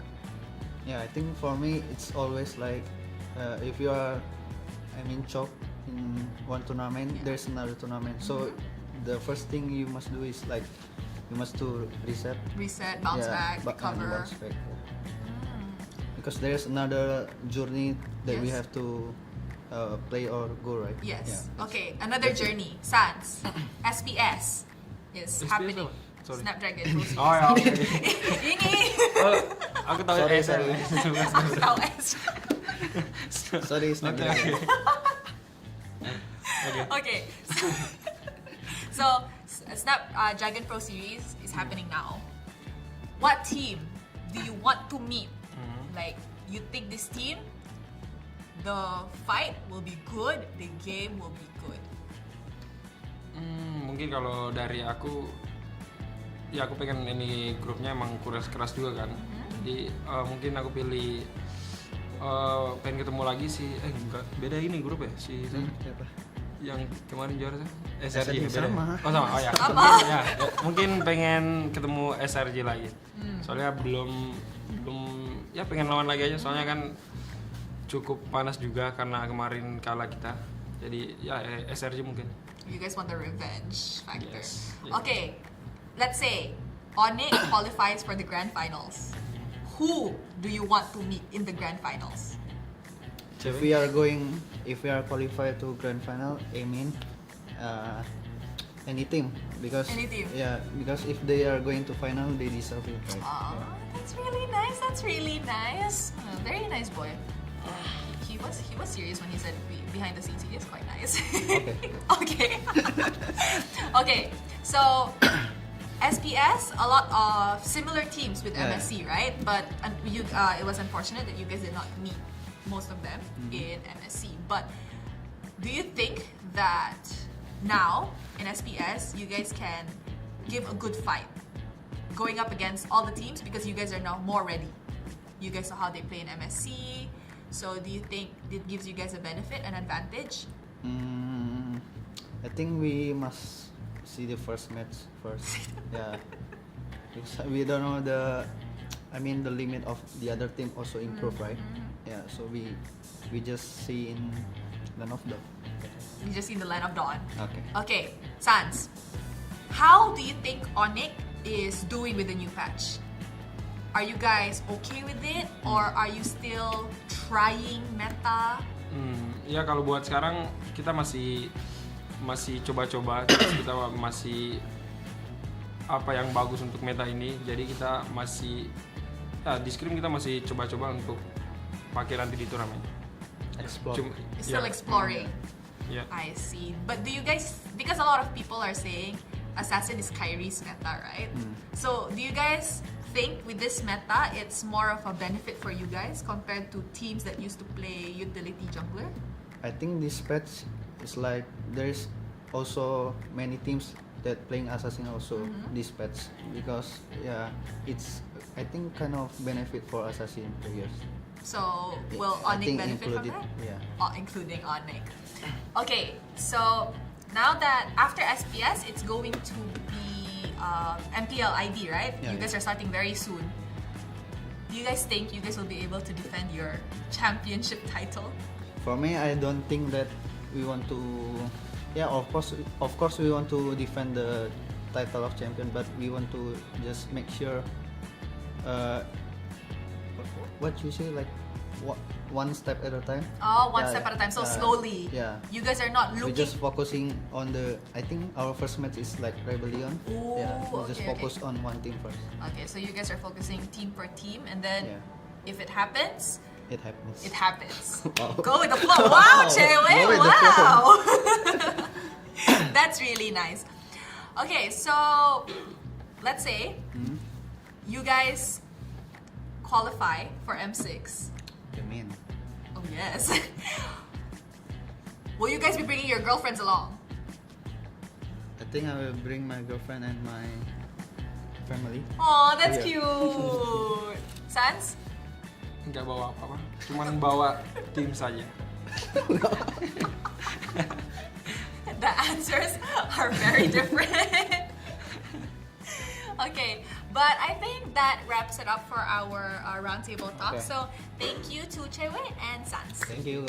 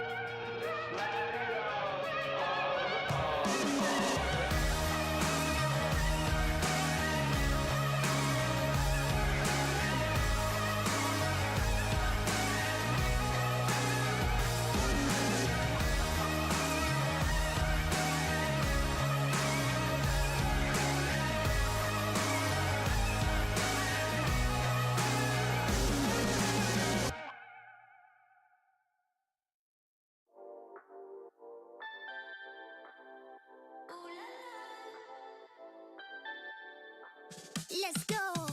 Put it in motion. Baby, we're going faster, faster, faster, faster. Seizing the moment. Baby, keep going faster, faster, faster. Nonetheless, don't worry. Yums will carry you on his back. He'll get you over the finish line. But that's already a minute and 40 seconds into this game. 20 more seconds until the first turtle spawns, and we're seeing the motions of the oceans from Fnatic Onic. So for Fnatic Onic, they need to capitalize on having a. I mean, Roger is a hero that is meant for the early game, right? So why not have Chewa be part of the team fight, or maybe a double lane, the same concept with the Claude, or give space to him. But yeah, the team fight is really focused at the top lane.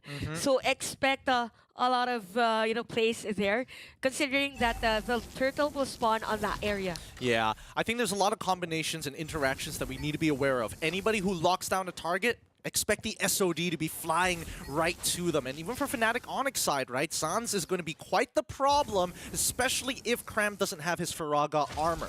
Everything considered here, it looks like both Voodoo Red Giants and Fnatic Onyx are going to get their junglers to level 5 before they make their way to the turtle. Well, actually, Sekais is now at level 6. So it's safe to say that they are on the upper hand on taking this turtle objective, surprisingly, because this is against a Hayabusa. Oh, wait. There we go, the Earth Shadow connects, but Tua gets hit, and they get pushed into the wall. Cram with the last insanity finds one, and Stormy takes the second. Kyrie tries to jump into that fight, and unfortunately doesn't steal away the turtle. Now on the run, keeping Udo Red Giants on their toes, but it's going to be Udo Red Giants with 2 kills in the bag, and as well as the turtle. That is also 1.3k gold lead for the team, and Oh, no. another play at top lane! Dear God, not like this! Kyrie unable to get away with the quad shadows in time. Sakai's keeps him in place. Great initiation from Yums. By the way, Sekais is playing really well. He is at the top in terms of gold, next to Cram. So everything is looking good for Udira Giants in this game. And Sans has to be all over those places where Udo Red Giants wants to go for a play, because so far everything is looking good for Udo Red Giants. It feels like right now, if Fnatic Onyx don't have their anchor, then it's a little difficult to initiate, right? I mean, initiate without some health insurance, of course. Yeah, that's true. And I think it's really hard for Fnatic Onyx because Kiboy is at 2 deaths already. There's this psychological battle in him na, do I have to go for a play? Should I go inside the defense of Udo Red Giants? We don't know, but yeah, for Udo Red Giants, they just have to keep doing what they're doing because it's really effective for them. Speaking of which, Cram having the time of his life against Lupti here. He's already a level ahead of him. Lupti will catch up to level 6, but now it looks like Udo Red Giants are now focusing their attention on the opposite side of the map. Turtle will spawn down here, and Kiboy, it's difficult for him to open up the map. Stormy has been placing these nightmarish spawns in kind of awkward spots. By the way, for Stormy, he already has a glowing wand, which is actually a good thing if you're up against the heroes like the Serbi and even the hero of Kiboy, which is an Edith. So with that being said, setup plays might be a little difficult for Fnatic Onyx because the sustain isn't there yet for them, or actually countered already. Whoa. Oh, the angle from Yums. He finds the pick and allows the guys to get even further ahead in this match. Fnatic Onyx instantly respond to, hey, we got to take this turtle right here, right now. We got to blitz it down. And yes, they do find it. But by the way, for Fnatic Onyx, that's a good trade. So there was a kill at the top lane for Udira Giants, but they were able to get that turtle objective, which is actually a good thing. But so far, for Fnatic Onyx, they weren't able to get any kills yet, but after the turtle take for Fnatic Onyx, we have another trade for Udo Red Giants at the top lane, as Sekais will secure that turret for them. And right now, for Fnatic Onyx, it's as if they're just reacting to how Udo Red Giants has been playing. And I want a special statistics for Yums efficiency on using that bouncing ball Tyrant's Rage. Because every time he set up a play, it's as if it's an automatic kill for Udo Red Giants. Hey man, if he's on target, honestly, he should have accuracy, right? He should have an accuracy rating. How many times does he engage that equates to kills? I don't know, it sounds like a tough...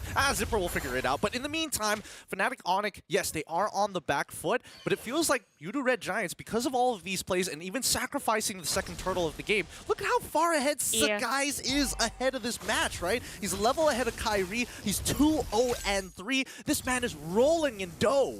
Yeah, and actually for the goal that he is at 4,604 as compared to Kyrie 3,800. So see the difference already. You know, Flicker has been used. So more on poke. So we can see the potential now of Sans Hero on the Slilia. So expect later on that if they have better equipment, there might be a possibility for them for a counter go, because so far the only item that he has is the enchanted talisman. So they also need that probably a glowing wand, another item that is more on the magic penetration, maybe a divine glaive, something like that. Yeah, especially considering the War Axes purchases from Sakai's and as well as from Cram 2, I think being able to kind of slow them down on their sustainability is very helpful, because I think at the end of the day, it's more beneficial for Fnatic Onic to drag out some of these fights, but that's on condition, right? Yum's getting chunked out again, and Sans just walking through the Nightmarish spawn to hopefully get something out of him. They don't get anything. The conceal comes through from Yums. They might want to do something else. CW not part of this fight. Sakai's goes in with the Spear of Alpha, gets back out. SOD connects, and Lupti, he's in trouble. Kiboy is sold out. Last Insanity is might just put him out of his misery. Flicker for Flicker, and Yudu Red Giants, they get everything. Just when we said that every set of play that Yums wants, it's an automatic kill. And out of all people, it was Luffy who was supposed to be the setup player also for Fnatic Onic, as to why they're continuing this lead against Fnatic Onic. And after taking an objective, they take the turn to the middle lane, which is very, very crucial for Kyrie's purple buff. Oh, but still, Kyrie was able to find his purple buff with the Retribution, right? Trying to still stay relevant in this game. Yes, he does have that purple buff, but at the same time, Sakai's is 2 levels ahead of him, so neutral objectives not going to be easy to take as their gold lead continues to increase. 4.7k. Yeah, and look at the map. I thought this was going to be a play for Yums again. -1 for Yums. -1 for you. But he didn't use the ultimate though. Oh, you're right, you're right, Yeah, you're right. it's just a poke. Set up poke. Just to set a poke for now, and Kyrie unfortunately need to make sure that all the purple buff camp is completely out so that it can respawn and refresh efficiently. Since we have 60 seconds on the clock before the next objective does spawn, where do we see Fnatic Onic making the play? Are they just going to keep fishing for Yums, or do they play for a bait? They might go for a bait or a bait play wherein they are on the defensive stance. It's as if they're forcing the Red Giants to be on an area wherein there is a perfect setup from Kiboy or even for Luti actually, because they have the burst, continuous burst actually with this hero from San. So as long as they're up close together, it will be a lot easier for them. So they have the kit for clearing a minion wave. They have the kit for zone control. So they might be able to do, but on the defensive stance. Okay, so they gotta be on a defensive stance, so my guess is towards their side of the jungle. Yeah. But at the same time, I think that Fnatic Onic, they're sacrificing too much farm for Lutpi, because in the previous game, he was barely even finishing his second item, and by the time he completed it, it was too late. But here we go. We see the conceal from Fnatic Onic to open up the bottom side of the map. They see nothing, and notice that, wait, a majority of their members are actually on the top side here. We see that Kyrie looks to respawn. A tier 2 ends up falling for free just because of the recon from Fnatic Onic. Okay, so this is gonna be a long jungle, by the way, but the Lord has not been reset. Gideon. Oh, Kyrie, he steals the Lord, and he manages to get on out of there. No, God, Lord stolen, but he goes down to Innocent, who finds him in the back on his purple. Boy goes away, trying to buy a little bit more time, but now Lupti getting in the mix, wants to get on top of Innocent. He goes down, and CW is like, where'd he go? Why didn't you give me the kill? Not just yet, as they push them out of their base. Was this worthwhile for Fnatic Onic? Definitely, it's very, very worth it. All along we thought that for Kyrie is just gonna clear the minion at the top lane. But yeah, for Fnatic Onic, what a nice steal by Kyrie. Although for the Red Giants, they have the kit to defend this one out. But still, the super minions is advantageous for Fnatic Onic. They might want to take advantage of that by taking down turrets, probably the bottom lane, by the minions' help. I mean, that's the fattest minion wave I've seen. Tier 1 already down. A dive onto the top side to make sure that Cram doesn't get to play this game efficiently. Kiboy getting chunked out here. Forced to use his ultimate pretty early on. Dominators descend on top.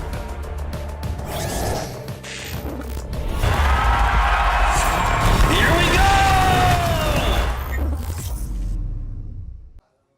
Now I'm on the player launch, and the battlefield is not just on the land of down, but here on the table pool, there is the match between the Geek Masako and Sanford from Team Liquid Echo.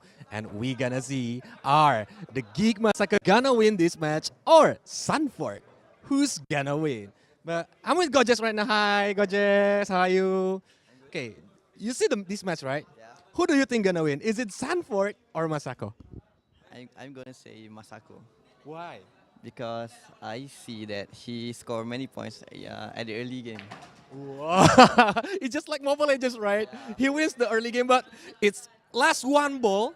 We're gonna see our Sanford gonna put the ball into the hole. Oh! What a tight game. One last touch from Masako. Can he pocket the ball? That's the last ball. Here we go. Oh!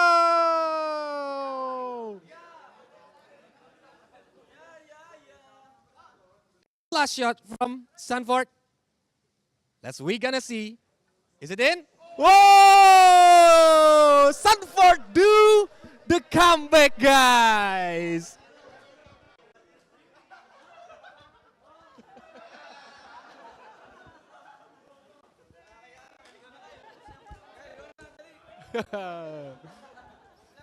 And that's for today. See you on another content.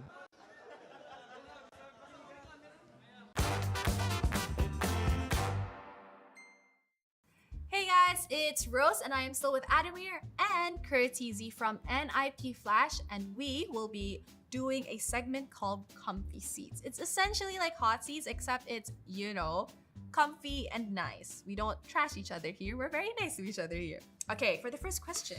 Amongst all these teams on the table, which team is the most consistent to you and why? Let's start with Curtizy. This one. Okay. Why do you think they're the most consistent? Because they're playing for international for like 2 years. More than I think.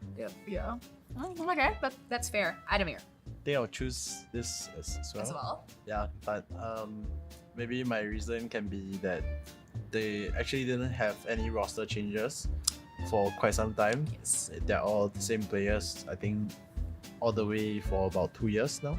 Okay, now you all have your respective roles, but in your opinion, who is the hardest matchup against? So like the best in your role. Ooh. Sanji. Sanji. Why Sanji? Back then when I was in MDL, we're playing with them. I cannot win. You can't win against Sanji in the mid lane. Yeah. Which team has the most mechanically gifted players? I think I would choose Bigatron Beta. Oh. Yeah, because from what I know, they're the only MDL team. Yes, they're on the only tier 2 Yeah. team. So, maybe that says something about their mechanical talents. That's nice. Pretty humble. I like it. Fun question. Which team on this table would you go on a holiday with? I know what I'll choose. I'm choosing FCAT. You're using Pocket AP Bread? Yeah. Why? Because I want Flap to teach me some dance moves. Good night, I'm ready for tomorrow. Oh yeah, we all know Flap is amazing at TikTok. I was watching last night and I was like, oh, he can pretty much or probably dance better than I do. Which team do you think cooks the best? AP Bread. Hold on, you said you're ex-teammates with Liquid. You don't think they can cook, do you? Don't think so. You don't? Okay, who's cooking? Gwen. Oh, Gwen's cooking? Yeah. He can cook? Think so. They're all healthy. Last bonus question. If you were in trouble, who would you call to save you? Kurt, you first. I'm choosing Benny. I've been friends for like 3 years and I trust him. Okay. I think I'll choose Innocent from YRG because he saved YRG in MSC. So I believe he can save me too. I mean, I'm pretty sure half human, half Roger, or half wolf Muhammad Ihsan can probably save you. But okay, that is it for our comfy seats. Thank you so much to Adamir and to Curtizy. Nickname saya Wasi Paul, saya dari Bigatron Beta, role saya jungler. Kami Bigetron Beta dari Indonesia, kami bermain di MDL Indonesia.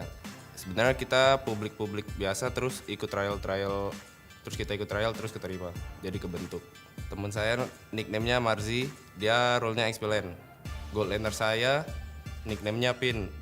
Mid laner saya nicknya Xruzi. Lalu roamer saya nickname-nya Naksu. Saingan saya di tim nickname-nya Lynch, role-nya jungler. Dia udah ikut Bigetron Beta dari MDL di season 9. Perbedaannya mungkin karena teman-teman saya ada yang beberapa pindah tim. Contohnya kayak si Namar sama Narasi naik MPL Brazil. Nah saya sih bangga ya, soalnya juga tim-timnya tim jago semua, terus tim MPL semua. Terus juga kita cuma satu-satunya tim MDL yang lolos ke Challenge Finals kan, yang bisa ngelawan tim-tim MPL yang udah juara-juara. Mungkin kesulitannya waktu itu kita sempet puas lah dengan hasil yang ada. Padahal kita belum pasti lolos ke Challenge Final kan. Habis itu coach kita ngingetin buat jangan cepet puas. Ya kita rasa kita pengen dapat jam terbang terus kita bisa show off biar bisa dilirik oleh tim-tim MPL. Makanya kita seterakhir itu dan kita semua alhamdulillah bisa lolos ke Challenge Final sih. Cara kita ngembangin strategi kita ya kita latihan terus, mau di rank, mau di scrim, coba aja terus sampai kita bisa berkembang terus sih. Kalau inspirasi saya inspirasiin diri saya sendiri aja sih, soalnya balik lagi kalau dari diri sendiri nggak bisa, pasti kita kedepannya juga nggak bisa. Yang ngeri paling di grup sebelah sih kayak ada Onyx, ada PB Brand, ada Yudo Rejayan juga kan. Buat orang tua, keluarga, dan juga teman-teman dan juga Bigetron Troopers tetap dukung kita di SPS ini biar kita bisa mendapatkan hasil yang terbaik. Terima kasih juga udah bisa ngedukung kita dan bisa bantu doa buat kita.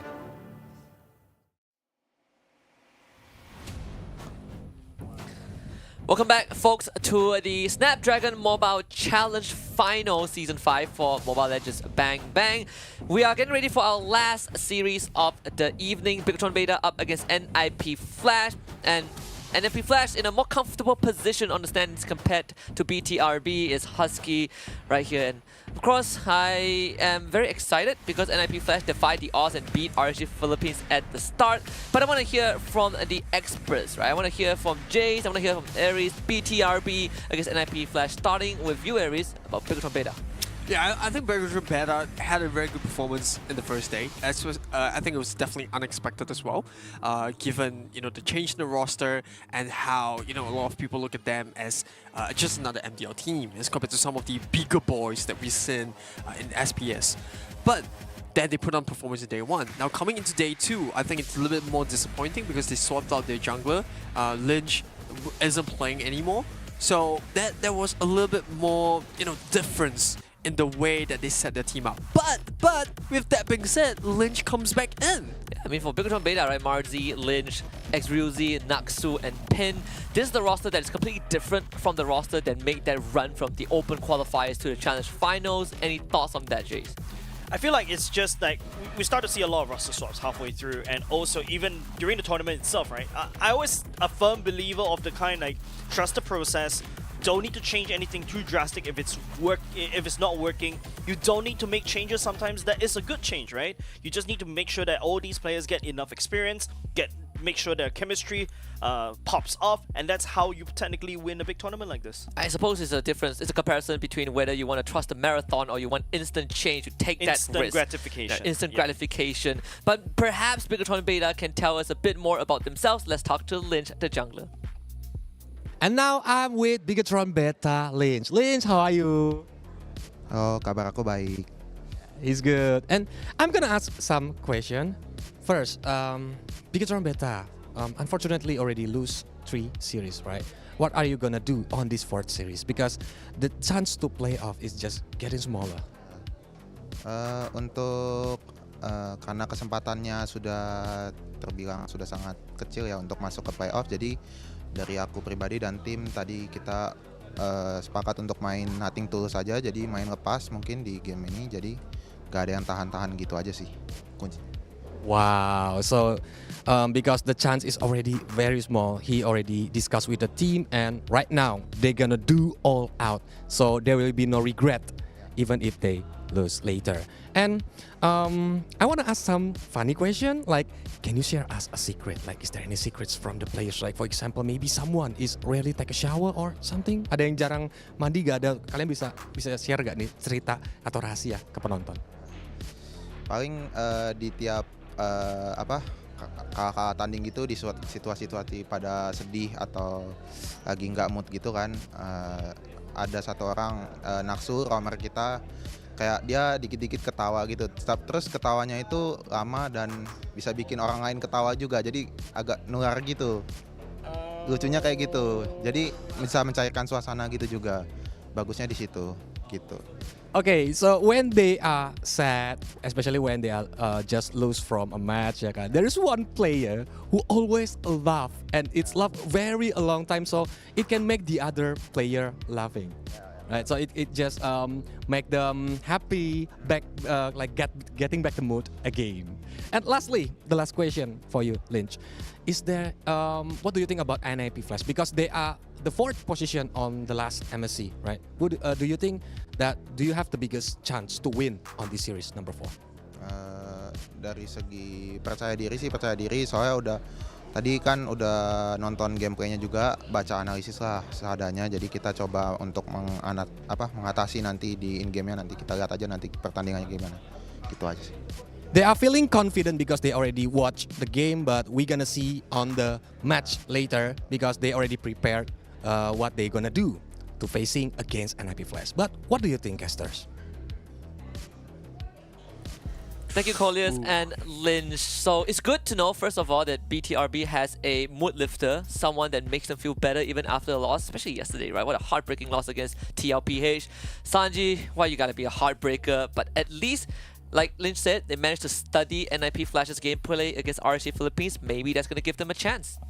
Yeah, I think NIP Flash. We spoke a lot of them day one, and just to give a little bit of a reminder, they had Adamir play the EXP lane instead of the Diablo, which we saw in MSC. And so, just to go a little bit more context here, Owl is also coming in.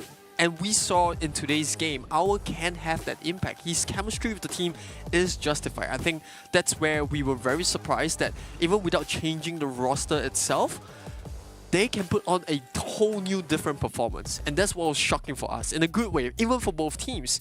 So I think it's a little bit, this is very important for both sides because now they're in the middle of the pack as compared to yesterday's game where NIP Flash was at the bottom with only 1 point. So I think this is a very good momentum start for them, especially coming off a big win against RSG Philippines. And let's see if they feel the same, because this could propel them into contention for top 3. Let's talk to NIP Flash. Okay, right now I'm with Kurt Z from the NIP Flash. Kurt Z, how are you? Good. Okay, before I'm talking about the series, Kurt Z, I'm saying like since yesterday, Zask is very popular on SPS. Can you tell us why Zask is very popular? Because of his, I think, first skill, and he can clear mid and can poke easily. Yeah. So a lot of stuff that Zask alone can do. But is it easy for the audience if they want to spam Zask on the ranked game? I think no, because you need to have comms with your teammates and your tank. Yeah. Yeah. But Kurzi, you are gonna facing against Bigetron Beta, the MDL team of Indonesia, who already losing 3 series. What do you think about it? Is it gonna be an easy series, or is there anything else? I think we don't want to give them their first win. Ooh, okay. Best of luck for you, Kurzi. And what do you think about it, casters? Well, thank you very much, Colliers and Kratisi. I think it's going to be an interesting one. What do you think? I think it's going to be an interesting one. I love the fact both of you, all of us actually kind of set the tone a little bit, because there's a lot of things on stake. NIP Flash does have a little bit of a, how do I say, a record to protect, right? Especially their recent successes in MSC. Now they just have to show the world that, hey, even though we changed our roster, no Diablo, a little bit sad for me. I think you know that story. And also apart from that is, you know, Owl mixing in really well, like as if they're a unit, right? It feels like they're playing they've been playing so long together, and I'm also really proud that Adamir finally gets a little bit of a play slot in SPS. Yeah, like Aries said at the start, right? It's a breath of fresh air for NIP Flash. Quick score update between Udo Red Giants and Fnatic Onyx. Udo Red Giants comes out on top 2-1. But let's get back into business. Cast your votes down below. Is it going to be NIP Flash or is it going to be Bigatron Beta getting their first series win finally? And of course, our predictions. I'm going NIP Flash. Goni? What happened, Goni? What happened to you? I just lost some weight. So Goni there's 2-1 back, NIP, yeah. you 2-1 NIP. You think Bigatron Beta can get that one game? Yeah, I personally, I think they will be able to get game one. I think the reasoning between me and Jace should be pretty similar. The fact that Bigatron Beta has put on some, how do I put it? Sparks of brilliance in their games is what makes us feel like they might just get game one. But after today's performance from both teams, that 2-0 seems pretty possible. You're feeling a lot better about potential 2-0 for NIP I'm happy Flash, guy. right? I'm I mean, happy guy. even the draft perhaps might tell us a question, right? The Zask, it seems like NIP Flash still would go for it if it's led through, but at least they're willing to prioritize something else, because we're going to head into the drafting phase for game number 1. Bigatron Beta will be on the blue side, and NIP Flash will be on the red, Jace. Well, first of all, right off the bat, we're looking at the bans right here, targeting mostly the junglers for the side Bigatron Beta. A lot of respect over to Hades. You give an assassin over to Hades, he's gonna pop off like crazy. Yeah, I think you have to consider the fact that when you ban away all of these heroes, and I think Bigatron Beta is focusing a lot on watching NIP Flash game. We saw, members of them explain that they caught some of the games, but I feel it's too much of a gamble. There's just too much out there, right? You have your Julians, you have your Harris, Zaz is still in the picture. There's just so much options, and not to forget Ling. So I think NIP Flash, both NIP Flash and Bigatron Beta, have lots and lots to consider heading into the first half of the draft. And I suppose on top of that, there is also the Loyi, who would always be kind of the X factor, right? If suddenly NIP Flash wants to put it out of the bag, there could be a possibility. Harith is the third ban for NIP Flash, and Ling instantly snatched by Bigatron Beta. Yeah, taking that Ling away, I think it's something that we've seen in this particular patch. Sky Piercer is really strong. You let the Ling just fly around, do assassinations. He's going to pop off a lot of with a lot of damage on top of, the 100% crit chance that you always get with Berserker's Fury and Heart's Claws as well. But this also means that, right now, NIP Flash get 2 prior picks, right? Zask is open. Technically speaking, you've also got, the Roger that's also wide open. That does have the potential fighting chance against an assassin like Ling. What about Terisla, Aries? Terisla is open. We talked a bit. I feel about the I feel like effect. Terisla is kind of NIP's Flash kryptonite at this point, and it's not like they can't face against it. They shouldn't be playing it after seeing Adam's performance on this Terisla. But he is still a really, really good EXP laner, so I think there is the Cho that can be considered, but he's kind of more of like just before the second phase pick. But we spoke a lot about the Zaz. The Zaz will come out like that. Jace mentioned the Roger. I think this is pretty valid response to the Ling pick coming out for NIP Flash. It's kind of like a double flex, right? Theoretically, a double flex for the side of NIP Flash. Faramis, we saw it on Swalo just now on RBL. You just so much potential from early to mid, and the NetherRealm adds an extra layer of life.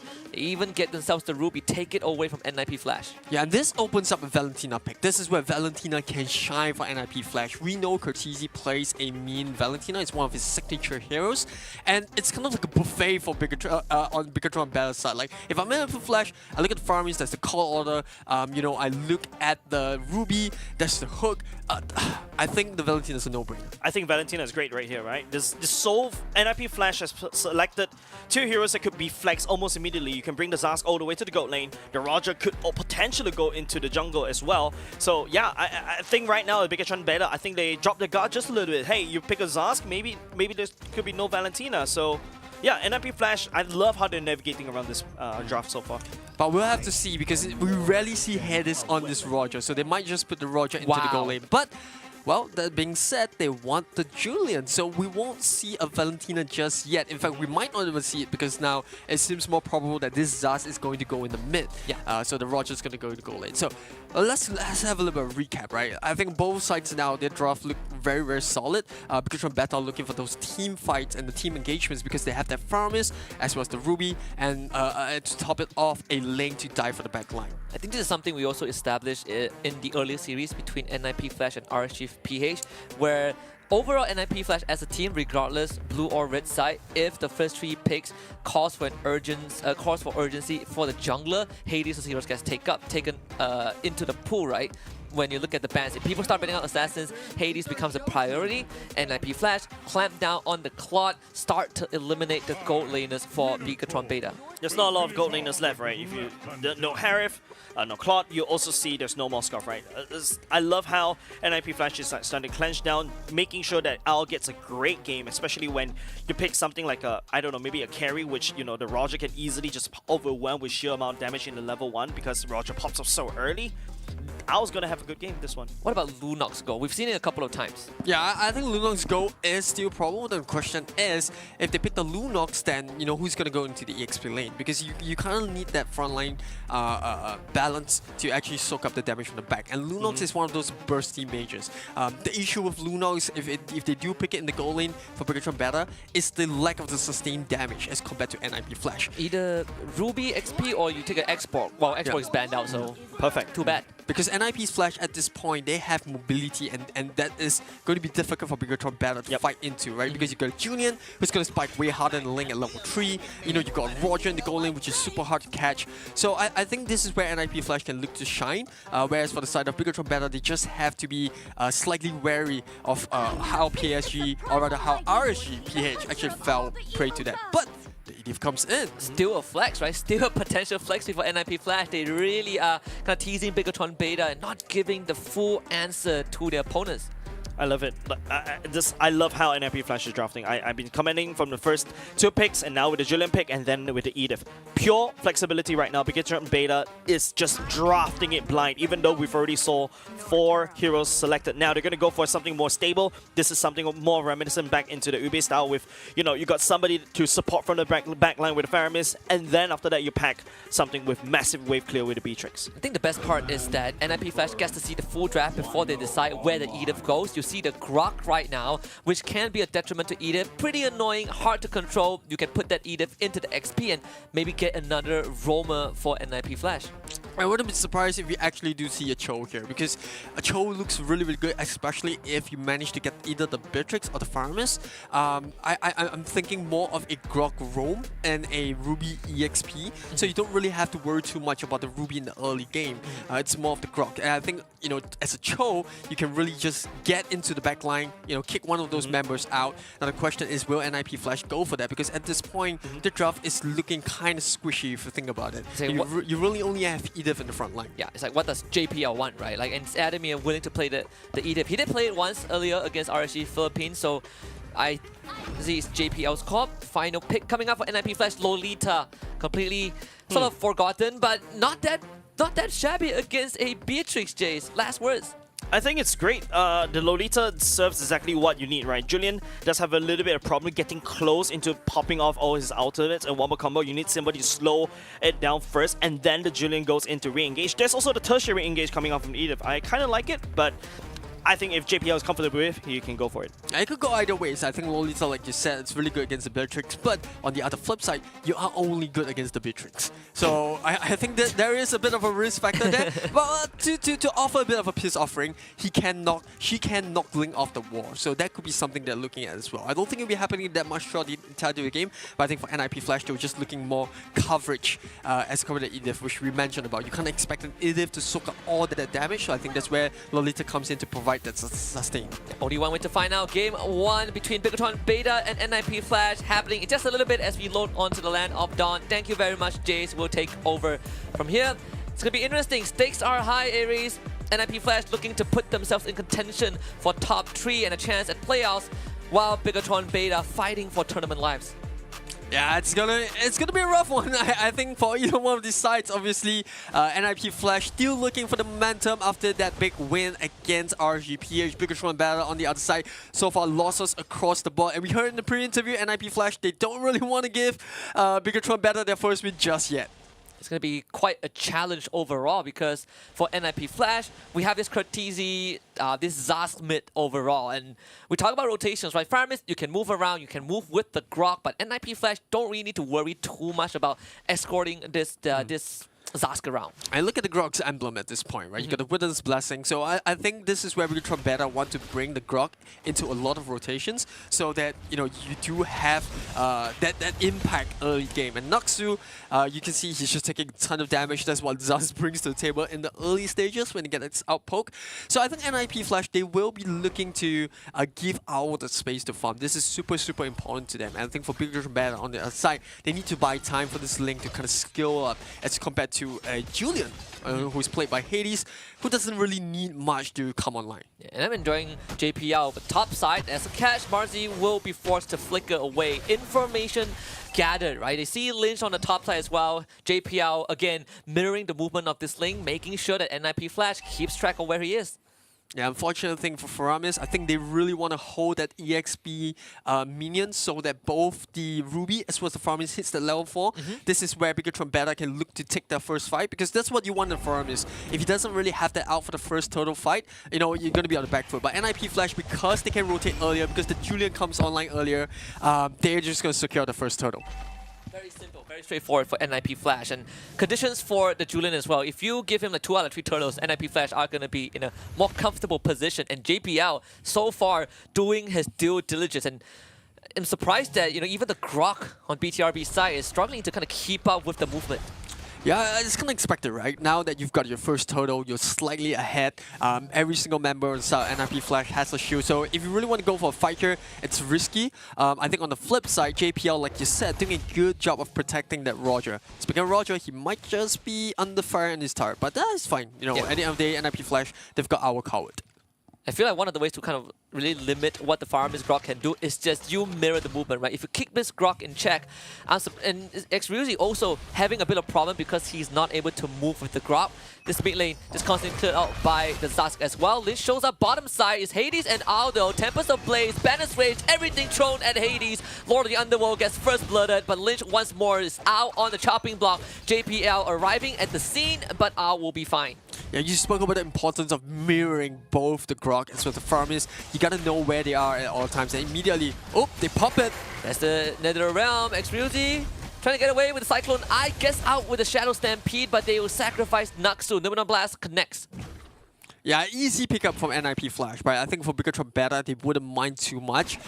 You know, they came off fresh, getting a kill onto Hades, but JP out here, feeling kind of frisky. It's just leading out into the charge. He turns into Lycan Fawn to fight Pin. Pin throws with a dash, but Kratisi will be dead regardless. Easy pickup. Yeah, they tried. They tried to give Owl the kill there. It's really obvious, but Kratisi like, that's too big of a risk. I gotta make sure the kill is secured. But on the flip side, I think NIP Flash is making most of their rotation down in bot. They lost Hades earlier, but good response by them to not only pick up Naxu, but get the farm the pin. Honestly, all things considered, I don't really like the Beatrix pick here. It's very, very risky. Then there's a pull on the JPL. He has to flicker and dash away. Lynch goes for the chase, so JPL goes down first. NIP Flash still wants to fight this though. The damage from Kratisi ramping up, and Primal Wrath Adamir, Tempest of Blaze as a response. Adamir finds the kill, but still Hades gets the turtle. That's 3 for NIP Flash. Number 4 coming up out with the collection. Double kill for Adamir. NIP Flash finds a big fight.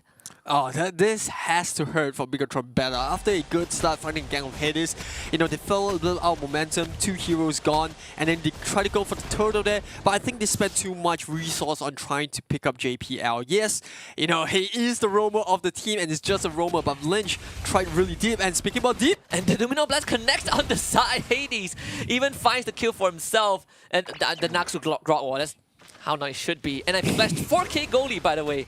And they took the mid-tier 1 down under 5 minutes. And potentially, NIP could look for more. And I think Ruzi as well as Naxu, they sense that they will back off. But Marzi comes. I think this is just a lane swap. They know that this lane has already been lost because of tier 1 turret. So it's immediately important that they get Pin to farm the side lanes. This is all about scaling for the side of Bigatron Beta. They need to get the scaling. But NIP Flash just putting a gem right to it. Look at this. 5 minutes and 30 seconds in, and they're already at 5.3k go up. And all tier 1s down, right? Where's the side lane space for your Beatrix, right? Ling is in the enemy jungle, whereas NIP Flash goes for the invade. Adamir finds Ryuzi, but Bigatron Beta really don't have much resource to stop NIP Flash. Yeah, I love this. I love this coming NIP Flash. They know they're ahead and they're bullying. Adamir getting pulled under the turret. Lynch comes in for the flank. Adamir goes down first. Naksu will be traded back as Kurtizi is just too strong. I love this from NIP Flash, just as I said before the fight happened. I think the importance here is they know they are up ahead, and even after they lost a couple of members there, they are still a solid 5k go up. Yeah, well, 4.8, but I'm just going to round it up. But NIP Flash, they know they are ahead in terms of resource and EXP, and they're pushing that advantage. And I think that's something that's really wise to do. When you're ahead, you want to make sure you close the game out early, especially when you have a Roger, you have a Julian. These are heroes that you can abuse because of their movement. The biggest snowball we've seen from NIP Flash overall, right? Just the macro movements, how you try to constrict Bigatron's beta space. Turtle should not be a problem for NIP Flash unless Lynch somehow steals it, but Hades is a level ahead, so that's Tempest of Blaze forced out. Lynch has to run, but Hadamir, he's making sure that Naksu doesn't do anything more than that. Ao showing up from the side. No angle for Lycan Pulsar. He's gonna try anyway, takes the wild charge in the face, but he's outside the turret range. Kurtizi kills off Lynch off screen as Marzi also goes down, so the tables have been flipped. Hades now has free reign off that bottom side. Where's Ruzi gonna go? JPL bonks him with the hammer, tanks out the turret a little bit, gets pulled under, goes down. Hades wants the kill, doesn't find it, but Kurtizi will. Yeah, I missed on the sword, but Kurtizi coming to sweep up, and I think Ao as well. What an absolutely insane amount of movement to escape the gank in the bot lane. You saw the Shadow Step coming, but because of the Thunderbelt, he got that defense in, and that allowed him to prolong his life. The scaling the Thunderbelt provides, right? Extra You want to get it defense. early game. You want to get it very early, as Yes, early sir. as possible. That's what scaling means. Check the dictionary. Yeah, and NIP Flasher, it's kind of like a well-oiled machine at this point. They're just going to pressure top lane, clear out the lanes because Lord's coming out in less under a minute. You look at Ao, I spoke about his ability to scale, and the fact that he's already completed both the Sky Piercer and the Endless Battle. This is his spike. This is his big moment. He can really start to go ham in terms of diving in the backline and just cleaning up the rest of the fight. And like I said, NIP Flash now, for the entirety of today, they have been trying to balance out the responsibility of carrying the game between Hades and Ao. And we see that once again. Hades 215, Ao 202. It's like the whole team is involved. And Kurtizi 504, Genius Absolutely. 1, Glowing 1. He's a problem for the front line, right? Naksu walks up, loses 60% of his health to a small alien buff. Top tier 2 goes down. It really, like, it sucks. I gotta admit that, right? Not for Naksu. You gotta build the Radiant Armor. You might even have to think of the Tino Shield because of both Hades and Kurtizi. And on top of it all, there is still Ao that you have to deal with. So there's just so much damage burst, or rather burst and sustained damage coming out of NIP Flash. Naksu's having a rough game. The amount of magic damage from NIP Flash, right? Especially Edith can be very deceiving before Primal Wrath. NIP Flash gets the first Lord, no problem. I mean, as clean as it can get. Feels like a rare sight. We say today is a breath of fresh air. NIP Flash continues to deliver. Yeah, Ao here just gonna be farming up the mid game, and I think this is where we'll see. Will NIP Flash be able to make you the most out of this lot? Because yes, it's only a tier 1 lot, but there's still 2 outer turrets standing, one in the mid, one in the bot lane. So if they do manage their waves carefully, they should be able to put a bit of pressure on Bigatron better to deal with the lot on top, and then just balance the waves to take down the tier 2 and 3 in the mid and bottom. I think they're just going to start clearing out the waves on both lanes, right? Since they do have one existing waves up top, Bigatron Beta, they're going to pull back. They know that this push is coming, but thankfully Lord is on the top side, so there are some rooms to protect the mid tier 2. At least they can try. NIP Flash, they're going to start taking up space. Adamir will get bot tier 2. NIP Flash, this is like the calm before the storm, but I don't think Bigatron Beta will rush a fight here. I think they are experienced as a team to kind of understand that it's too risky. If they do take a team fight here and they do get wiped out, Flash can even potentially look to end the game. And you can see Bigatron Beta here, it's all about clearing the waves. We know that Flash might have an advantage, but let's clear out the waves. We're going to send Link to cut the mid. Maybe we'll lose a tier 3, but at least we stay alive and still have a hope in game 1. Try to cut as much losses as possible. So Bigatron Beta have to give it up, no choice. The I'm offended misses for Marzi, but good attempt nonetheless. NIP Flash so far in the driver's seat from minute number 1. Yeah, that's an interesting item pick up from Ao. He actually picked up the Demon Hunter Sword. We don't really see Demon Hunter Swords on Roger nowadays, but because there is a Grok and a Ruby, you're gonna, the Demon Hunter Sword is gonna be able to shred those HP, and it's also allowing him to farm even quicker. So that snowball hit that he already has is just gonna exponentially extend if Bigatron Battle doesn't really shut him down. Alongside the Trinity build of the Thunder Belt and the Endless Battle, right? So a lot of true damage, a lot of durability at the same time. Sky Piercer as well, always ready to execute some hits. All outer tier turrets fallen. N9P Flash, 10k gold lead, 11 minutes in. Yeah, Kratisi. We spoke a lot about Hades, Owl, JPL being the front line, but boy, Kratisi, what a game he's having. He's currently looking to really scale, and look at the amount of damage he's dealt with. At top of the leaderboard, Idif, I wouldn't say it's a surprise second place, but that gap, 34k damage dealt by Kratisi so far. I think this is why Zas is so meta, so popular at this point in time. We spoke to Kratisi prior to the game. He said the first skills revamp was good, but hey, team fight! Lich almost got bursted. Just like that, Conceal gets used by Bigatron Beta. They can't defend the turret though. Good pull into Banner's range, but at the end of the day, N9P Flash will not survive. At least Kratisi will go down. JPL also takes bullets to the face. That's a double kill going over the pin. Bigatron Beta defends their base. Yeah, this might look bad for NIP Flash, and I think obviously we're going to give credit to Bigatron Beta. That was a really good defense here. But I think the priority for NIP Flash at that moment was to get the tier 3 in the mid. I think the mistake started when they tried to take the fight, or at least they didn't expect Natsu to go into wild charge just like that, and they got caught off guard. So it's mistakes like this that, every now and then I look at NIP Flash and I go like, they look good, but, there's still cracks in the armor that teams can look to exploit. Yeah, I think one of the headlines coming into this is that both teams have shown promises, but crossing the finishing line was kind of the struggle that they faced, right? Who can kind of cut the ribbon at the end? NIP Flash ever so close. And this Lord contest might decide it all. Bigatron Beta not willing to commit because NIP Flash are back. The Poodle into a flicker. Owl getting caught out. He needs to get away, but the wild charge connection is good enough. Lich takes the kill. Naxu will drop low. Adamir getting chased. Immortality will be popped. Hades trying to do work. The Beatrix under control, but the damage just not there. As Lynch finds the back line, Bigatron Beta strikes back. Marzi will be sacrificed. Hades minimizes damage, but Bigatron Beta finds more. Yeah, NIP Flash here. Bigatron Beta is not giving NIP Flash a way to just close the game out cleanly. Every single time when they think the game is done, and Bigatron Beta just pulls something out the back. And speaking about pull, it was actually Owl that was hooked by the Ruby earlier into the flicker. And once Owl goes down, I think NIP Flash was like, okay, let's do damage control. We'll see what we can get. So I think the kill on Naxu, Marzi, and Ryu was important. And it gets bursted. The burst. The chain, right? The enhanced chain from Hades into Kratisi's damage. He's chasing Pin. What do you do? What do you do? Alien Boy is too strong. Double kill for him. And NIP Flash steals the Lord. And Owl... Don't do it. Don't do it. Just calm down. This game pretty much in the bag. Yeah, it's insane. Like the amount of damage, the burst damage that Zaz brings out late game, especially against a marksman and mage who don't build their Athenian shield and Radiant that early in the game, you can definitely see the impact. And as a Beatrix, what do? Your flickers on cooldown, even if you didn't get the Zaz, right? The minion that's left behind, Adamir goes for the flick. Wild Charge hits the back, try to break the tempo. Good 4-man pull, but the puller is already dead, and N9P Flash finds the first game.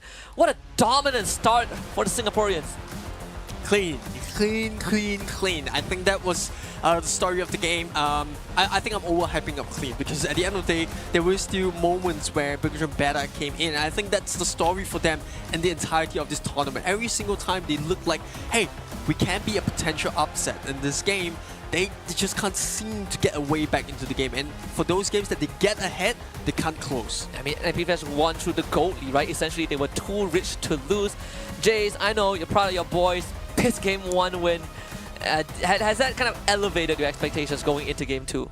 I'm the kind of guy that looks at the glass half full and I'm really like, man, that glass is empty. But the fact that they can put my hopes up to this point just makes me feel a little bit warmer inside, and I'm slowly improving to become a human being.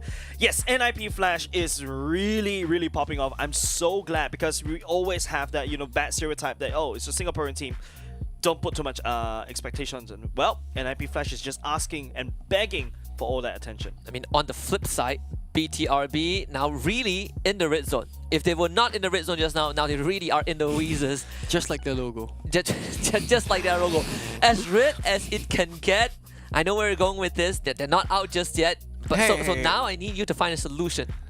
Well, it's tough. It's tough. And I think it comes down to the draft, right? I don't want to put too much focus on it, but boy, that Julian is a problem. The fact that Julian can come online so much faster, and the fact that he doesn't really need to hit level 4 before he can look to gank because of the way that his hero works, just makes it easier for NIP Flash to execute the draft. They can rotate faster, they can look for fights without worrying before the turtle, and then once they get that first blood or that lead, it just snowballs out of control because it's standardized, right? You win the fight, you're going to take the turtle, you take another turret, and then rinse and repeat, and that's what Flash is doing. They're riding this Julian pick all the way to the bank. Yeah. I mean, even the itemization for Bigatron Beta feels very, very tough, right? I got itemized for Cartesi, for the Zask and the Julian, and then you have an Edict who has a Thunderbelt, and on top of that, always going to show up. So at the end of the day, NIP Flash covering all their bases, something that you mentioned in draft, Jay, is that there is the flex pick potential, but at the same time, they are able to kind of supplement each other. Yep. The supplementation not only just in the fact of, you know, the hero picks. In fact, you just look at the items coming up from all that we were showing earlier just now. You guys mentioned a Thunderbelt. Who built a Thunderbelt anymore ever since the changes, right? So, which means that the Roger, you're not expecting him to do a huge amount of damage. It's more, I want to sustain as long as possible. Then the Sky Piercer is the icing, okay, just in case if I get the kills, here you go. So basically, this is like a bruise, slightly different Roger. This is a slightly bruiser Roger, and this is something that we don't see every day from this patch. I think ever since the revamp to Thunderbelt, it's been a more popular item because previously, you know, Thunderbelt, when you think about the concept of Thunderbelt, it's really mostly built on tanks or even fighters to a certain extent. You know, you got gachas every now and then we're going, but gachas even isn't meta, so it's rarely seen. But with the change now, the fact that it can scale infinitely, it makes more sense for, you know, other roles to potentially pick it up because there is still that true damage element that comes into the picture. So I think that's why Rogers and Thunderbelt is like a match made in heaven now. And he doesn't care about blade armor, just like Cartesi, who does not give a crap about blade armor because he's on the Zaz A1 and 7 MVP of Game 1. Let's just admit it, he's a beast. Yeah, once you pick up the glowing one, you come online. The fact that you do damage based on max HP percentage, and then on top of it, you got the genius one to kind of shred the marksman and the jungler. I think that is a really, really strong hero that undeniably is the flavor of the tournament. I'm looking at the Zaz pick, right? And you guys are right. I love how, you know, Zaz is so pivotal right now. I felt like when Bigatron Beta opted for the Link first pick, I felt like that was when, you know, NIP Flash just said, hey, I activated my trap card, right? Instantly draft these two flexible heroes. And I felt like ever since then, Bigatron Beta was on they have to play from behind, not only just in the game, but in the draft as well to navigate around NIP Flash's draft. Yeah, and I think we basically saw NIP Flash pull off the snowball effect, right? Like, you're so far ahead that no matter what Bigatron Beta do, don't have space to farm, don't have items to fight, and at the end of the day, they were forced to make very drastic decisions to try and capitalize on NIP Flash's, you know, errors. This was one of them, right? A good defense from Bigatron Beta at the cost of an inhibitor, but NIP Flash, you know, like, okay, you get 1k gold back, but at the end of the day, you just aren't strong enough. Yeah, the fact that, you know, prior to Cartesi being the MVP, it could have gone either way, right? Hades on the Julian, and it could have given the Owl on this Roger. It shows the significance growth in NIP Flash in terms of the way they want to play the game. It doesn't rely on just one or two players. Any member of the team, specifically, especially the mid, go, and junglers, they can output that burst damage. Both outburst and sustain damage. I also like to highlight, if you notice, and especially the last two fights, it was getting a little bit dicey for the side of NIP Flash. You start to see the Wombo combo. Ever since Cartesi was added into the roster of NIP Flash, Hades has never been happier, right? You can see these two players just play together as if they were brothers together, juggling the damage, knowing who to engage, who to disengage, finding all those fighting for the attention of the enemy, and then after that stab them in the back. I think that's just really well done by with these two players. Yeah, you know what they say, if I like rice, I want my friend to like rice as well. So, you know, the two rice lovers, they just inside info, they for some reason they love rice-based dish, and that's what gels them together. So game 1 done and dusted, as quick, as cleanly as possible. NIP Flash almost guaranteed that they have a fighting chance for top 3 tomorrow because they still got Geek Fam to take on, but at least this is a big confidence boost. For BTRB, this is their last chance. Yeah, but the series isn't over just yet, right? It's important to note that there is still a game too. So I think for NIP Flash, whilst they're feeling confident, it's important to not feel cocky because we saw Bigatron better, given the right conditions and the right draft, they can still pack a punch. So I think it's important for NIP Flash to stay grounded, secure the 2-0 before they celebrate. Yeah, absolutely. We've got a bit of an update for Stream B, the result between GeekFam and Team Liquid Philippines. TLPH just took game number 1. So GeekFam is also a team that has their ups and downs depending on the opponents they're up against. That could be an opening for NIP Flash tomorrow, but that's a story for a later date. At least we know TLPH, last we checked in on them, they were first in Group A, and now they are definitely first in Group A. It's a very solid that's spot. good, right? If GeekFam loses, then there's a higher chance that NIP Flash.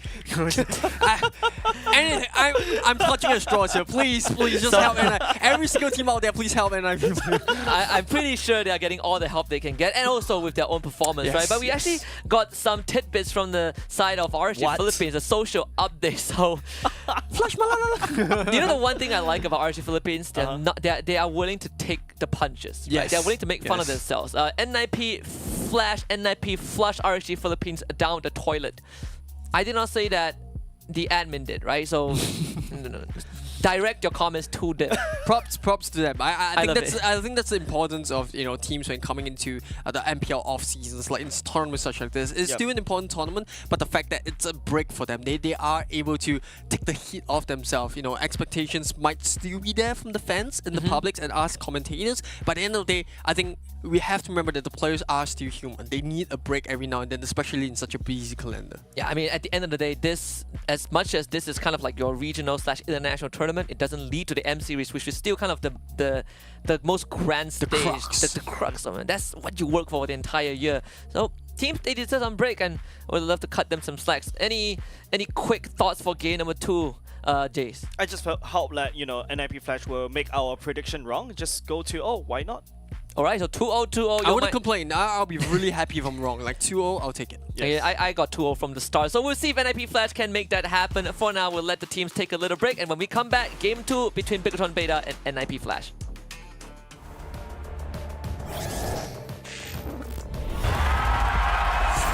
Here we go!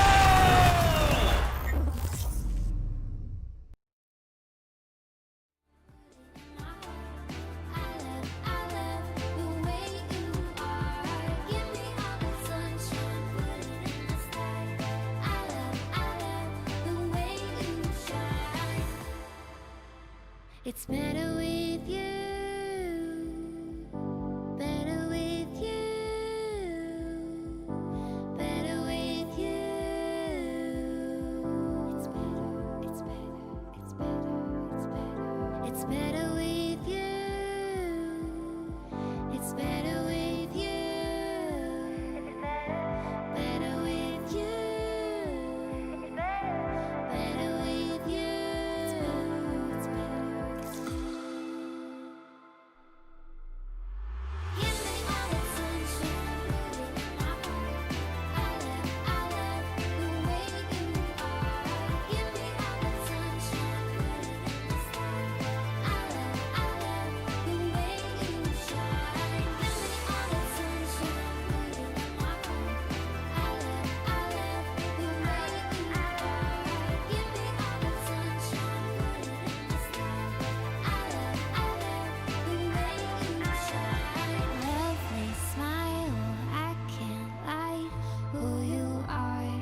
What I like, clouds above, up in the sky, smiling, cause we're so high. You and me were meant to be together. You and me, everything is better. Give me all the sunshine, put it in my heart. I love the way you are. Give me all the sunshine, put it in the sky. I love the way you shine. Give me all the sunshine, put it in my heart.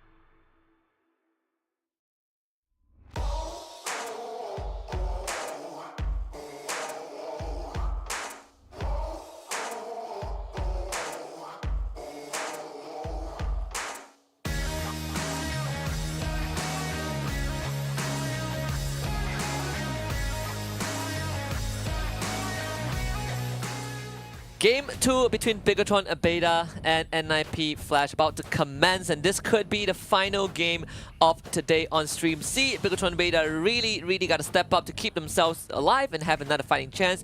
Whereas for NIP Flash, they are one game away from a bit of a celebration because they are basically going through the Group A gauntlet, right? They took down RSG Philippines 2-0 early on. Now they have a chance to 2-0 Bigatron Beta before they take on Geek Fam tomorrow, Aries. Yeah, I think it's not only Group A, Group B starting to feel the heat as well. But coming back to Group A, RGPH. Well, that was a game that we saw 2-0. If Beta gets 2-0 as well, would you say that Geek Fam should be an auto 2-0? Jace, what do you think? What do you think? NIP Flash 2-0 Geek? Yeah. Yeah. Are you sure you're an MPL Singapore caster? I'm gonna go. Don't doubt my nationality. Sounds like a forced confession right there. It feels like that. But Damn if you do, damn if you don't. yeah, but I feel like really NIP Flash really putting on a great foot forward, especially today. Like I wouldn't expected them taking down RSGPH, which is like one of the powerhouses of MPL, right? And now, you know, going up against Bigatron Era just feels like this is a small road bump for NIP Flash in terms of this group's dominance. I mean, there is a possibility, as clearly Hades is doing some homework. You can see that on the screen. It's probably watching the replay from just now. And overall, well, no replay for you. Too bad. Draft has just begun, boys. You see how he's like, a little bit annoyed when it changes. In resignation. But I do wonder if we would still get the NIP Flash on that race side. Because at the end of the day, as much as the pattern so far has been both teams taking one side each, there's still an off chance that they take their preference, right? And NIP Flash on red side has shown us that they have the answers. Flex picks have been a big thing, Jace. Yep. Something that's really crazy. I feel like really Bigatron Beta making that first move right there to pick that link was a bad idea. But I think looking forward to how the draft is going to be for this time around. Yeah, it's going to be pretty interesting because drafting phase is about to begin. Aries, I'm going to start with you because if NIP Flash are still on the red side and they somehow get Julian, do you think it's going to be a big problem? Because you've been a bit advocate. Absolutely. I'm sticking to my guns here. I think it's a big problem. And true enough, Bigatron Beta actually banned away the lane, which is smart. Because if you look at it, you know, they're sticking to the guns. They want to take out those junglers that they know could pose a problem for them that Hades can play. It's the flashy assassins. But they made a big mistake in game 1, right? They licked the Julian and they took the link. So I think if you're going to give away the Julian, you need to pick a roster of heroes that can kind of soak up the impact that Julian brings to the table, you know, and then look to do with the rest of the draft. But on the other flip side, NIP Flash, very similar bans to game 1-2, Harith and Chip. Yeah, and Moscow gets leaked through, right? So that's the trade, which means now Julian is open. Is there urgency to pick it up in the first 2 picks if you are NIP Flash? I think Julian looks good. Like no reason not to pick it up. If it worked in game 1, it should work in game 2. Yeah, I'm looking at Bigatron Beta, like how they've already limited all these assassins. I think you take it now. There we go. NIP Flash also thinking about the same thing. Don't forget, Roger also really strong, especially you want to get the early game snowball. But NIP Flash facing up a Moskov in the gold lane needs to get the Roger quickly online. But with the help of the Julian, I think you can. You start ganking gold lane, and then you start to slow down Moskov's snowball. I mean, there's still a possibility this Julian goes into Katizi's hand, right? Still a flex pick. Not sure if Katizi would want to do so. I mean, the Zaz still on the table. Not prioritized by NIP Flash just yet. But for Bigatron Beta, we'll see. They're going to go for the Valentina, which was a pick that we did talk a lot about earlier on today. The fact that it hasn't been first phase that often. It's kind of fallen off popularity. But Aries, this Valentina pick, it feels like came out of nowhere. Yeah, there isn't really much reviewed on the board there. I'm not sure if this is a deny pick coming for NIP, just from Bigatron Beta, just to deny it away for NIP Flash. But if I'm NIP Flash, I'm thinking, wow, that Zaz looks very juicy. Correct. Right? Yeah. Like, and you've given it away to the Valentina, like, sure, no problem, because we run it in game 1, the way we want to play the game is just very aggressive in the pacing, and immediately NIP Flash like, yeah, sure, no problem, we're just going to run the same game over again. Correct, and NIP Flash has already alluded that, okay, you know what, they're ready for a Zaz. If they're not prepared for the Zaz, they will just take it off at that, you know, the Harith band slot, right? But now, because Bigatron Beta decides to go for the Valentina, this speaks a lot of volumes. 1, Bigatron Beta is not comfortable with the Zaz, and 2, definitely from game 1, they are not confident going up against the Zaz. Yeah, I think for NIP Flash now, the focus is to kind of take out the jungle selection. In game 1, we saw they started to target the gold laners, and that left Bigatron Beta with no choice but to actually pick up the Beatrix. While the start of NIP Flash, because now Moskov has been secured on the opponent's side, they can kind of just focus on banning away junglers that pose a bit of a problem. So they ban out the Joy. I'm thinking of the Nolan as well, right? Nolan will probably be the final choice if they wish to commit to it, and maybe we just go down to the Lancelot or Baxia again as a tank jungler. But even then, it feels really bad if you're a Bigatron Beta, right? Your options are getting constricted. I mean, Lynch is going to be put in such a hard spot. And you look back at it, and you're like, man, that Ling ban might not have been the play. Minotaur ban by Bigatron Beta, NIP Flash got one more chance to see if they really want to ban out their Nolan. I think Nolan's a good ban. Something that can potentially match up against the Julian's aggression. You can also burst down the Roger very quickly. So many escapes. Yeah, you can take that away, but I'm also looking at Bigatron Beta side, right? Now they're starting to ban away the Minotaur. You start to lock down a little bit on these roams that JPL is very good at.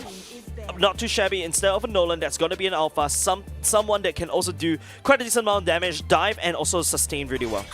And a lot of these junglers out of the pocket, Bigatron Beta sticking to the formula that they did in game 1, taking away the Barats, obviously the draft. They need to hit the late game if they want to do the Barats, and this is going to be a problem with them if NIP Flash does pick it up. But hey, coming back to the game, NIP Flash, do they go for the Edith now? Because if you take the Edith, you pretty much replicate 4 out of the 5 heroes that you played in game 1. It worked really well. You know that it's a very high octane pressure. There's a balance in terms of your front line as well as the damage output that your Zaz, Julian, and Roger already have. Yeah, I'm thinking of the Edith. I mean, if they want to play the same draft, no problem, right? Lolita still looks pretty juicy now that there's a Moskov NIP Flash. Let's see, is it going to be a run-it back? We're rooting for the same draft. If they run it back, that's 4 out of 5. It's 4 out of 5, baby. Yeah, you have to pick the Edith first. The main reason why is if you pick the Lolita too early in the game, then the only real person that you're blocking is the Moskov. So I think they want to see what Bigatron Beta have up their sleeves, especially potentially in the EXP or jungle first, before they do pick up the Lolita. But the Edith works just fine because, like Husky mentioned, she provides a very balanced front line as well as a sustain. But in the midst of it all, Lancelot, one of the last few assassin jungles that we're talking about alongside with Hellcat, but they choose the Lancelot instead, will be picked up by Bigatron Beta. Correct. Now they're looking at a roamer, right? Something that JPL could potentially pick up. I'm looking at maybe a counter pick a Cho away. I think that's really good. Something that, you know, apart from that, because with the Valentina, you already limit a lot of these roamers. So taking that away will make NIP Flash a little bit uncomfortable. Wow, you talk about Cho for JPL, but Bigatron Beta says Cho for Naksu instead. I got this wild idea, right? Valentina loves Primal Wrap. She goes to the Primal Wrap, she starts shooting you, pew pew pew pew. So Lolita, not that bad. You know, you're blocking more than one guy. Yeah, I would love to see a Yuzong coming from Bigatron Beta. You can throw the Outlet into the roam. I think a Yuzong here would have a bit of a control over the Zask. And also the fact that he has AoE knockup, you're not too worried about getting caught. You got immune to CC when you're Dragon Form. I was thinking along those lines, but hey, I think the Cho is not too bad either. A lot of movement from NIP Flash like we saw in game 1, so I think they're looking to not only deny but pick it up for themselves. And the last man who tried to deny JPL the Cho, I well, mean, lied. We know how the story goes. You know how the story goes. And there was a Lancelot on the team. You know, I'm just putting together the pieces. Now, NIP Flash, let's pick. Let's run it back, baby. Yeah, NIP Flash like, well, if it's in broken, you don't fix it. You like it, Jace? You like it? Two times in a row? I think it just goes to show NIP Flash is really confident with this one, especially when you have an obvious counter on the Valentina to take a Lolita ultimate away. And yeah, it's just Bigatron Beta this time around. I feel like they have what it takes to go up against NIP Flash. But NIP Flash though, make sure that the Julian comes online quickly. I think NIP Flash should be fine. You know what I've really loved? An unconventional pick, Valorant. I think Valorant would have been sick by JPL. We've seen him play it before in MPL Singapore, so it's not like he's not capable. The fact that you have a Moskov to deal with, a Lancelot to lock down, I felt like the Valorant would have been fun, right? Keyword is fun. Alright, final words, Jay. You still stick by the 2-0 NIP Flash? Yeah, I think it's a better 2-0 in fact. Like the fact that, you know, if Hades can pull this off really well, that should be easy for NIP Flash. Alright, that's it. It's a 2-0. Right, the jury has spoken. Let's see if the verdict is a 2-0 or now. I'm going to head into game 2 between Bigatron Beta and NIP Flash. Thank you very much, Jace. It's one more chance for Bigatron Beta to keep themselves alive in this run, and NIP Flash, ooh, looking at a 4-0 day 2. Yeah, this will be a huge difference to their performance in day one. And I love this Lancelot pick. I know we spoke about how he is kind of like the unwanted child, right? When all the assassins are done, when all assassins are banned out or picked, you go for Lancelot because he's the only one remaining. But if you look at the grand scheme of things, Lancelot can also come online fairly quickly. When he gets to level 4, the Phantom Execution, Tonrose is already a burst damage kind of a skill that doesn't really need much item to put the damage out. But Nabi Flash looking for early skirmish. And Marzi gotta get out of there as quickly as possible. Wait, this is a Cho... Is that Cho XP? Yeah, it's a Cho XP and an Alot roam. Yeah, I thought I was tripping.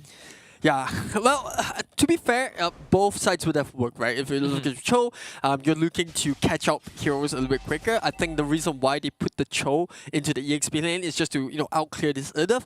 But it's very interesting dynamics, right? You put the Cho up against the Idif, Idif's going to wave clear way quicker compared to you.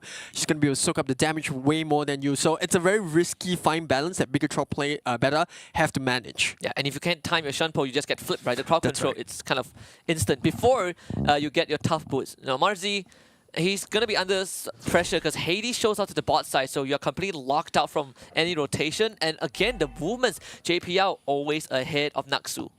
Yeah, I think the focal point here comes back to the Cho. He needs to be able to rotate across the map. Since he's not playing the roam, he needs to clear the lanes fast enough so he can out-rotate Adamir. I think that's the idea that Bigatron Beta are going for. And even if it doesn't work, they have the outlet, which is a ton of CC at the final slash. And well, Mazi as well as Valentina sharing that minions there. They're both going to hit level 4. We might just see our huge team fight. Yeah, JPL still a bit more until he hits 4, but definitely will reach that level first before Naksu finds the Bong, flicker into Earth Shatter, knockback, so well done. First blood going over to Kurtizi, and now Primal Wrath form used by Adamir, going for the fight, Lynch level 5, tries to go for the Thornrose dodge, but JPL bonks him with the hammer, turtle for N9P Flash, and Bigatron Beta gets absolutely nothing. Yeah, that flicker into the knockout coming from Adamir, that was precise. It was, whenever I see, roams do that, or rather, wait, final slash. They want to fight this. There's a knockout. Marzi. The damage seems to be there from Bigatron Beta. Spear of Destruction from downtown. A kill on the JPL first. Adamir walks the other way. Julian will get out. Adamir goes down. Marzi once more. Another knockout. That's the kick coming off cooldown. The immunity is not enough. Bigatron Beta punishes an IP Flash. Yeah, NIP Flash that, biting off more than could chew. I felt like taking away the turtle and then moving on to the rest of the map like they did in game 1 would have been the ideal scenario, but our here. He wants to fight this. He'll transform. Does have the shield, but no, not taking any risks. They don't really know where Lynch is. Yeah, first big item pickup for the Moskov, the Corrosive Scythe, has been completed. So I think this is where we start to see the farming speed of the Moskov start to shine. But then it's that Roger again that he saw in game 1. Yes, he's no longer the Beatrix, but without the fact that he can out-rotate a Moskov, solely on the fact that he can constantly use his ultimate, is just annoying to deal with. A heart attack moment, a jump scare moment, in fact. The final slash would have been his death sentence. Well, Bigatron Beta definitely off to a way better start. Not getting snowballed since at the first turtle, but it also showed that this draft, if you want to fight, they can fight. And Flash, like we said, being punished when they tried to invade Bigatron Beta's jungle earlier. And just a reminder for those who are unaware, you just take more damage when you're invading the jungler now. It's in the first 2 minutes, I suppose. But still, right, the skirmish potential from Bigatron Beta is a lot stronger. With the Cho moving fast, just like you say, I clear the wave, I start moving around the map. The pickoffs, right? 2-way of the dragon in a single sequence. Very unheard of early on. But at least for NIP Flash, you still have Hades who is keeping up with Lynch. I think that is always going to be the silver lining. No, we're seeing the swaps in terms of the lanes right now. Moskov trying to hit the bottom. Adamir, the flick, but yeah, it's just going to get the Moskov to the bot lane as fast as possible. If Adamir arrives, it's a 5v5 for sure. I mean, Pin can join the fight with the Spear of Destruction. If he lands it. If he lands it. And he got to be a bit more selective, right? So we see NIP Flash. Can they secure the turtle? They've been securing all turtles so far in the series. This time Lynch will get it though. Naksu will try to get away with the vengeance, but runs out of dashes, and NIP Flash punishes him. It's so cute to see two Zaz in the middle of the fight. Our shoots be fine, right? I mean, waiting for the iframes out there. Here we go. Lycan Pounce. Execution. 2 free kills. That sounded like a hint of uncertainty there when you say ours should be fine.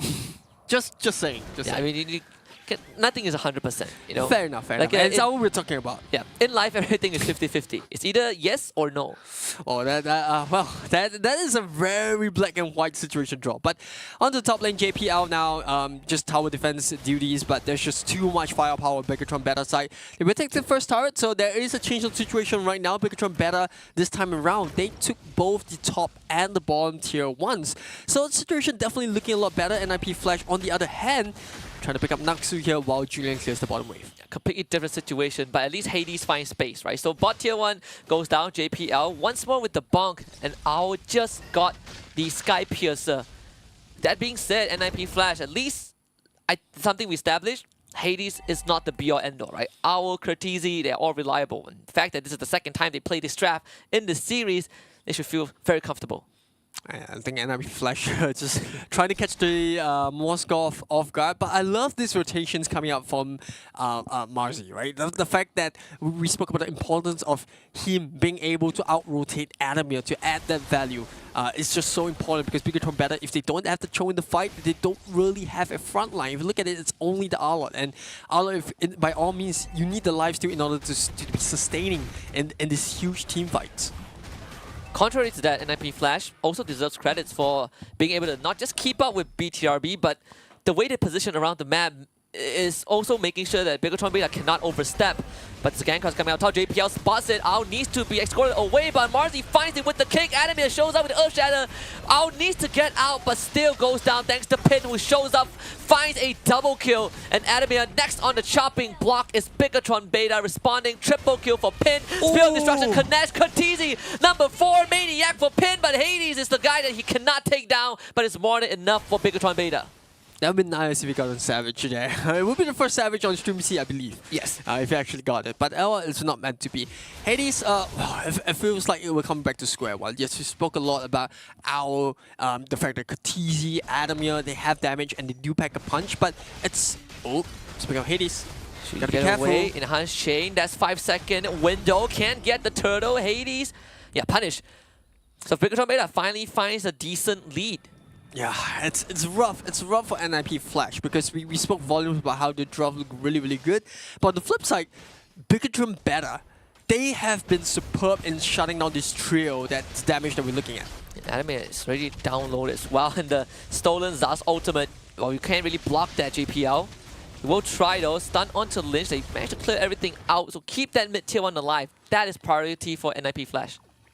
Yeah, coming back to it, right? Bigatron Beta, they have been doing superbly well at shutting down this trio carry of NIP Flash. They take up the Cho, they try to isolate either Katizi or Owl out the fight, and then they burst down either Adamir or JPL. And without those frontliners, suddenly your bursty heroes look really, really skinny, right? You don't really have the ability to stay in the fight as long as you would hope for if you have the Lolita or the in front of you. Final slash once again. Adamir gets away. Just now we checked the items, JPL is going for the Flask of the Oasis, right? Once we've seen Flask of the Oasis into Blood Wings and maybe Oracle, he just got the Flask. So that shield from the passive that he provides is going to be a bigger difference maker for the fights to come. But Marzi finds the kick, Adamir easily dashes away, Curtizi zones out the rest of BTRB. Yeah, good stun by JPL there to ensure that the Cho doesn't complete his Way of the Dragon. Oh, but the final slash, man. This one, I think, is the fight that NIP Flash cannot fight. JPL will try, but cannot save Adamir. JPL also goes down, double kill going over to Lynch. Yeah, Bigatron's better, but it's by luck or design what the fight's not over. Owl has to be careful. Hades from the side finds Pin. That's the guy that needs to go. They commit onto him. And it's going to be Owl that picks him up. A double kill before he falls. Hades with the enhanced swords actually finds more than they deserve, but still Bigatron Beta with the wipeout. Yeah, good effort by NIP Flash to come back, but Bigatron Beta, they were 2 ahead. It was a 5v4 by the time the Julian came back into the fight. And you know, when you're re-engaging just like that, with a lot of your huge ultimates already being spent, a little bit of a risk there. But I think for NIP Flash, they were desperate. They were just looking for any sort of win after losing JPL early on in the fight. But the good news is Adamir and JPL are back. And the longer you aggro the lore, the more it hurts. It's going to be tight though, Lynch. I don't think he has enough HP. The knockoff on the Lord does not connect, but JPL willing to take the risk. Retribution still comes through. Lynch managing to get away just in time.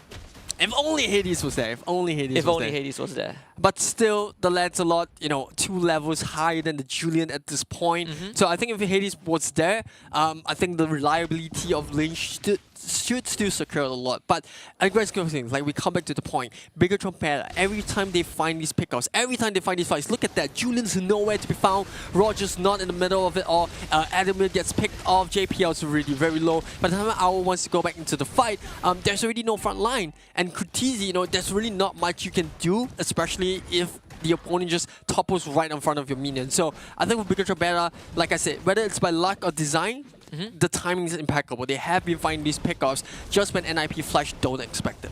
Yeah, we see Bigatron Beta also now with the Lord coming down mid. It's going to be quite a defense for NIP Flash, right? They have decent wave clear, but Lynch is escorting the top wave. Mid tier 2 will go down for sure. NIP Flash needs to be careful of the pickup potential. Marzi provides, well, at least in this case, Naxu provides. Gonna try enemy again, not in a good spot. Primal Wrath flicker, and even then he barely makes it out alive. Spear Destruction does not connect. NIP Flash managing to keep the side inhibitors alive, but the mid one might not be that safe though. Stolen Primal Wrath is gonna be committed. Final slash. Owl needs to get away. Hades also dropping low, but the pierce damage from Pin is just unbearable. Everyone from NIP Flash forced to move away, and that means 2 inhibitors go down.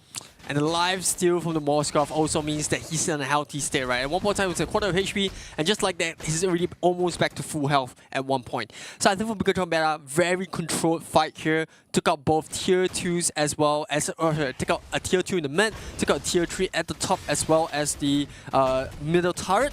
And they might just be able to go for more and clear out all the inhibitor turrets. They're gonna try for sure. JPL isolated and almost bursts it down. Gonna use the Numenon Blast as a danger zone. Why not Flash? They find this bed of roses, but those roses are wilting. Lord coming up in 50 seconds and Bigatron Beta in full control.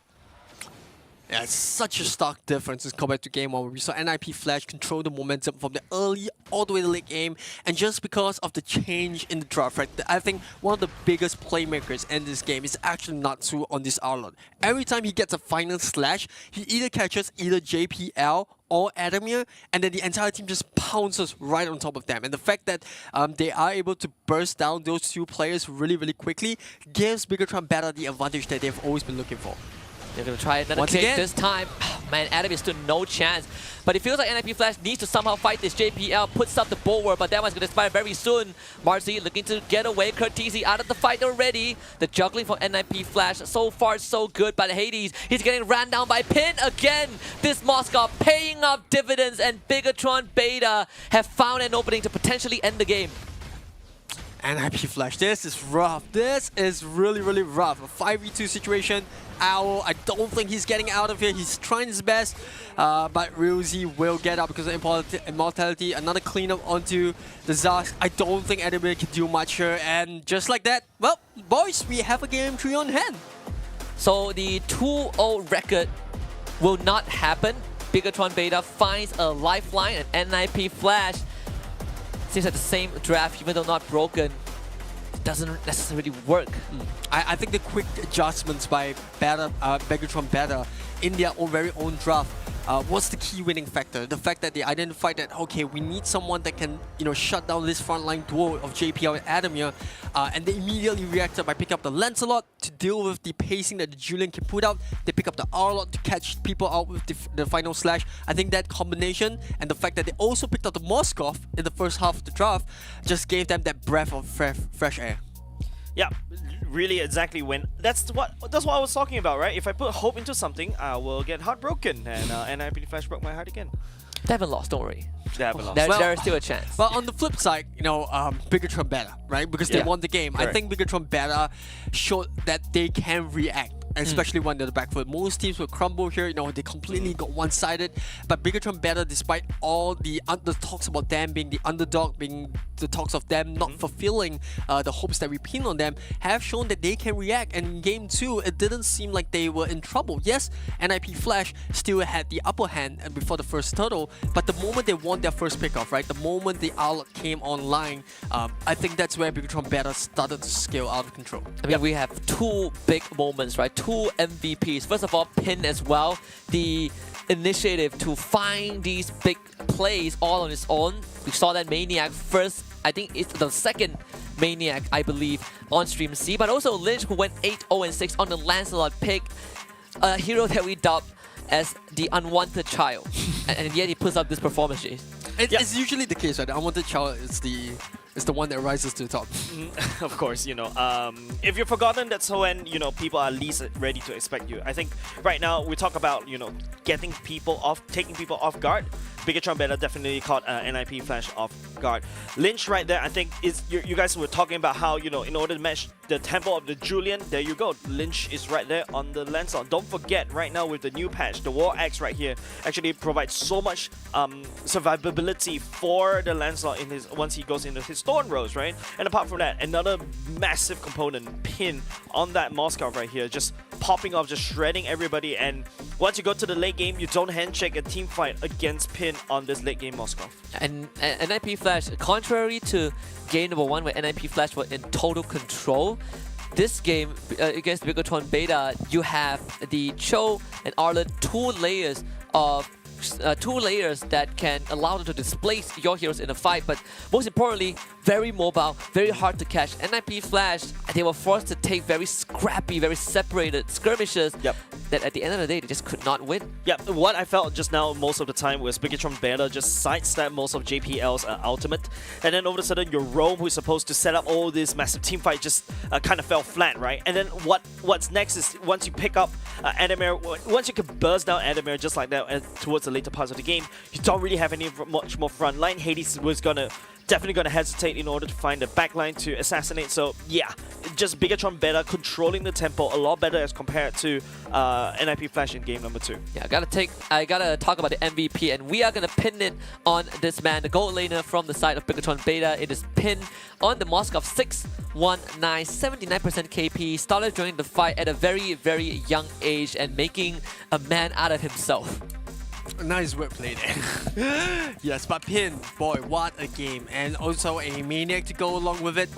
Almost 80% kill participation, so it wasn't like he was farming for the majority of the game. He was constantly involved when the team wanted to go for the kills. And I think this is a very good balance that we see coming out from Bigatron Beta. A stark difference from game 1 where the Ling was kind of like the hope of the team. This time around, Moskov, look at that, the Spear of Destruction landing in the middle of the fight. He holds it for so long and then he decides, well, I don't really need to commit, I can continue farming.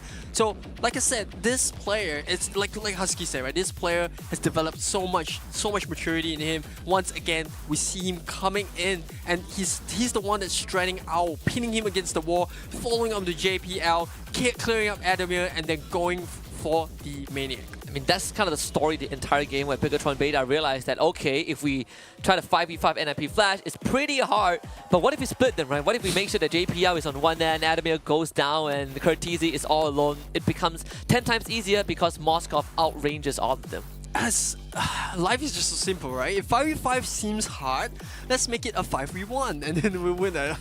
But it's numbers, right? Yeah, it's all about the numbers game, and I think NIP Flash, they fell prey to it. They didn't expect that the Arlot and the Cho pick would have been so diabolical for them. It kind of switches up the playing field a little bit, because this draft, you guys said, I mean, even I agree, NIP Flash draft, it's not broken, don't fix it. Looks pretty darn good, but now it's broken. And now it's broken. Completely flipped on its head. Jace, I need your thoughts going into game number 3. NIP Flash, this time the onus is on them to make something out of it. Yeah, I feel like definitely NIP Flash, we expect a bit of a better draft change, right? And remember what I talked about Bigatron Beta going for the Cho pick? I think it worked wonders, right?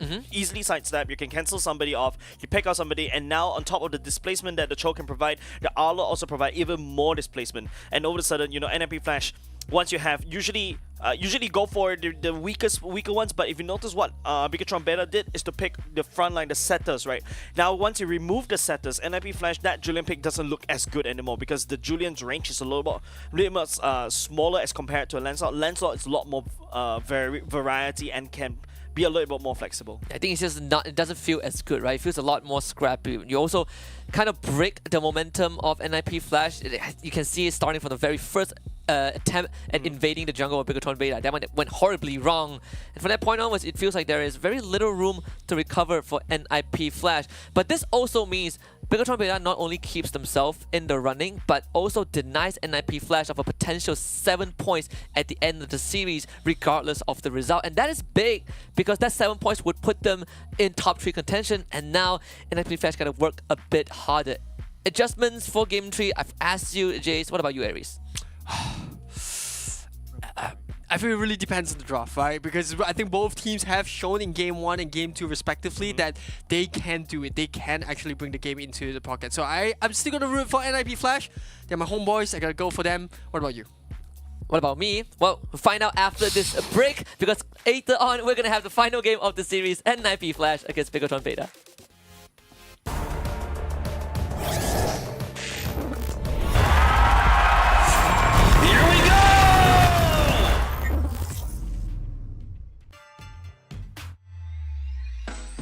Nickname saya Wasi Paul, saya dari Bigatron Beta, role saya jungler. Kami Bigatron Beta dari Indonesia, kami bermain di MDL Indonesia. Sebenarnya kita publik-publik biasa, terus ikut trial-trial, terus kita ikut trial, terus keterima, jadi kebentuk. Teman saya nickname-nya Marzi, dia role-nya XP lane. Gold laner saya, nickname-nya Pin. Mid laner saya, nicknya X-Ruzy. Lalu roamer saya, nickname-nya Naksu. Saingan saya di tim nickname-nya Lynch, role-nya jungler. Dia udah ikut Bigatron Beta dari MDL di season 9. Perbedaannya mungkin karena teman-teman saya ada yang beberapa pindah tim. Contohnya kayak CV sama Narasi naik MPL Brazil. Nah, saya sih bangga ya, soalnya juga tim-timnya tim jago semua, terus tim MPL semua. Terus juga kita cuma satu-satunya tim MDL yang lolos ke Challenge Finals kan, yang bisa ngelawan tim-tim MPL yang udah juara-juara. Mungkin kesulitannya waktu itu kita sempat puas lah dengan hasil yang ada. Padahal kita belum pasti lolos ke Challenge Final kan. Habis itu coach kita ngingetin buat jangan cepet puas. Ya kita rasa kita pengen dapat jam terbang, terus kita bisa show off biar bisa dilirik oleh tim-tim MPL. Makanya kita seterakhir itu dan kita semua alhamdulillah bisa lolos ke Challenge Final sih. Cara kita ngembangin strategi kita ya kita latihan terus, mau di rank, mau di scrim, coba aja terus sampai kita bisa berkembang terus sih. Kalau inspirasi, saya inspirasiin diri saya sendiri aja sih, soalnya balik lagi kalau dari diri sendiri nggak bisa, pasti kita kedepannya juga nggak bisa. Yang ngeri paling di grup sebelah sih, kayak ada Onyx, ada Brand, ada Yudo Rejayan juga kan. Buat orang tua, keluarga, dan juga teman-teman dan juga Bigatron Troopers, tetap dukung kita di SPS ini biar kita bisa mendapatkan hasil yang terbaik. Terima kasih juga udah bisa ngedukung kita dan bisa bantu doa buat kita.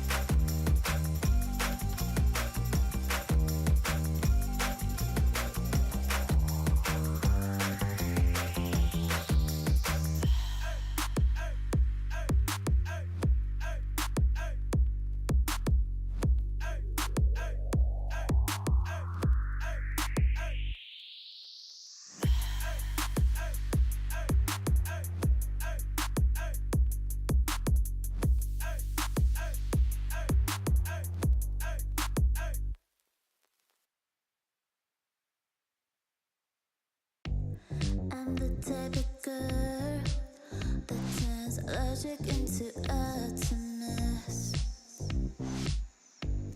Think you know it all, but then you let me get inside your head. Welcome back to the Snapdragon Mobile Challenge, Snapdragon Mobile Finals. This is gonna be the last game in the NIP Flash and Bigatron Beta. We've seen NIP Flash do a running back on the draft in game 2. That one was solved very handily by BTRB, so it all comes down to this one last game, folks. Yeah, lots of expectations on both sides. I think for Bigatron Beta, it's not only about surviving the gauntlet, it's about proving themselves on this big stage.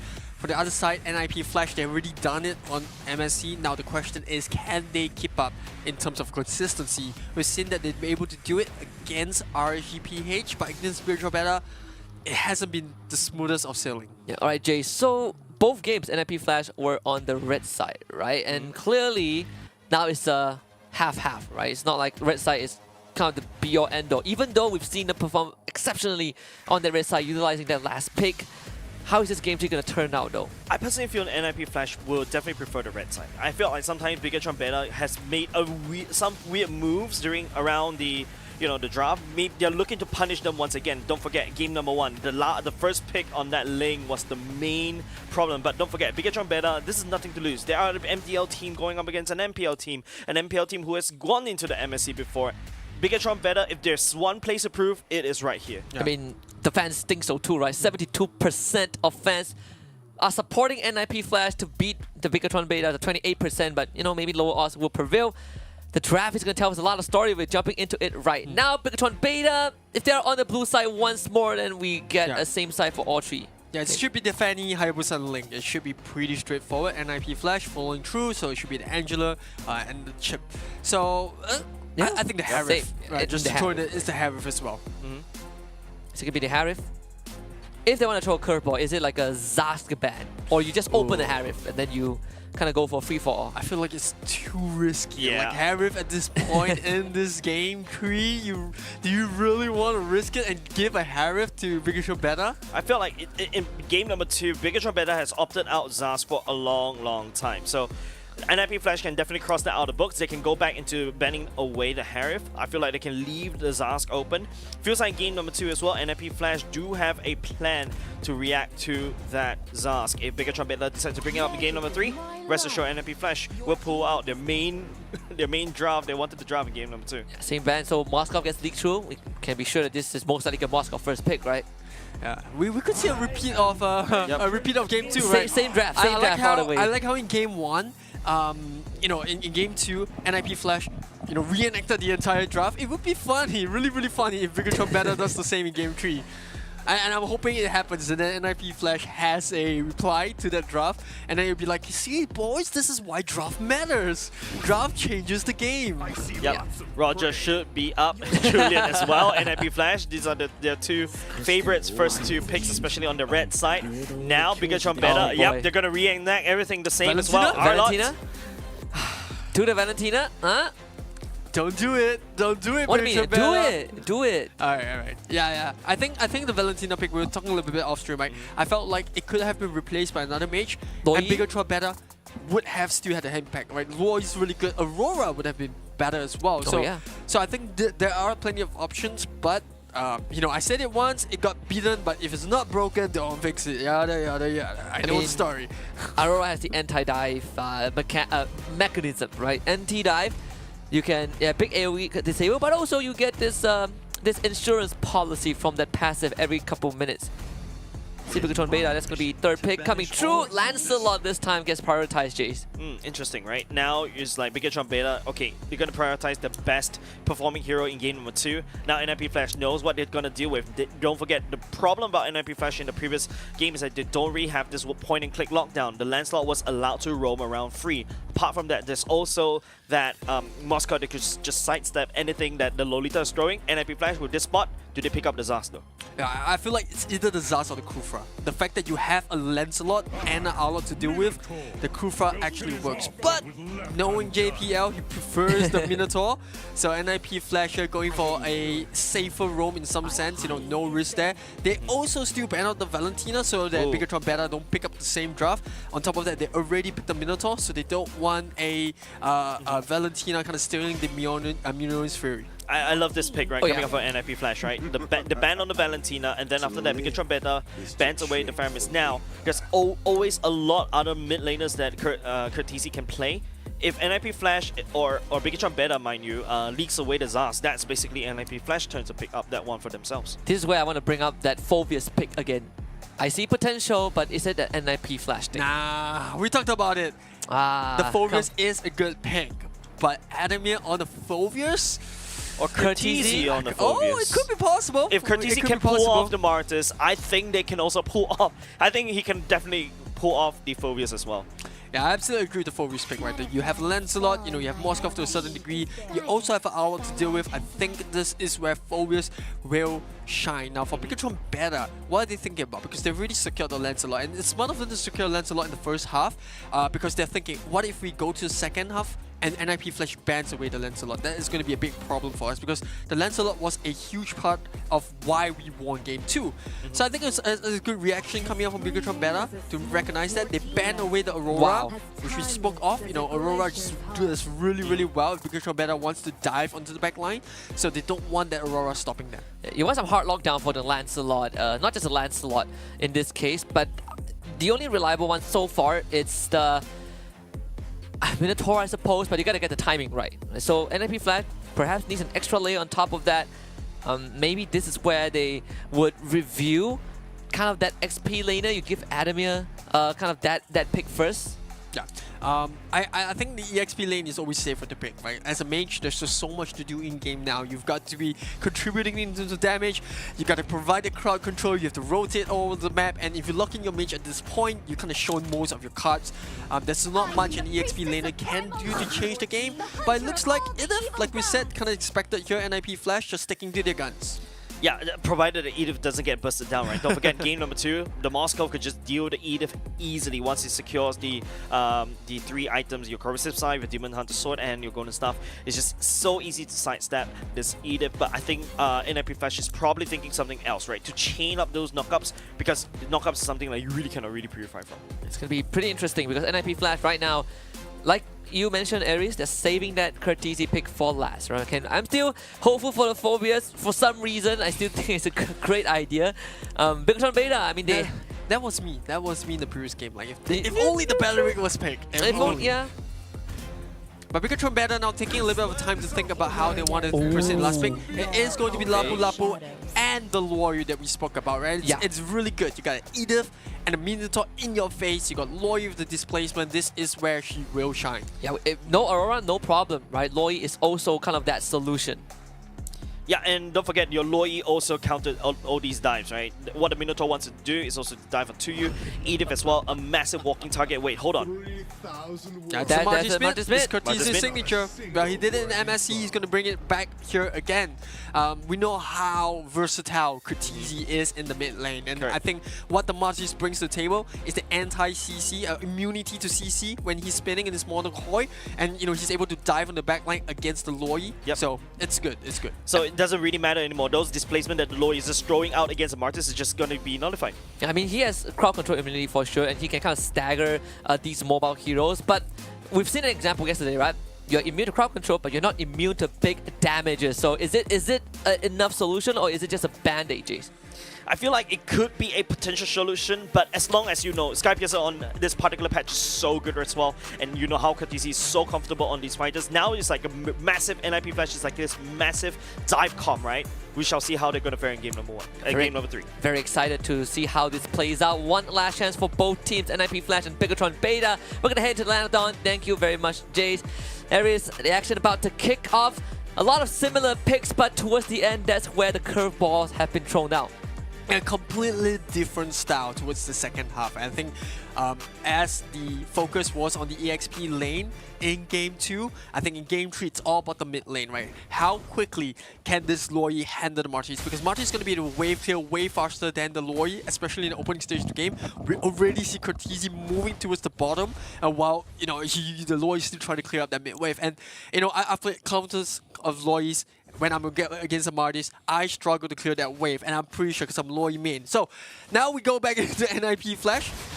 They're looking for that aggression down the bot lane. They're hoping to be able to catch that Moskov when he overextends. Yeah, I mean, wave clear is one thing, but at the same time, he just took a camp from Bigatron Beta's jungle, right? I mean, at the end of the day, it's still a jungler at heart.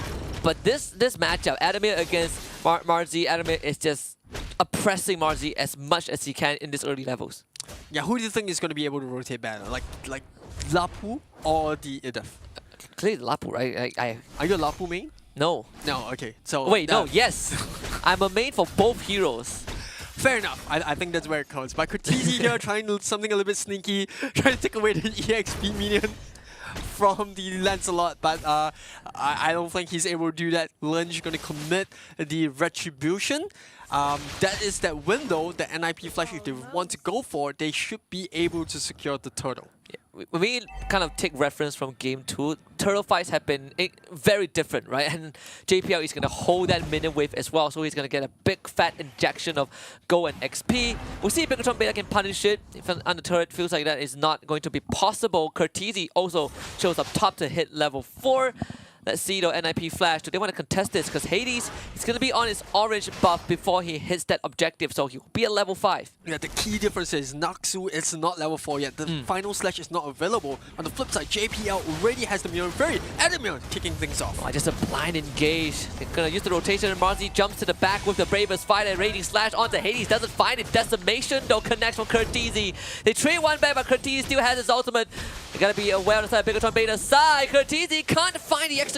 Lynch escapes. But this is enough. This was what NIP Flash was looking for. Adamir, once again, that flicker into that bush to get the knockout. They find a kill because of the spike that Martis brings to the table. We spoke about it, and I think this is where NIP Flash wants to take the pace back into their own court. We saw in Game 2, they didn't manage to do it their way. Now Game 3, they want to be able to do that. And Pin is stabbed and Ao sticks onto him with the Lycan Pounce. It's going to be a wet noodle fight. Yeah, Ao not able to find a kill, but enough damage onto Pin. Relocate. Diversion.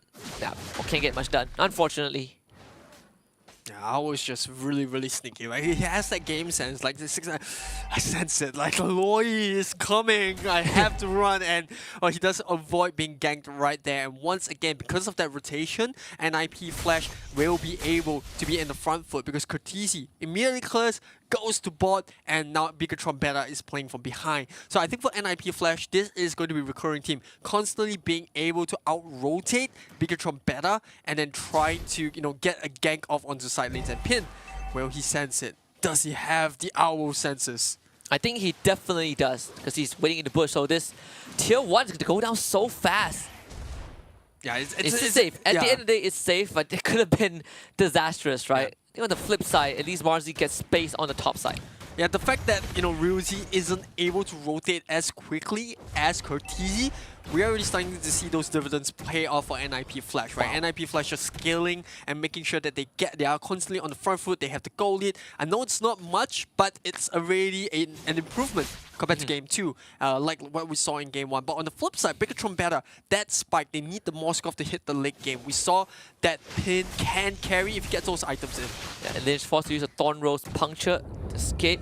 Cortese did have the Sky Piercer, right? So Decimation only will get deadlier and deadlier. Right? You have technically 2 different conditions to meet. Either the HP threshold, actually both are HP threshold, what I'm talking about. But you raise the threshold, you raise the threshold.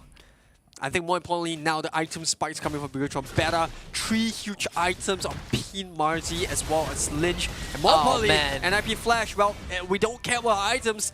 No point having those items if you can't use them. And they immediately find both Marzi and Naxu. This is going to be a free turtle. Now there's 2 turtles in a row.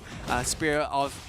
the Spear is not going to hit. That's no point. Yeah, I suppose Bigatron Beta was like, we're gonna send you 2 tributes. You know, here's our XP laner. Leave us alone. Leave us alone. Here's our go XP take laner. go take the turtle. That was unfortunate. Yeah, Kratisi was ready for that. So NIP Flash, top tier 1 also goes down. They take the second turtle. Hades, Holy Crystal, 5.5 minutes into the game. And NIP Flash almost reaching that 4K goal advantage. This feels like a rerun of game 1 all over again. Yeah, I think NIP Flash doing an exceptional job of controlling the fight, right? We talked about the importance of having a lead. Adamir now being able to rotate, and this is where Roger and him will swap lanes. On the other side, you have Julian taking the bomb tower. This is the draft that we saw in game 2. Very similar.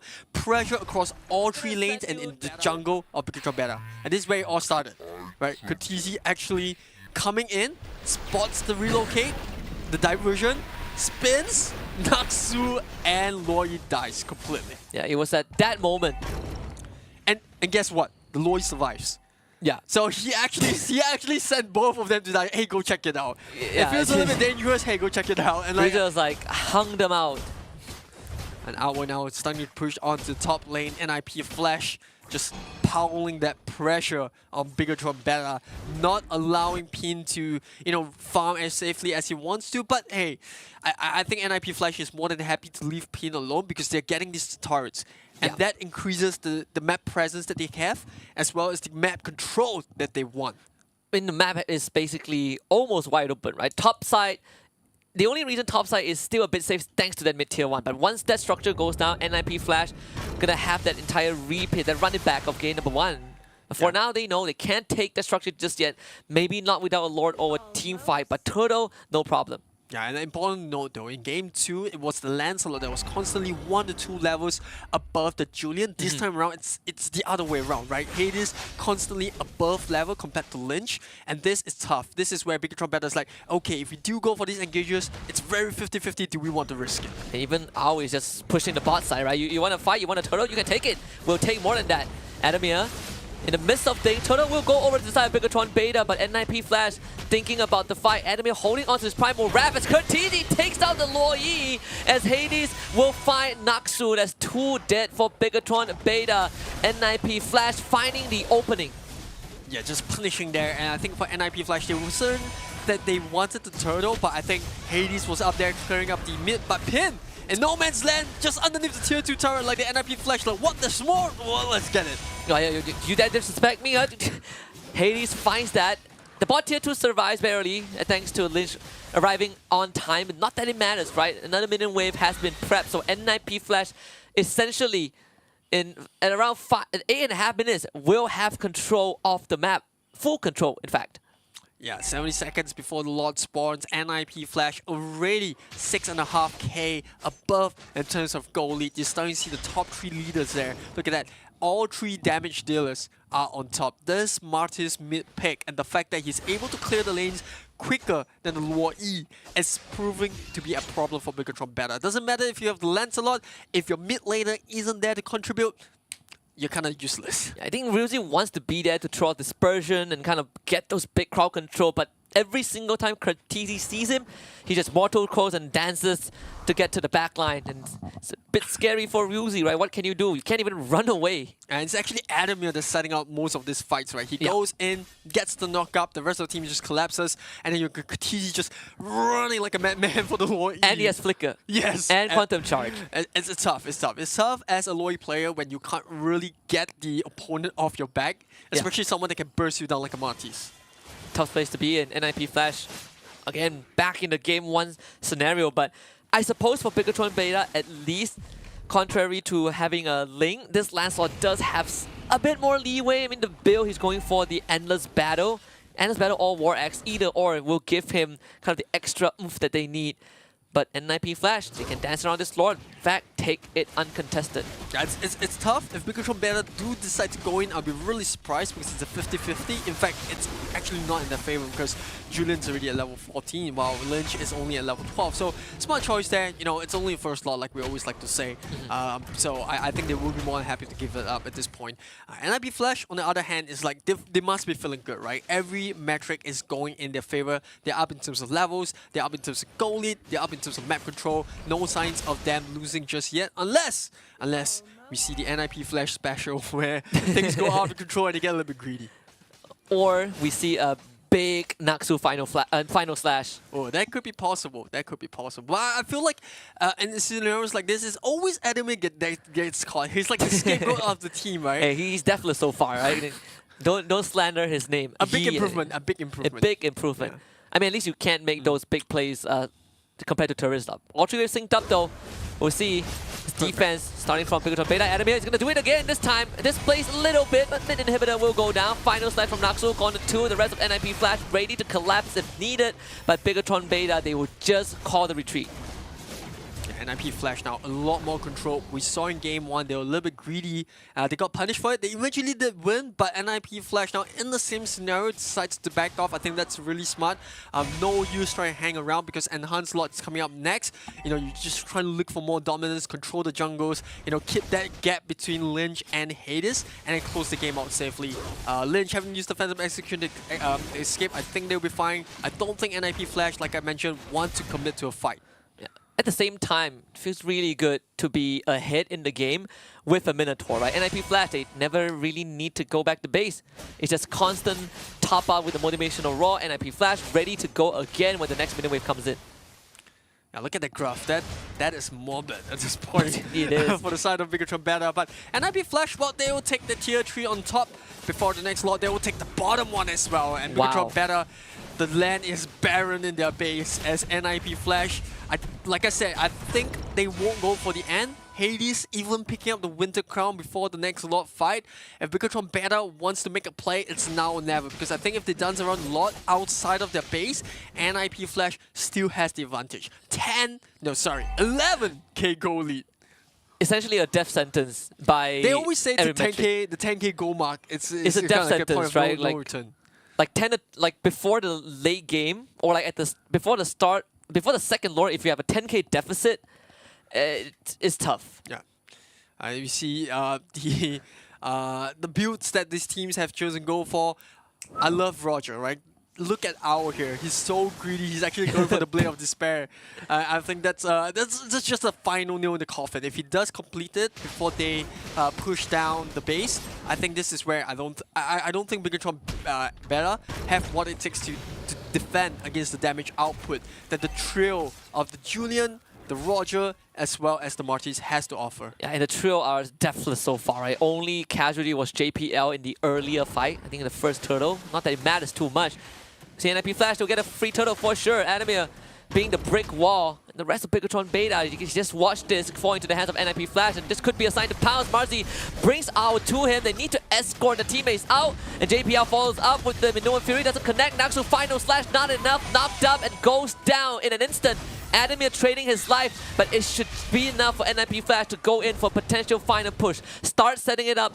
Pin pushes them back, but NIP Flash, they are just getting ready for round 2. Yeah, they bait the bravest warrior out of the Lapu Lapu, and with that there is sort of like a no re-entry. You only really have the final slash as sort of a re-engagement, and with so many heroes on the side of NIP Flash who are immune to CC as well as iframes, this is a problem for Bigotron Beta, but they will...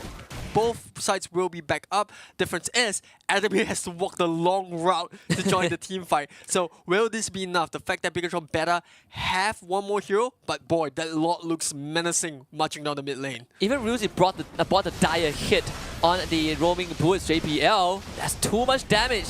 Needs some time to heal back up. Lynch doing a pretty good job clearing things out with the Thorn Rose, and Pin doing his own due diligence. Find the stun. Hades able to get away, no problem. So base defense for Bigotron Beta, not an issue right now. Yeah, this is a spike of the Moskov. It's the late game now. We're in the end game, and I'm pretty sure this Moskov has all his items up at this point in time. And I think this is where Bigotron Beta will feel a little bit more confident, but that Arlo, look at how skinny that Arlo is. Only has a Dominance Eyes and a Radiant Armor, so he's still not able to soak the damage output coming off an NIP Flash.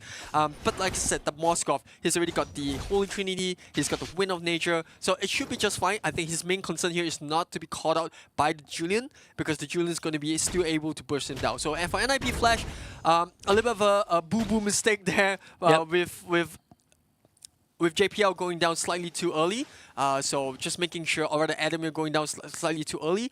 So I think for the next lot, they want to be a little more disciplined. Just wait for the lot, right? Lot comes up, you take it, and you wait for the lot before you push in. Yeah, buy your time, hide your fangs, just wait for the inevitable, right? Yeah. It's their game to lose. The ball is in the court, so they only go down if they kind of shoot an air ball. Winter crowns are starting to get purchased. JPL just got one. I think X-Ryuzi also got that winter crown. This is where those item swaps, those late game defensive components will come to play. Lynch just got the Malefic Raw. Big damage out from Bigatron Beta. It's going to reach a point where this 9k, 10k goal lead will matter lesser for NIP Flash. When we get to that scenario, are the stakes still the same? Is NIP Flash still kind of the one with the edge? Yeah, we even go back to the moment, right, when Cortese manages to catch both of them. And look at the Loy. Loy didn't even go in, so it's not like they were ready for the team fight.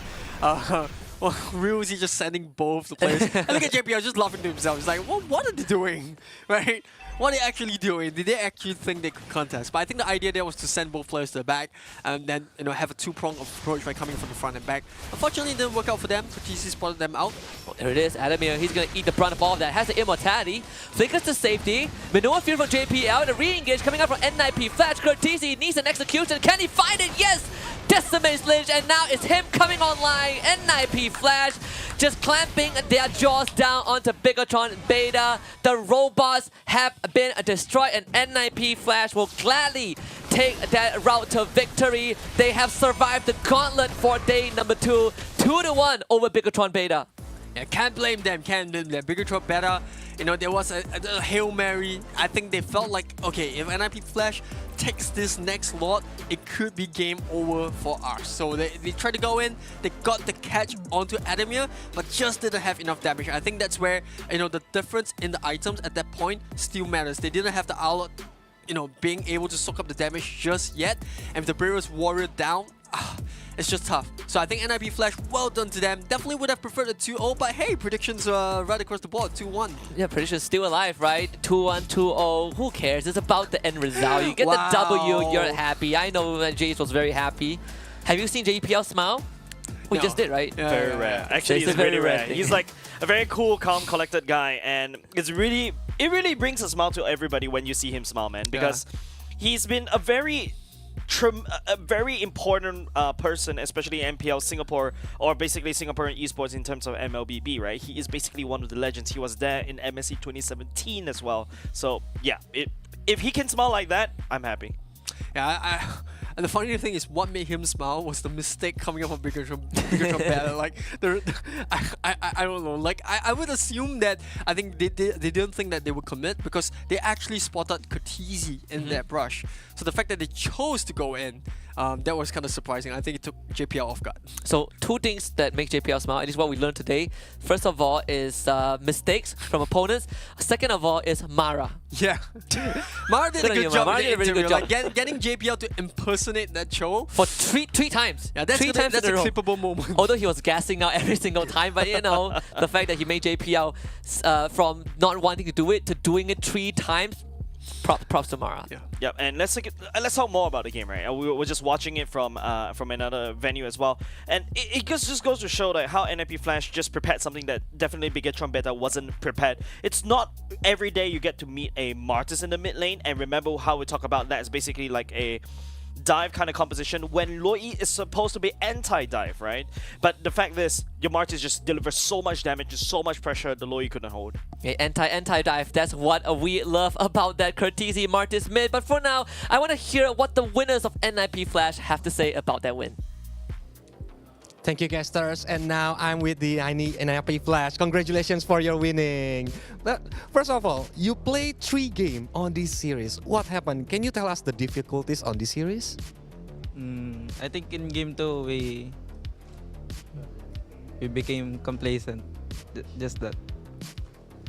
Is it because of the draft or your gameplay that come to your mind? I think it's not about the drop. It's just how we play. It's like we really became complacent, so they got the lead. Yeah.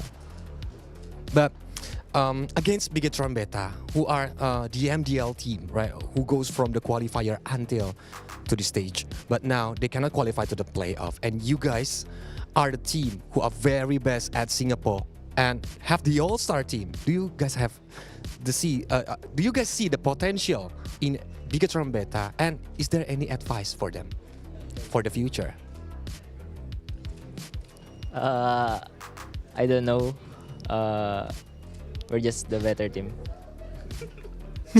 Of course, you guys are the better team. And lastly, because I think tomorrow still will be a day you still have the series. Is there any opponent that you guys are very respect for on this group?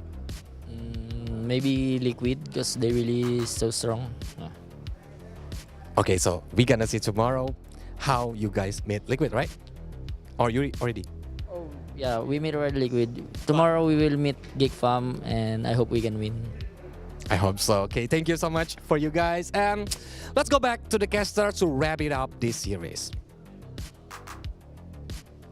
Want to know, a beacon of hope still shines for the side of N9P Flash, and one of it is Kurt TZ again. You know, he doesn't give you finger guns, he gives you finger hearts. Second time MVP, this time on his signature pocket pick, Martis mid 6-0 and 4, absolutely dominating.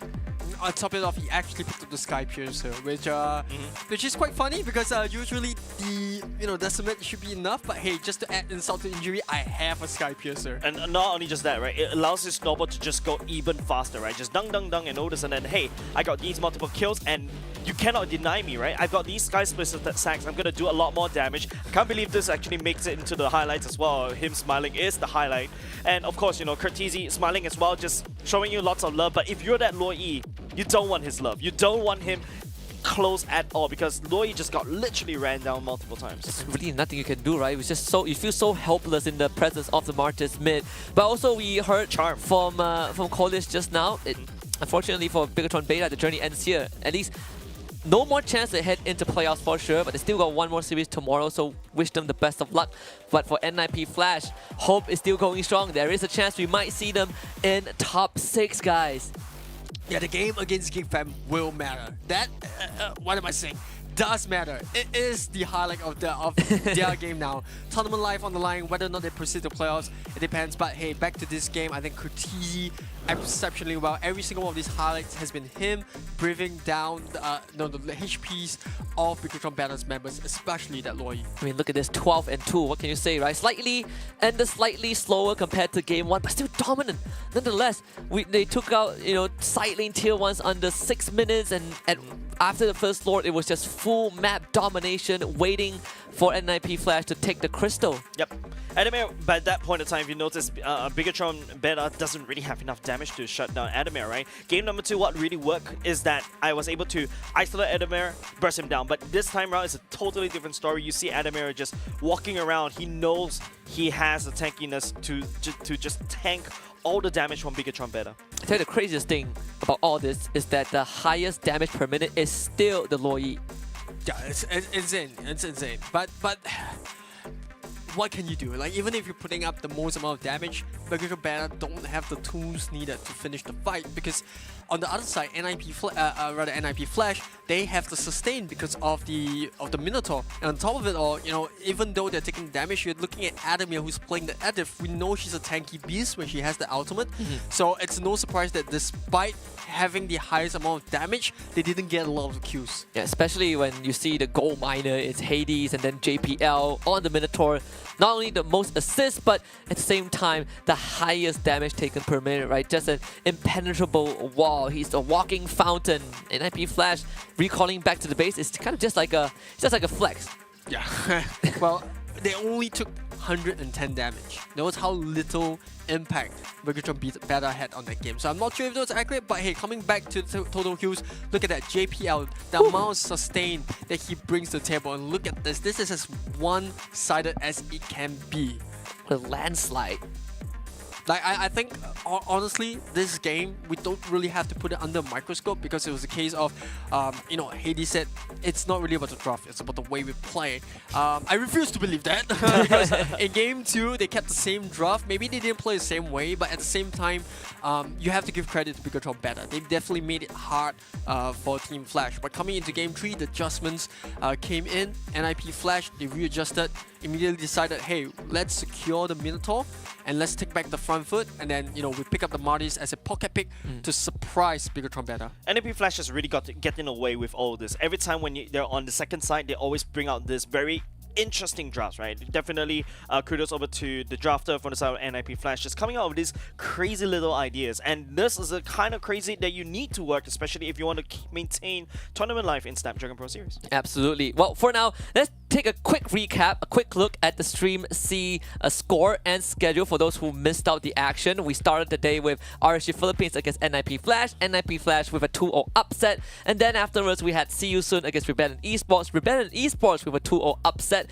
and then we ended the day with NIP Flash against Bigatron Beta, and NIP Flash completes the gauntlet for day 2 with a 2-1 victory. So that's the results of Stream C, but we also got to look at Stream A and Stream B, starting with Stream A first, where GeekFam got a 2-0 victory in the series over Bigatron Beta, and that was kind of the final nail in the coffin, right? After the series just now, Bigatron Beta are the contenders for top 3.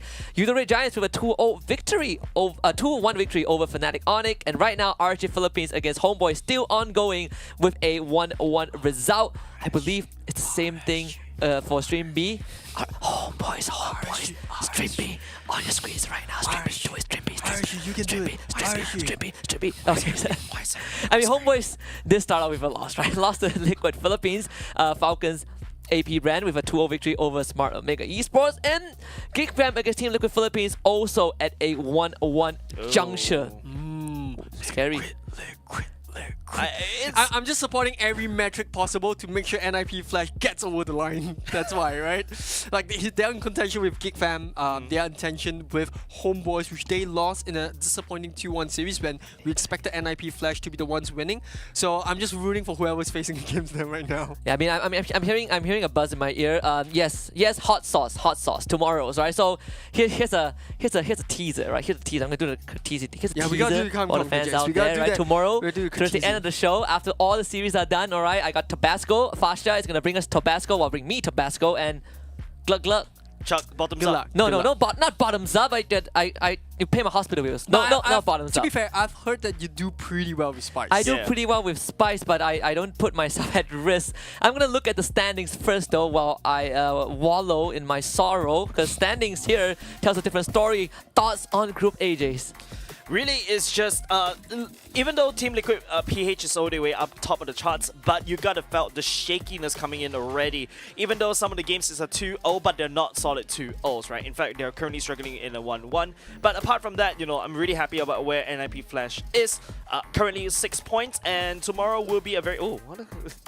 Yeah, because we went to 2 points. Okay, but 2 they're points. still out. Add on, yeah.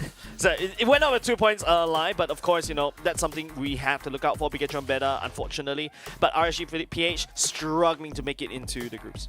And then over on to Group B, Red Giants still undefeated in terms of series, but because of the one game that they dropped, Husky's going to be drinking hot sauce because of that. Second in place, Fnatic Onyx with 7 points, Falcons AP brand not too shabby, 6 points, Smart Omega with 3 points, Rebellion Esports sharing the spot with 3 points too, and all the way at the bottom, See You Soon, yet to get a point. So I gotta quickly say, 122 days undefeated. So what a journey it's been for Red Giants, right? If tomorrow they continue that streak and win their final 2 series, it will be 123 days.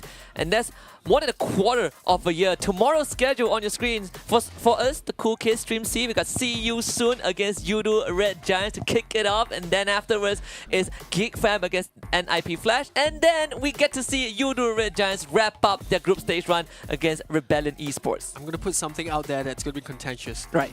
What if See You Soon are the ones that break Red Giants? No. That I would go crazy. Like, Red Giants 8 points. 8 points lose to 0. Come on. I'm hopeful, but I'm not delusional. Alright? Stream A, FCAP against Rebellion Esports, and followed by Bigatron Beta against Homeboys. That's kind of like their exit series, to put it bluntly. And the Fnatic Onyx against FCAP, that would be a good match to watch. Then Stream B, you got Smart Omega against Fnatic Onyx, followed by Liquid Philippines against RSG Philippines, and ending it with ONG against SYS. Yeah, I think it's really, really good that, at the start of day one, we felt that it would be a close fight for both, or a strong stock difference between some of these teams when it comes to the power rankings. But now, after completing day two, we still don't know who's going to make it out of both stages. So I think that's a surprise to me. Not so much in Group B, but more for Group A, given that Group B have that 3 titans at the top of the table. Yeah. But I'll discuss with you a little bit, Jace, because we got top 3 plays on the screen, and I want you to kind of look at it because it's hard for me to kind of vote for which top 3 plays deserves my vote. First one, we got Owl, Owl's performance against RSG Philippines to start it off. Looking at this one, I can't really see. Oh, okay, there he is. But really, it's just surprising that NIP Flash was able to just secure that game against RSG Philippines. Definitely that Owl just coming from the backside. I think it took everybody from the side off guard. It's just pure positioning coming out from Owl right there. Yeah, and then, just the target selection, right? Being able to kind of get the base defense, but also Suelo's massive base defense against SYS. I feel like this is really very big, right? For the side of Suelo to be able to do that one. It's massive. I think the fact that you have a Faramis in your team, there's always value in it, and that base defense was just fantastic. But hey, to cap off the last play of the day, it's actually none other than Pin, and obviously a very good Moskov game for himself. We saw him secure the second Maniac of Stream C. So welcome to the Hall of Legends for Stream C. Hall of Maniacs. Hall of Maniacs. Yes, that's beautiful. That's how we do it right here. We make everyone feel special.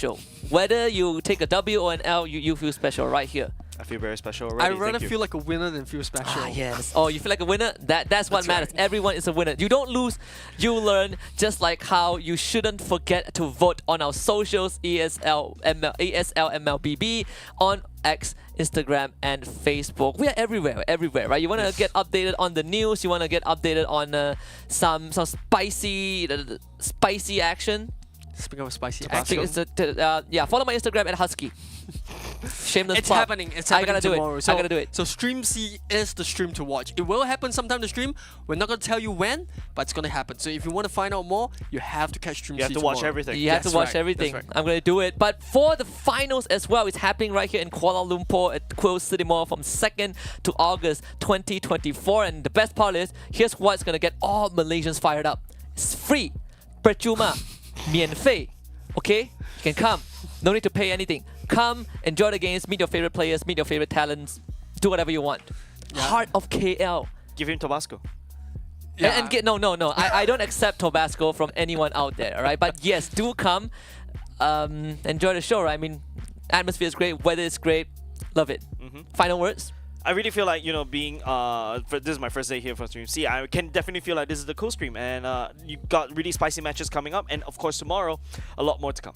Yeah, I think it's come full circle, right? We saw the evolution of Team NIP Flash, right? From day 1 all the way to day 2, and then like a recovery arc, and then we'll finally see them qualify. Hopefully, well, I'm speaking like as if it's already happened, but hopefully they will qualify after tomorrow's game. So I'm rooting for Team Flash, but hey, for the rest of the games, don't forget to watch them. Yeah, can't wait for the conclusion tomorrow. NIP Flash's journey, and also you the Red Giants' undefeated streak. Potentially, all will happen tomorrow, same time, starting at 4:30 p.m. So don't forget to tune in. We're gonna sign off right now. My name is Husky alongside Jace and Aries. Shouting out for Goni as well. We'll see you guys tomorrow, same time. Have a good night.